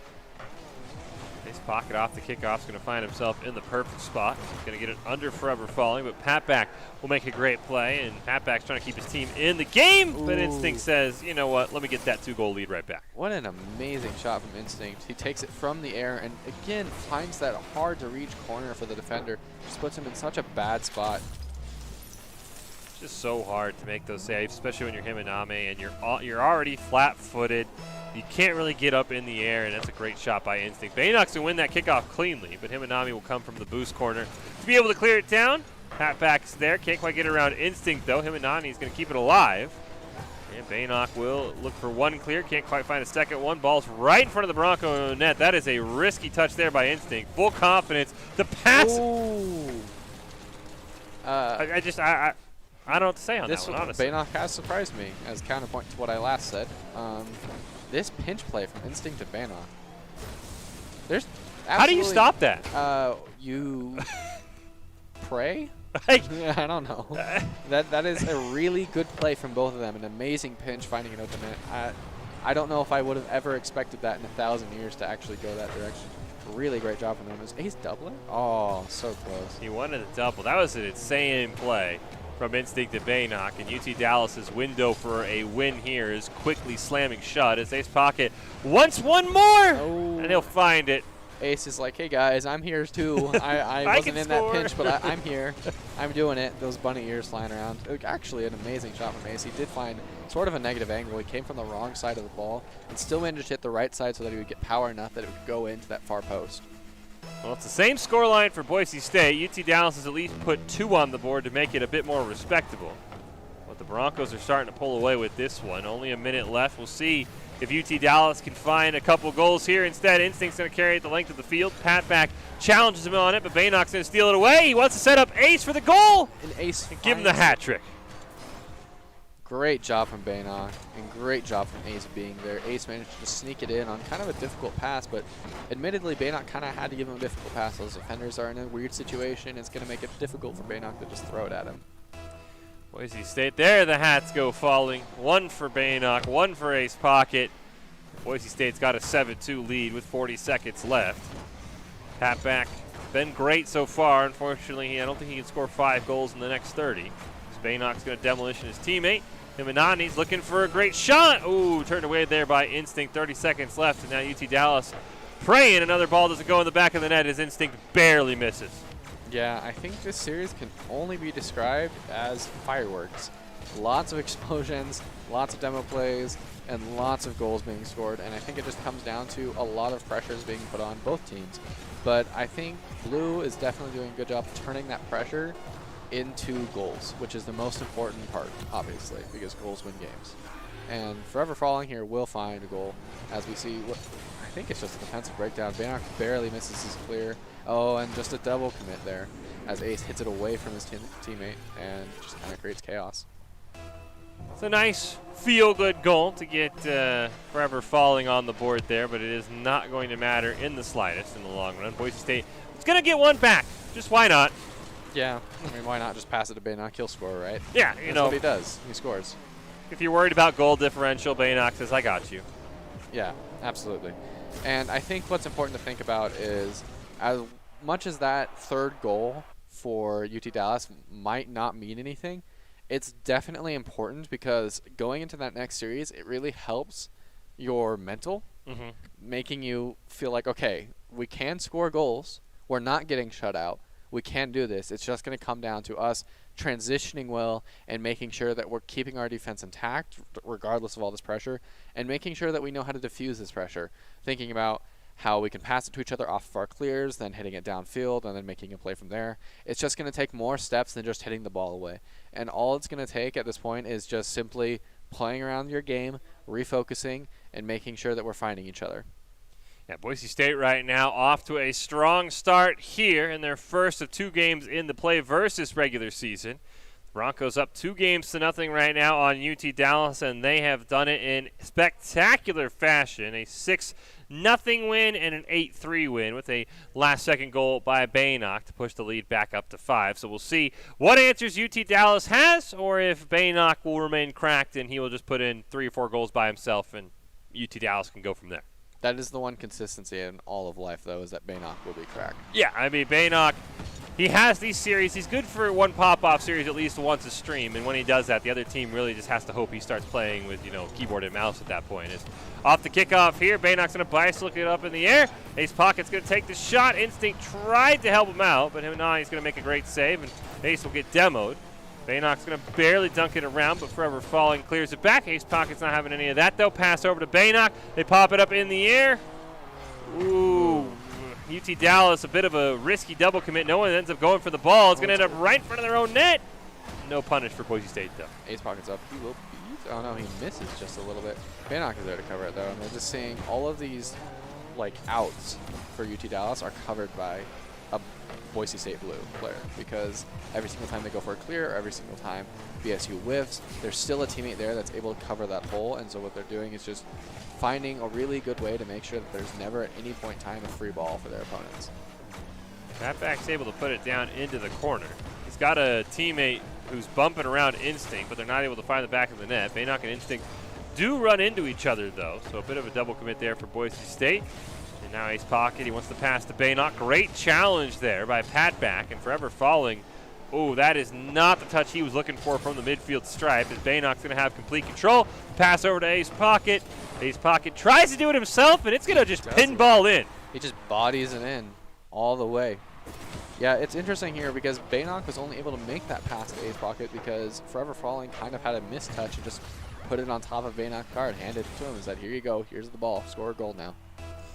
Yeah, Forever Falling will look for some redemption from that bad touch in the midfield, but off the kickoff, Instinct's just going to do it himself. He felt a little left out after that last play. Yeah, well, BSU is still feeling all of that adrenaline and momentum from the last 2 games, and they are just not putting the brake on yet, which is exactly what I asked of both teams at the beginning. It's just pressure all game. Let's play our game. Let's force them to make mistakes, and that's exactly what's going on. Off the kickoff, Ace Pocket will win that, not as cleanly, and Baynock and Instinct will both go charging after it. Patback can't find it clear. Ace is going to play it around a couple. Tried to pass it towards midfield, but him and Nani read that one perfectly. And now he's going to get a long shot at the Boise State net. Easy save there for Instinct. Now Ace Pocket will elevate. Tries to get around Patback, not quite able to.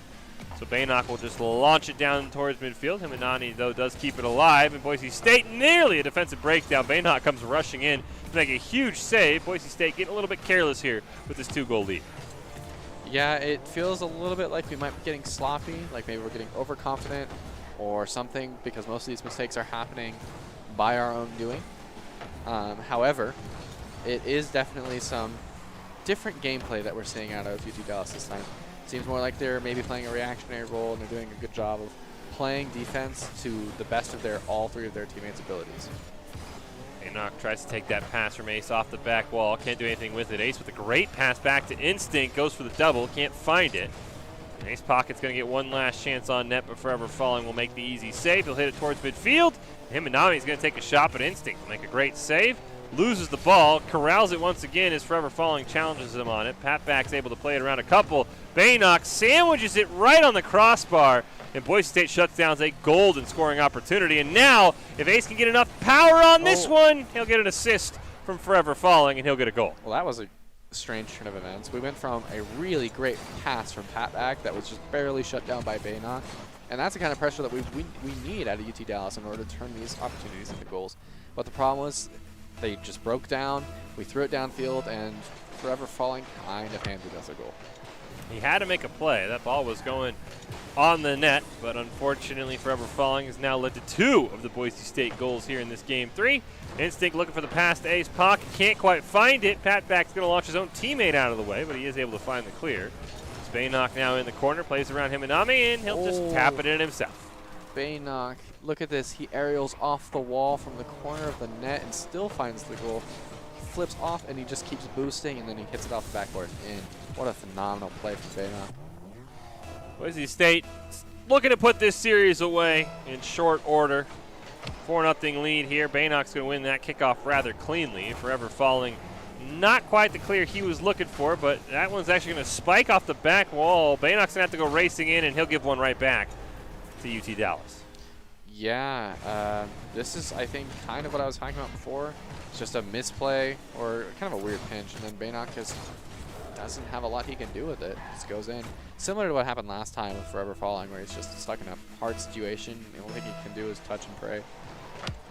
We'll see if this can maybe rally UT Dallas off the kickoff. They nearly get a great shot, but unfortunately one of their members will miss on it. Instinct can't look at find the clear, but Pat Back's ball gets challenged there by Ace Pocket. Demolition comes out as well onto Himinani, but Forever Falling has Pat Back near midfield. Just can't find the touch he wants. Himinani off the respawn, able to take a shot, but Instinct is there, and Boise State killing quite a bit of clock as that ball goes in front of the net, but Pat Back wasn't close enough or fast enough to get to it. Yeah, definitely some interesting gameplay coming out here. I feel like what's happening is UT Dallas is finding a way to get a grip a little bit on offense and forcing pressure a little bit and making things happen. They haven't turned over a goal from that specific instance yet. However, they are doing a better job of keeping the ball on the blue end of the field. And Instinct here, though, is just absolutely taking it all the way down the field, making the entire clear himself. And it's kind of interesting to see these transitions change so quickly from powerful orange offense to quick blue reaction. Instinct's going to pop it up in the air. Ends up playing it nearly to himself, but Baynock comes in at the last moment. Ace's shot gets turned away, and now Pat Back near midfield has a chance, but Instinct will just play it right over him. Forever Falling and Himinami going to run into each other as Baynock maybe with another opportunity in the corner. 10 seconds left. Boise State is all but wrapped up this series. We just need the final 5 to tick off. Ace Pocket shot, hit off the crossbar. Himinami will make one last save to at least preserve the 4-1 loss for the side of UT Dallas, unless they can get one in at the very end here to make it a 4-2 finish. They will not, and Boise State will run away with that series from the beginning. Great series from both teams. Definitely a lot of pressure, and I think, like I was saying, I think those first couple games and those first couple goals are what's really important. BSU got the pressure and then stuck with it and kind of just wouldn't let off the gas. Like I said, momentum is a huge thing in Rocket League, so establishing early momentum is really what's going to boost you to the top. Don't forget, Boise State Esports is always looking for talented players, production, and broadcast talent. Top talent, along with good grades and eligibility, can earn you scholarships as well. Sign up today by visiting boisestate.edu/esports for more information. 3/4 of the way done with our action here tonight. Just one game left for Boise State. They'll be taking on a regional foe. It'll be the Broncos versus Washington State. Before we get to there, I mean, your takeaways from a beatdown of a series for Boise State versus UT Dallas' B team. Yes. I would say I've got 3 total takeaways. Baynock good, Yep. Instinct good, and Ace is good. They all did great. That was amazing. Thanks, Tacky. Yeah, that's all I got. Is they did well. They kept pressure on, and they forced mistakes, and they ran with their momentum. They did a really good job of closing out the series. Quickly, your ICCU player of the game? Baynock, all the way. I'll give it to you. That was a photo finish, but I think you got it off in time. Yeah, I mean, Baynock was there any doubt No. after those games? Only if production wanted to just really ruin your perfect streak would be the only reason why. Yeah. Because, no. I mean, he was next level cracked. There's no way else to say it. Oh, yeah, 100%. And that I feel like that happens at least once every 3 series. But even on the series where he isn't playing so well, it's like, oh, Baynock's not doing so well. He got only like 1 hat trick. Like, yeah, exactly. So, I don't know. The standards are pretty high for that. So, good job from all the players all around. And Baynock, while he did score a lot of goals, he could not have done at least half of those without his amazing teammates also there, setting him up and making sure he has the opportunities to take advantage of his amazing plays. And that pinch is That's a great example of that. insane. What an amazing shot, and them working together. And you can see that is clearly planned to some extent because they're hitting it towards each other, and they land, and Instinct turns his car upside down so that they can find that angle. I mean, shout out to Himinami. It looked like he maybe had a read on it, but nowhere close enough. So Baynock is your ICCU player of the game. ICCU believes a great player makes a team more successful, just like they're helping their members achieve financial success. Baynock, and who else? I mean, he was absolutely insane. Maybe he could have 1v3'd at moments. Well, That's a lot of faith. 1v3ing is very hard. He was that cracked in Game 1 and Game 2. Like, I feel like he was there's a pretty moment. cracked in Game 1. I'll give you that. But he is the ICCU player of the game. But don't go anywhere. Can Baynock continue the hot streak, or can Washington State figure out a way to cool him down? And will it be Instinct or Ace Pocket's turn to absolutely pop off? Don't go anywhere. We've got one more left. Don't forget the top 5 plays brought to you by the Idaho Army National Guard. 10 great jobs with $20,000 bonus and your Give Choice paid for. They're the best team out there. Reach out on Twitch at iGuard Gaming. And don't go anywhere. More Rocket League coming up. Games in the play versus regular season. Broncos up 2-0 right now on UT Dallas, and they have done it in spectacular fashion. His mind, his instinct, puts it right in front of the net. Pat back has to make a save. Ace Pocket completely fakes him out, but there is no follow-up for Boise State, and Baynock tries to chip it in, and he'll do it himself. There we go. There's the solo play.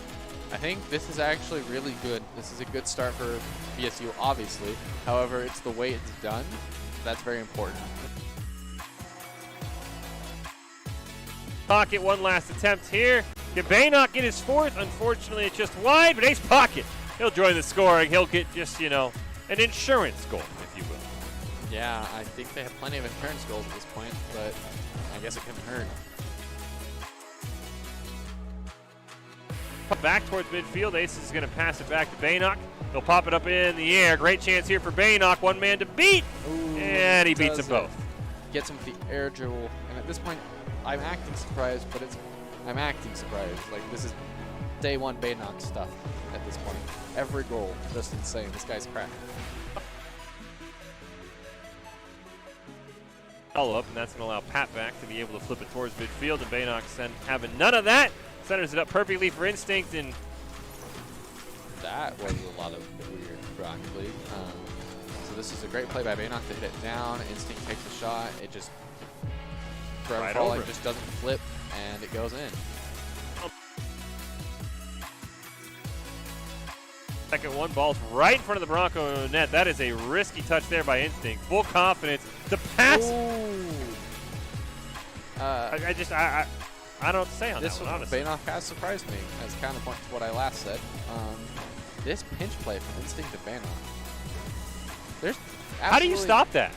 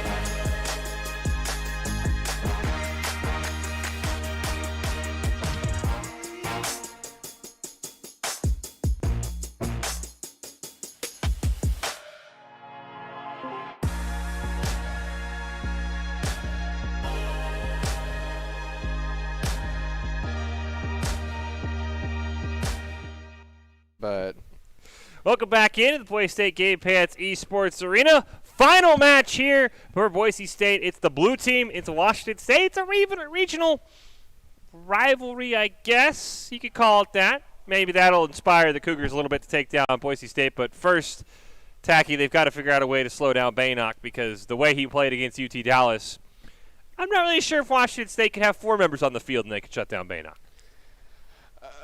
yeah, I don't know. I think the win condition against Baynock popping off is a tie. That's the best you can hope for. Yeah. Baynock is kind of the Baynock factor. It's its own thing entirely. If Baynock's on, he's just goal after all of. You don't stand a chance. Constantly. You don't stand a chance. Yeah, and it's never something that's like, oh man, we made a mistake. It's like, oh yeah, Baynock double touched on us again. Normal things. So, yeah, it's a really it's a really big difference when you see Bannock having a good day and Bannock having a normal day. And Bannock's normal days are already crazy enough. Yeah, Bannock's normal days are like good days for everyone else. Yeah, you layer that nice level of peanut butter on top of it. That's just amazing day for Bannock, and it hits the spot, you know.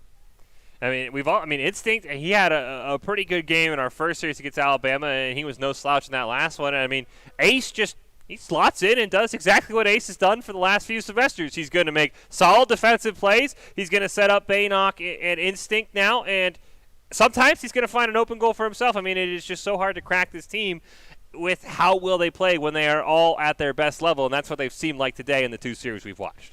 I think this team definitely feels like a cinder block right about now. It's just no brute force that you own, like within your own physical self, is capable of breaking this team. It's going to take an equally large cinder block or just something else entirely to just tear this team apart, especially with how good they've been feeling clearly and how well they've been performing. Or maybe Boise State getting careless with their own cinder block. That felt like their worst enemy in the game against UT Dallas was themselves, where they'd have, a very aggro play, and it would allow some open net shenanigans. But it's Ace Pocket, Bannock, Instinct for their final match of the night. Can Boise State go 4-0? We will see here. Very close to 4 straight sweeps. Alabama is going to be the one preventing that, at least for now. But we'll see what Washington State has up their sleeve. The PlayVS series has just reached the halfway point of the regular season. The Broncos just now improving to 4-3 with their last win over the UT Dallas squad. And we'll see what they have in our final match against Washington State. But right now, all the pressure, and we haven't even seen them play, is on Washington State tacky, because if they can't shut down Boise State from the opening kickoff, it's going to be a long night as the opening kickoff just happens. And now Boise State switch. They're in the orange. We'll see if that stops the mojo. And for Bannock and Instinct, they almost get a goal, but Social Jake's able to make a great save. Yeah, so as if it wasn't confusing, it is currently Boise State blue playing on orange, and that was quite a save there. Very impressive from Ace Pocket. And yeah, I don't really know what to expect from this game. I haven't seen Washington State play in a while, but I do know how this orange team plays, and it's very, very hot right now. Right now, Don Q looking for a clear, not able to find it. Ace Pocket's going to pop it up in the air. Nin's able to get a great save and clear it all the way down to the other side, where Instinct's going to have to hit it up on the wall, plays it around one. Donk's going to take a shot on net, not able to find it. And now Boise State looking for a clear. Bannock pops it up over one. Instinct gets it around another one. And Bannock will go chasing as Don's able to hit it back over towards midfield. Ace Pocket still with the bunny ears, able to keep that ball on the Boise State side. Now, unfortunately, gets cleared over, and he's going to have to go chasing after it. He'll bicycle it up in the air around one, and Bannock will just clear it down. Yeah, definitely. We're seeing some interesting plays here. Definitely some good ideas from Ace and Bannock, trying to hit it back and forth between each other to cut out defenders and make sure that they can get down the field in a safe way. Ooh, Ace wanted the back pass. Bannock wasn't there. And that's a defensive breakdown for Boise State. Yeah, I mean, I guess it happens, but clear miscommunication and just a breakdown from there. There's not really much else to say about it other than just got to use your words. Yeah, it looked like Ace thought Bannock was behind him. Bannock was pushing up towards midfield. Washington State will score the first goal of the night in game number 1 here. His Instinct's going to try and play it around Ninny. Not able to, though, as he makes a great challenge on that ball. Don now looking for a shot on the net. He'll get bumped well out of the play, and Social Jake will come charging in. Great spear there by Ace Pocket. Slamming into the wall, gets it around one. Huge clear right back, though. And now Instinct's going to clear it down towards midfield. He'll pinch it off, and that ball's going to take a crazy ricochet angle all the way in to the Washington State corner, where Bannock's going to play it over one. It looks like he's going to bail on it as Ace Pocket maybe setting up for a pass. Here comes Instinct, but Don's going to win that one cleanly. Yeah, this is actually a very interesting game. A lot more back and forth than the other last game against UT Dallas. I think what's going on is just this Washington State team is doing a really good job of coming out with their own firecrackers. And so it's taking a little bit of time for both teams to establish like a sense of dominance over this game. And it's just going to take time for this to kind of shake out as they're both trying to force opportunities and using their mechanical prowess to make things happen. Oh, that was close. Bannock hits the top crossbar. There was nobody there in that net. Just an unfortunate set of circumstances for Boise State. We're halfway through game number 1. Bannock and Don both going to go up for it. It'll be kept alive there, but Ace is going to take a long shot on the net. Instinct's not able to redirect it. Social Jake can't clear it around Bannock, but Boise State will have to go retreating as Don in the corner is going to lose the handle on it. Ace Pocket's going to make him pay for that one. And then he's able to play it around a pair of Broncos, and now Boise State's got to go retreating, and that's going to be a tough save for Instinct, but he'll make it. Yeah, we're really seeing a lot of team play try to happen. It seems like we're playing a little bit more to a slower, more methodical state currently. We're not trying to force things. We're more just making sure that we're keeping the ball in safe areas, not giving away a lot of opportunities, and making sure that we know where all of our teammates are at all times. That was a great save by Don. Instinct can't quite find a follow-up shot. Baynock's going to play it off the back wall. Here comes Ace Pocket. Oh, Boise State with so many close opportunities. Great bump there by Ace Pocket, and Instinct ties the game up. Yeah, I've said it before when I'm playing Rocket League, and I'll say it again. You can't make nearly as many mistakes as long as you follow it with a bump. So many missed opportunities so far. However, good job by Ace Pocket making sure he made another opportunity then by bumping his opponents out of the way. Boise State tied up at 1 here in game number 1. Just over a minute left.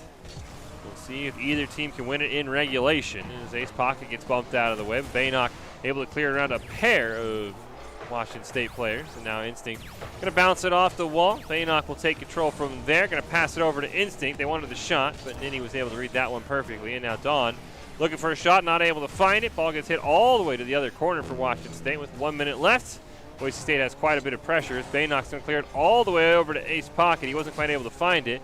Now Instinct's got to be careful. He's the last line of defense, and Baynock has to go back to his own corner to corral the ball. Yeah, this is a very close game. And the difference maker in these two goals is interesting because they actually, Washington State, have their first goal off of a very clear mechanical mishap or communication mishap, whatever you want to call it, from Ace Pocket, whereas our goal is scored off of an equally weird situation in their end. So it kind of comes down to clearly the pressure I've been talking about, where the more pressure you put on, the more likely they're allowed to make a mistake. And so you just got to be ready for those mistakes to happen. 15 seconds left here. Instinct can't find a clear. Ace Pocket will challenge Don, but he's still able to get a touch on the ball. Social Jake centers it up, and Instinct's going to launch it cross map. Washington State, you're talking about mistakes and pressure. There's one right there, and Boise State gets the lead with 7 seconds. Just a slight overcalculation of where his teammate was, where Social Jake just kind of hit it too far as a pass and followed it too far and just threw all of his teammates off, leading to an open net for Instinct. See if Boise State can hold on to the lead. We saw the orange team give up one with 0 seconds on the clock to go to overtime. Boise State trying to get one more as insurance to make sure this game ends. The ball's just got to touch the ground. Boise State's trying to play keep away. Social Jake can't keep it alive. And the orange team will win on a cross-map roller with 7 seconds left. And both these teams very evenly matched. I mean, I think we could say all 3 goals were more of defensive breakdowns than amazing out skills that we've been seeing all night, Tacky. Oh, yeah, 100% agree with you there. It kind of seems like it can seem weird when you're watching gameplay that is that close that it just comes down to really weird mishaps. It feels like you're watching something that's like lower level of gameplay, but what you're actually watching is really high level players playing the game, and that happens when both teams are really good at keeping pressure and making plays happen. The only way you can score sometimes is by having these mistakes happen, and so it comes down to the team that is most consistent. In this particular 5-minute segment, it was BSU. However, who knows next game? These games are really, really close, and it comes down to who's the best at turning pressure into goals. Yeah, right now Boise State with a 2-1 win over in game 1, but I think you absolutely nailed it, Tacky. It's 2 very evenly, I mean, probably the most even match we've seen all night, as these teams were tied for a while. So it's 2 very high-skilled teams, both applying a lot of pressure. I mean, that's what it feels like in high-level Rocket League, is it's not who makes this crazy play you're going to see on a highlight reel or on Reddit. It's whichever team just makes less mistakes, and it's so hard when you, as Boise State, I think, put themselves in a little bit better position, had, 4 straight shots, finally got a bump from Ace Pocket that allowed that ball to go in. But team that makes less mistakes usually is going to win more than the team that makes the flashy play. Oh, yeah, I totally agree. And I'm really excited to see where this next game goes, because this close to Rocket League, like you said, we haven't seen all night. It's been blowouts in either direction all night, and I'm excited to see where these games are going to go, how the teams are going to adjust, and how they're going to try to make goals happen through pressure, which is the most important part of the game. Ace in the corner. He's able to get it away from one. Social Jake wants to recenter it, and now they're going to get a great pass over to Baynock, but it was intercepted there. That could have been a disaster for Washington State. Social Jake's going to elevate. Ninny was right behind him, and here comes Don. And now that's a defensive breakdown. Ace has just got to get to the ball in time. Oh, no! Boise State just, they just choked that one away. Yeah, that was bad.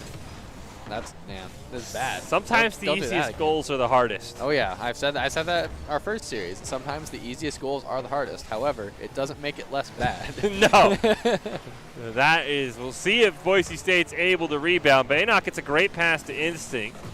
Redirected in midair. Ace trying to keep it alive there. Don not able to keep it away from Baynock, who pops it up. Great demo there onto Social Jake.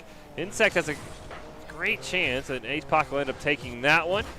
As it looks like Ninny and Baynock going to clear out in the corner there. Social Jake will finally clear it down. Instinct keeps it alive. And Baynock barely clears it away, and it's a 2-on-1 for Ace and Baynock versus Ninny, and he's able to make just enough of a hit on it to redirect the ball. Follow up from Instinct, not going to be there. He's playing just very cautiously, as he probably should. Yeah, very close gameplay still. We should have a lead right now, but we don't, unfortunately, and it's kind of interesting to watch. Like, pressure can go both ways. You can pressure yourself and tilt yourself out of scoring, like, easy nets, but as the game goes on, like, it is required that you turn that pressure into goals, and you take opportunities that they give you, like that, and you make a goal out of it. Great stop there by Ace Pocket on the air dribble. Baynock now has the ball in the corner. He tried to fake out Social Jake, wasn't quite able to do it. We're going to get a demolition right in front of the ball as Instinct's going to get one onto Don. Ace tries to pass it over to Baynock, but Don will make a great save off the respawn. Ace wants to keep it alive, though, but it looks like Ninny's going to play it around Instinct. Social Jake should be able to get it clear, but Baynock's right there. He'll let it back down in the corner. Boise State has all the pressure. And neither team has a goal as that ball gets centered right in front of the net. Social Jake's able to clear it away. Yeah, definitely just a lot of ping pong right now, back and forth with this midfield line, as both teams kind of struggle to fit their pressure on the other end of the field and keep it there and hold it down until something breaks. Great demolition there onto Baynock. He would have been the man in that rotation for that ball. He's going to come off the respawn, rattle it right around the corner in front of the net. Don barely redirects his shot from Instinct, and we're already 3 minutes gone by, and it's a 0-0 game. Ace keeps it alive at that midfield stripe, but Don's able to hit it all the way down into the corner, and it's Boise State's turn to survive the pressure, and Don gets the goal. Yeah, this just comes down to we could have a tied game right now if we transition this pressure into a goal like they did. And they did a really good job of turning the transition from being on defense to them being on offense and finding a goal immediately off of that and keeping the pressure so hard that there's no time to reset. Don's not quite able to play it around Instinct. Pass there from Baynock. Back from Instinct over to Baynock. Ace Pocket takes the shot off the crossbar. Social Jake gets Baynock but not ball, and we got a tie game just like that. So close, but a great passing play. A little bit slower than we might want. However, we did find a way to beat them to every single one of those challenges, and that's what the difference maker was, that we were there first. 1-1 game here. Game 2 of the PlayVS series, our final of the night. Broncos have a 1-0 series lead. We'll see if they can put themselves on match point. And then he's going to try and hit that on target. Instinct's going to be forced to make a great save there. Great shot there from midfield, and now Instinct will look for a clear. He'll pass it over to Ace Pocket. They're going to bang it on net, looking for a rebound, but a great redirect there by a member of Washington State. Baynock keeps it alive in the face of two. Instinct will recenter it there for Baynock. Ooh! When he bodies it through, finding another opportunity. Baynock is being the savior of this game, having 2 missed goal opportunities, but now we get both back because Baynock is just shoving it through and making sure that he's beating people to challenges. All right, we'll see what happens. This is the same situation we found ourselves in last game. Boise State rallying back after Washington State scores the first goal. The Cougars this time have a lot more time on the clock than they had in game number 1 as that ball goes right in front of the Bronco net. Baynock's going to just bully that one right through Ninny once again, but Don will take a shot, and he's going to make a clean save there. Social Jake wants to keep the play alive, though, with a minute left, but Instinct's going to dunk it right away from him. Baynock will challenge Don on that one. It's up for Ninny here to take a long shot on net. It's going to go wide. Is there a follow-up off the rebound? There is, and now Instinct's going to clear it down. Social Jake has to retreat. Boise State's rushing down to find an insurance goal. Yeah, we're seeing a lot of pressure from both sides, and almost a goal turned into an opportunity from Washington State earlier. But now it's kind of just back on the BSU pressure end, and we're just kind of getting to see what BSU has in store for a goal for us. 30 seconds left here. Washington State trying to tie this game. Great shot by Nini on net. Rebound available as Ace isn't able to find it, but bad rotation from Washington State. They're just too far off the ball. And now Ace Pocket's going to be able to clear it down into the corner. Nini's going to corral it. Ace Pocket will just challenge and bowl right over him. 10 seconds left. Don makes a great save. Can Washington State go the length of the field? And Baynock has other ideas as he just wants to put it right on the ground. 1 second left. Boise State will just simply let it touch, and it's another 2-1 win. And Boise State has themselves on match point. Yeah, definitely a very interesting game. It seems kind of like we just barely are beating them to a lot of balls. Yep. Like, that's what it came down to with those last two. Like, obviously, the score could have been completely different had Ace scored that one goal. But it really wouldn't have been because we still would have been ahead, right? Yeah. That result would have been the same.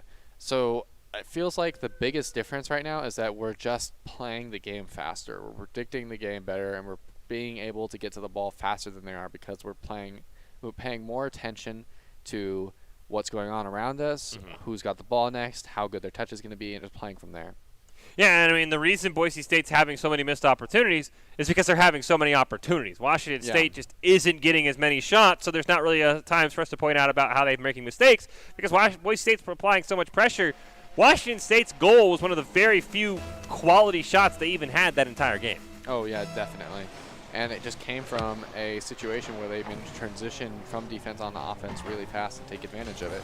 And notice I said really fast because that's all they beat us in was speed. So if we continue to have our speed up, this is going to be another BSU game. And then you look for the shot there. Ace makes a great save. Don's going to take a shot on net.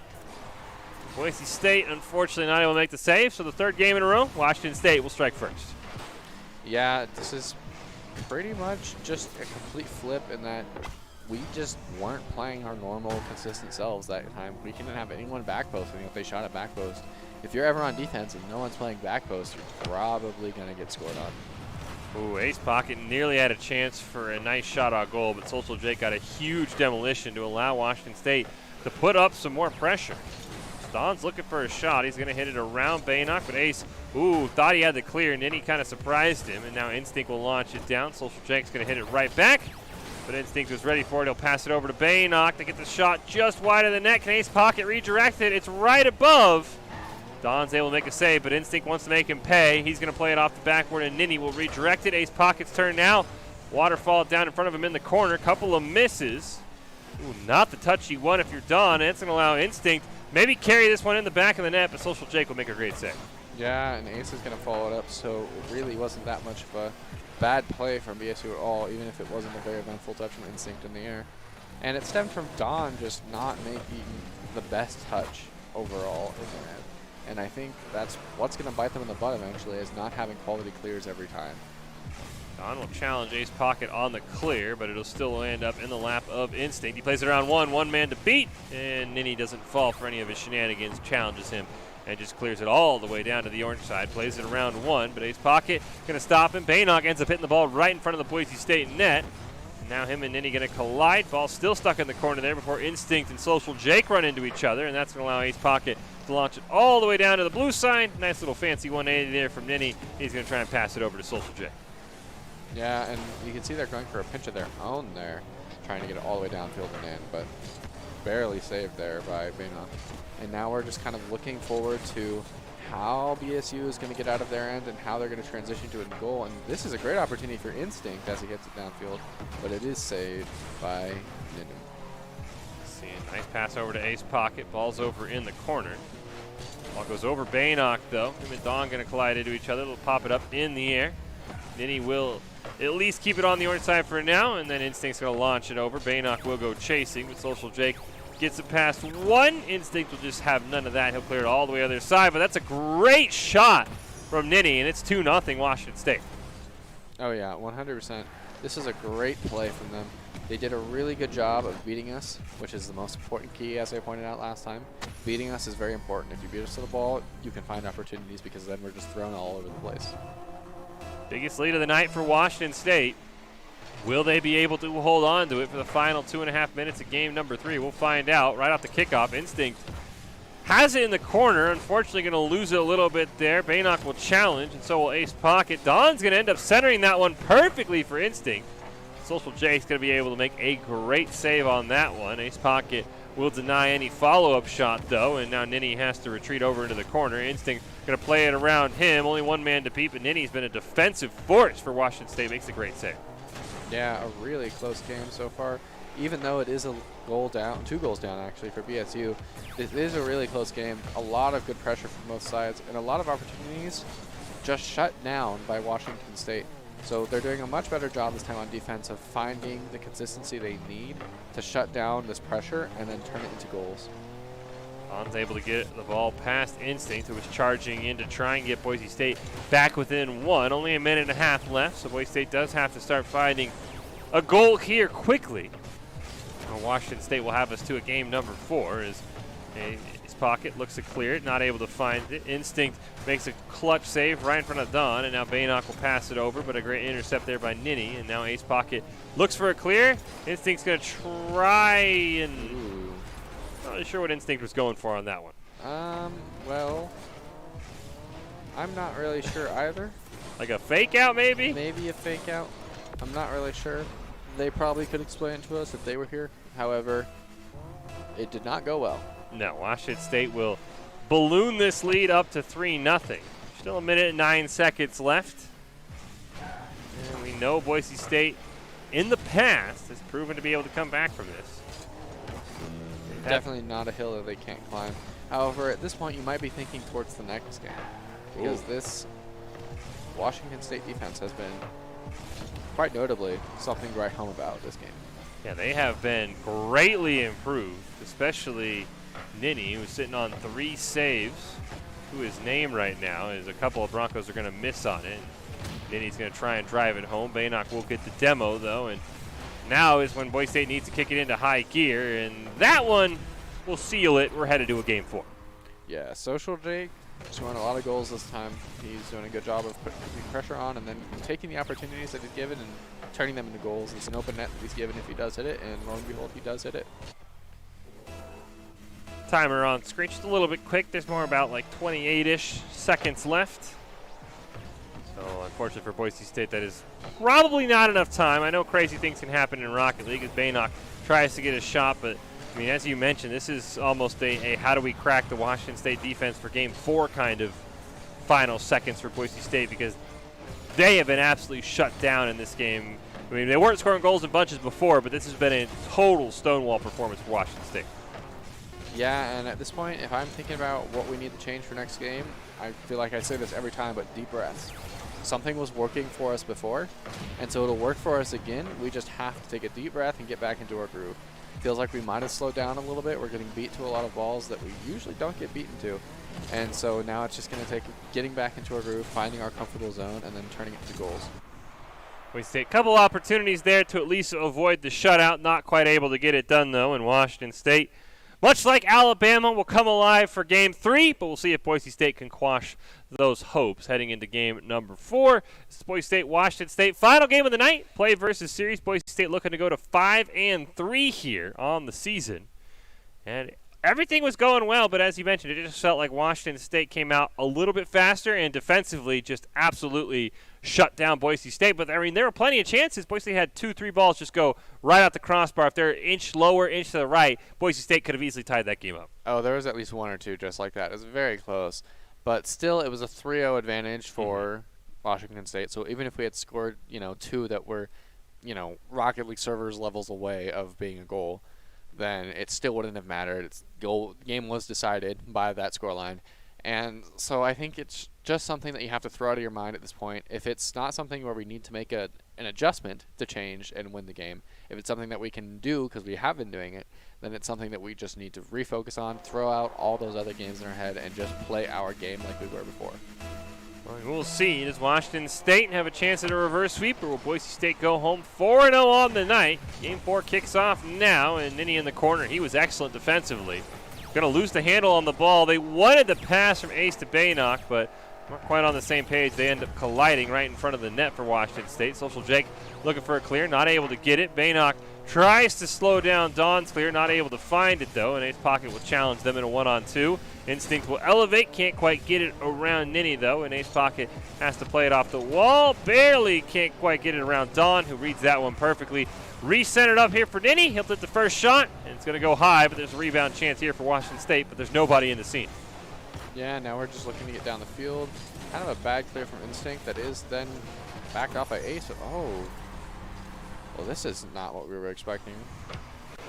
This is kind of an interesting play where Ace barely kicks kind of an iffy save, and then just a good shot, admittedly, by Washington State. However, definitely we had defenders there. That doesn't give us an excuse to miss it if we have someone in net. Ooh, tie up on the kickoff there a couple of times. Allows Social Jake to clear it down. Instinct will hit it right back towards the midfield, and Baynock's going to upend Social Jake, but a huge demolition is going to allow Ninny for a second shot attempt. And unfortunately, his own teammate kind of redirected the ball away from what could have been a rebound chance.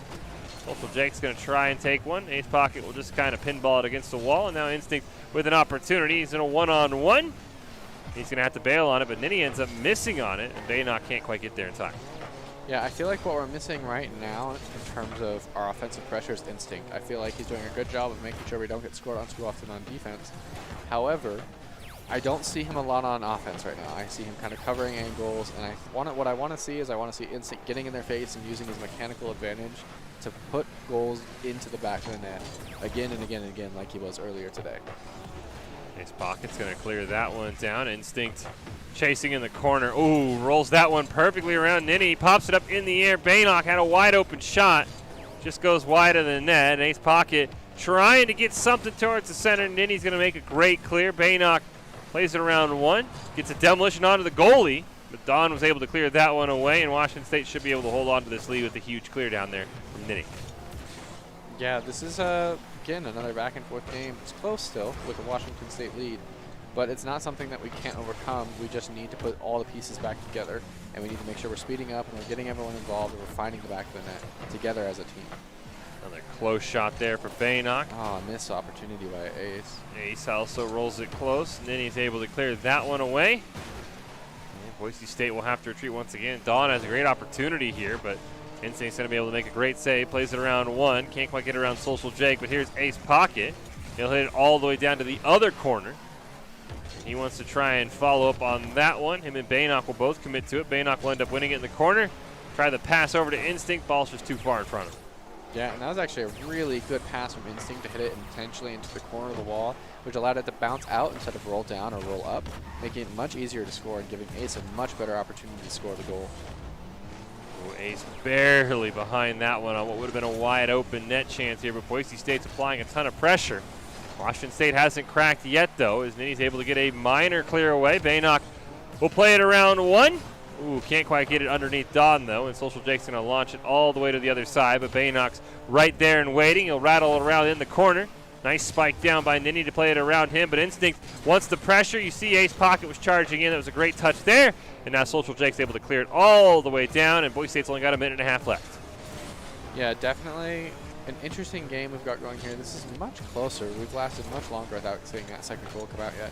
And you got to be wondering, is this just a game where Washington State is going to shut them out on defense again, or are we going to see an opportunity come out that finally we pounce on?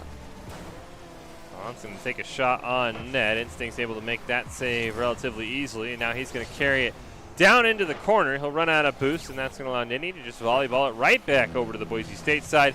Ace does just enough. Baynock will bump Don around, but he's still able to corral near midfield. One man to beat. Plays it off the backboard. Shot's going in, and Ace Pocket can't quite make the save.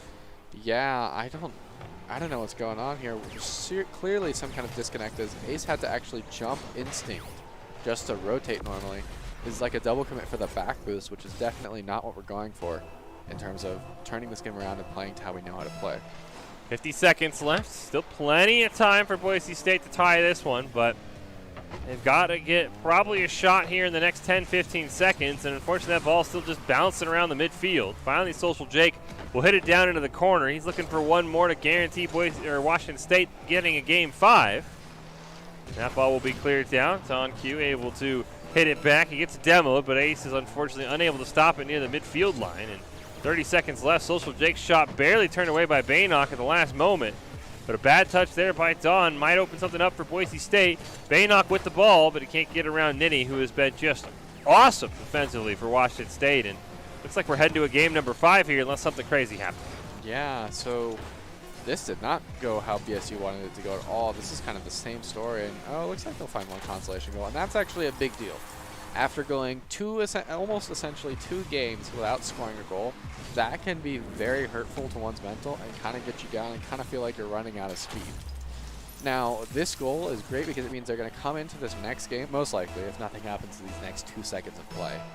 They're going to come into this next game having momentum scoring-wise. And I can tell you, even though it's such a small thing and there's a 5-minute difference between this game and the next one, that's a big deal. You can feel that difference. And hopefully it's something that they can turn into more goals the next time around. So I don't know what else to say other than that. Like, Washington State is playing great defense. We're not doing a great job of cutting it down, and we're making some really weird defensive rotation mistakes, and it's making it super easy for them to just find these goals over enough time, right?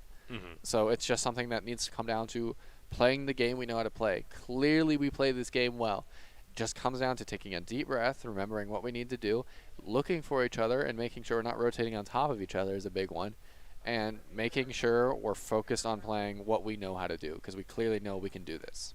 Yeah, I mean, it feels like if Boise State isn't able to figure out anything offensively but plays like we know they can defensively, we could be looking at a very extended overtime between these two teams because, I mean, Washington State's 2 goals in that game really felt like they were just kind of, I mean, you even mentioned one where it was like a double commit over a boost pad, which is something we haven't seen in ages for Boise State. So it just feels like they're tilted just a little bit. They can figure that one out. I mean, not to mention, once again, they had multiple opportunities that this time would have won them the game had they converted multiple off the crossbars, multiple just bare misses. If Boise State can figure it out offensively and just get a couple inches to the left or to the right on some of those shots, Washington State's not going to stand a chance. But we're here. We're game number 5. One of these teams is going home a winner. I'm hoping it's Boise State. That is a huge mistake.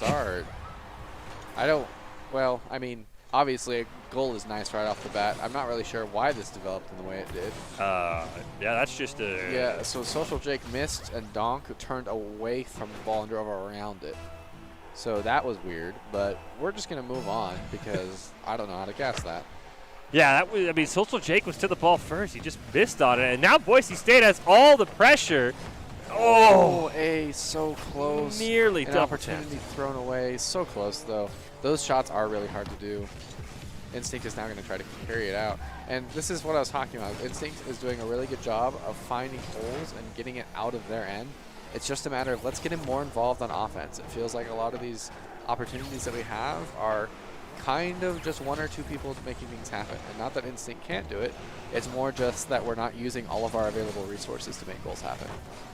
Washington State is panicking right now. That ball's going to just pinball in. So unfortunate. That is so unfortunate. This was in no way intentional. It was a pass from Ace, and it just happened to bounce off of Social Jake and in. That is unfortunate. But that's the way to start if you want to win Game 5. And even more unfortunate, Social Jake got the demolition, too. Ball's going to get tied up there. Baynock will eventually find it after a hit from midfield, and he's going to carry it down. Social Jake clears it over to the corner. Ace Pocket, who's got both goals right now in Game 5, has come alive. Instinct wants to pass over to Baynock. Baynock not going to get there in time. He will just retreat. And Dawn not able to get the greatest of passes off. Baynock's going to play it around 1. Let's make it 2. The Ninny will stop that one, but Ace Pocket! No, it's open. Give the man a hat trick! He's come alive in Game 5. Who needs Instinct, right? We've got Ace Pocket. Who needs a team when Ace Pocket just... He waited to toggle on. Yeah, exactly. And I think it's really important to think about how Washington State must be feeling right now, right? Like, this complete momentum flip.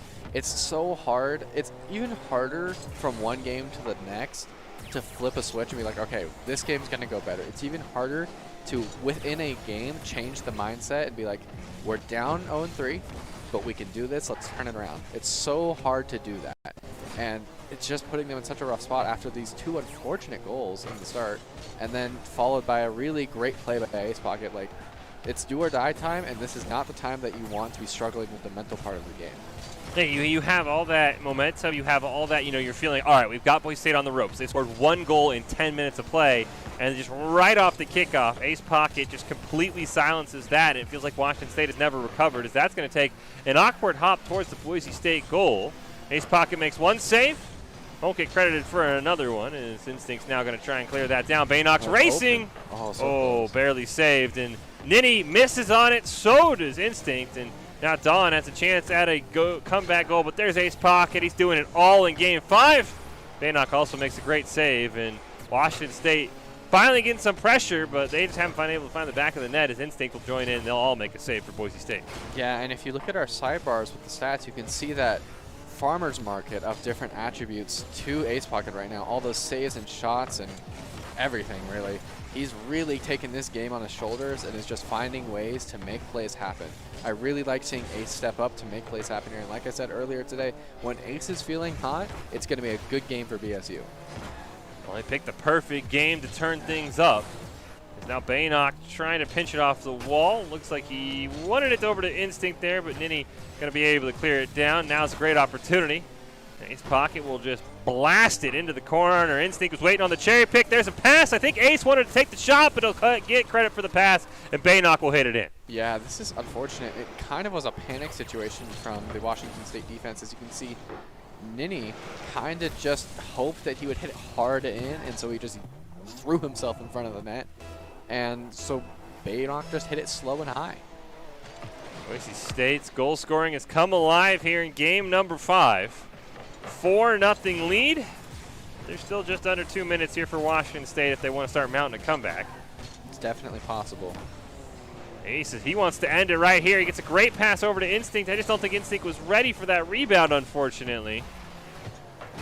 Baynock will take a shot. He's looking for a play onto somebody. Double demolition does come out, but it should not matter as Instinct wants to keep that ball alive, and Don will just hit it down into the corner. There's only 1 minute and 20 seconds left, and Washington State has no pressure right now. Yeah, it's a really difficult situation for them to be in, and 0-3 is hard enough, but 0-4 is when the game starts to really feel lost. The amount of comebacks that I've seen at 0-3 are infinitely higher than the ones at 0-4. It's just a completely different feeling. And now there's only 1 minute left, and Washington State is floundering in their own end. Ninny's going to get a huge clear. Boise State overcommits. Can Ace get the save? No. So he tried his hardest, and then he gets him back in it, but it's still 3 goals in under 1 minute that you're asking for. Yeah, and, and if you're in this situation as Washington State, you've got to kind of just reset and just play hot and play fast and just try to force things to happen, because at this point, your back's against the wall. Any mistake you make isn't really going to bury you any further than this. Baynock's going to pass it back. Ace Pocket. Why not? That's a 4th goal, and Boise State's pretty much wrapped this series up. Yeah, well, Ace has wrapped this series Yeah. up. Ace really turned it on this time. And a great pass from Baynock out mid, straight to Ace, where he can just barrel it to the back of the net. What a great play by the two of them. Boise State looking like they're going to end the night 4-0 overall. The blue team with an impressive 3-0 play as well. And they're going to go into the second half of the Play Versus series with a 5-3 record. Not too shabby for them as the final seconds will tick down on this one. Maybe Baynock looking for one more, but Washington State fought all the way back to Game 5 for this to happen as Instinct joins the scoring parade. Yeah, this was quite the series. It was really close for a while there. This game doesn't feel like it for sure, but this game was a very exciting game to watch. Very interesting series. A lot of really strong players came out to play today, and at the end of the day, both teams played to the best of their ability. 15 seconds left. Ace nearly gets a 5th goal in off the kickoff, but it's just wide of the net. Baynock will swipe that one away. Instinct now going to try and take a shot. Don will stop it. They, for some reason, just decided they wanted to bully Ace Pocket. Ninny's very upset. Out of the play, still gets the demo. And time will tick down, and Boise State looks like they're going to comfortably win this one. Final goal will go in, but it's not going to matter in the long run. Yeah, and that's going to be the game. And honestly, if I had to pick a player of the game right now, because I know that question's coming. Oh, hold on. I don't see. I want to make sure that production doesn't steal it from you. Oh. So hold on to your thought. We're going to make sure that production doesn't pull a fast one on us. Well, 100%. This game, this series in general, was cracked. It was Yes. a really fun series to watch. Washington State played really good Rocket League. Boise State played really good Rocket League. It's just the cookies did not shake out this way for Washington State this time. And I think both teams can go home feeling like they played well today. Yeah, I mean, huge props to Washington State. I mean, they basically held Boise State scoreless for 10 straight minutes. Instinct got a goal to stop that with, seconds remaining. But absolutely awesome play. Don't forget that the Esports Tower is a great way to unlock your true talent. If you're tired of trying to do it alone and need some help ranking up, then go check out the Esports Tower. We also have their events every Monday with Rocket League, and it's been a ton of fun. So if you want to unlock your true talent, you want to learn more, esportstower.com. Well, we will put a bow on tonight's action. Boise State 4-0 overall, and I mean, really impressive performances all around, Tacky, and a great resiliency from Boise State to go from not scoring a goal for 2 straight games to scoring 6 and just putting that game out of reach from the start. Oh, yeah. They had more than enough insurance goals that game. And I think what it came down to at the end of the day is just playing the game. Both teams knew how to play, and they just had to play the way they had been taught to play the way they had practiced, and play just as a team and working together on defense and offense to find ways to hit each other and make sure that they have control of the ball and control the field as a result. Well, hopefully now it's not we've burned too much time, because I know you're very proud of your perfect ICCU player of the game prediction streak. This might be your toughest one yet, though. Oh, this one's tough, yeah. Because it's, do you favor maybe better overall series performance with the hot hand in Game 5? Who's it going to be? Who's your ICCU player of the game? I think I have to give it to Ace, because as much as everyone else performed just as well during the rest of the series, Ace, that one player, can make a huge difference when he makes a couple good plays in the game, completely turn around a series, and rally the entire team back. So even if it's not given to Ace, it's well-deserved, but Ace should have won. No, I completely agree with you. I will take the clutch. I mean, you could go 0 for 40 in Game 1 through 4. If you pop off in Game 5, you've got the Jordan gene, and apparently you've got it too. It's Ace Pocket. Who cares about Games 1 through 4? The man just shows up when it matters most. Absolutely dominated Washington State.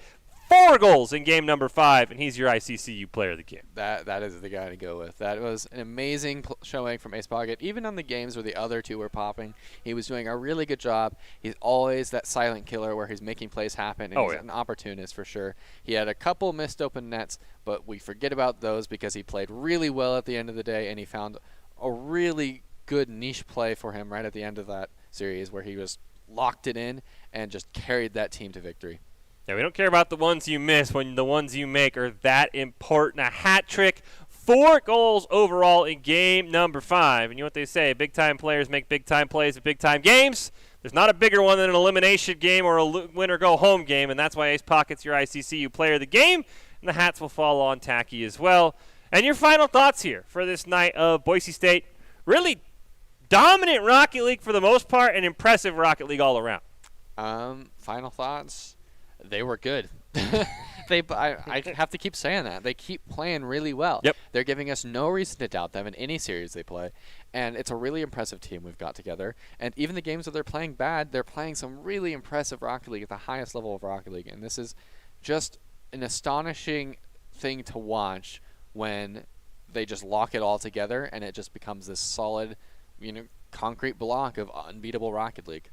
Yeah, and I mean, it has been a really impressive turnaround for the Boise State Blue team in particular. They finished second in the NECC when at points they were battling for the last playoff spot. The Orange team's also going to take home second in their division in NECC. And after these 2 wins tonight, Boise State Blue is 5-3 overall as we reach the second half of the PlayVS season. Well, that's going to do it for us tonight. A great performance for Boise State. I think everybody on the Blue team actually picked up an ICCU player of the game as well, which is quite the feat. But we will end with our top 5, presented by the Idaho Army National Guard, who invites you to take your impressive critical thinking skills into real time. More than 10 jobs offering a $20,000 bonus and your degree of choice paid for. The Idaho Army National Guard is the best team out there. Reach out on Twitch at iGuard Gaming and make sure you follow the Boise State Esports channel so you always know when there's great events coming your way. And until next time, have a great evening and enjoy the top 5.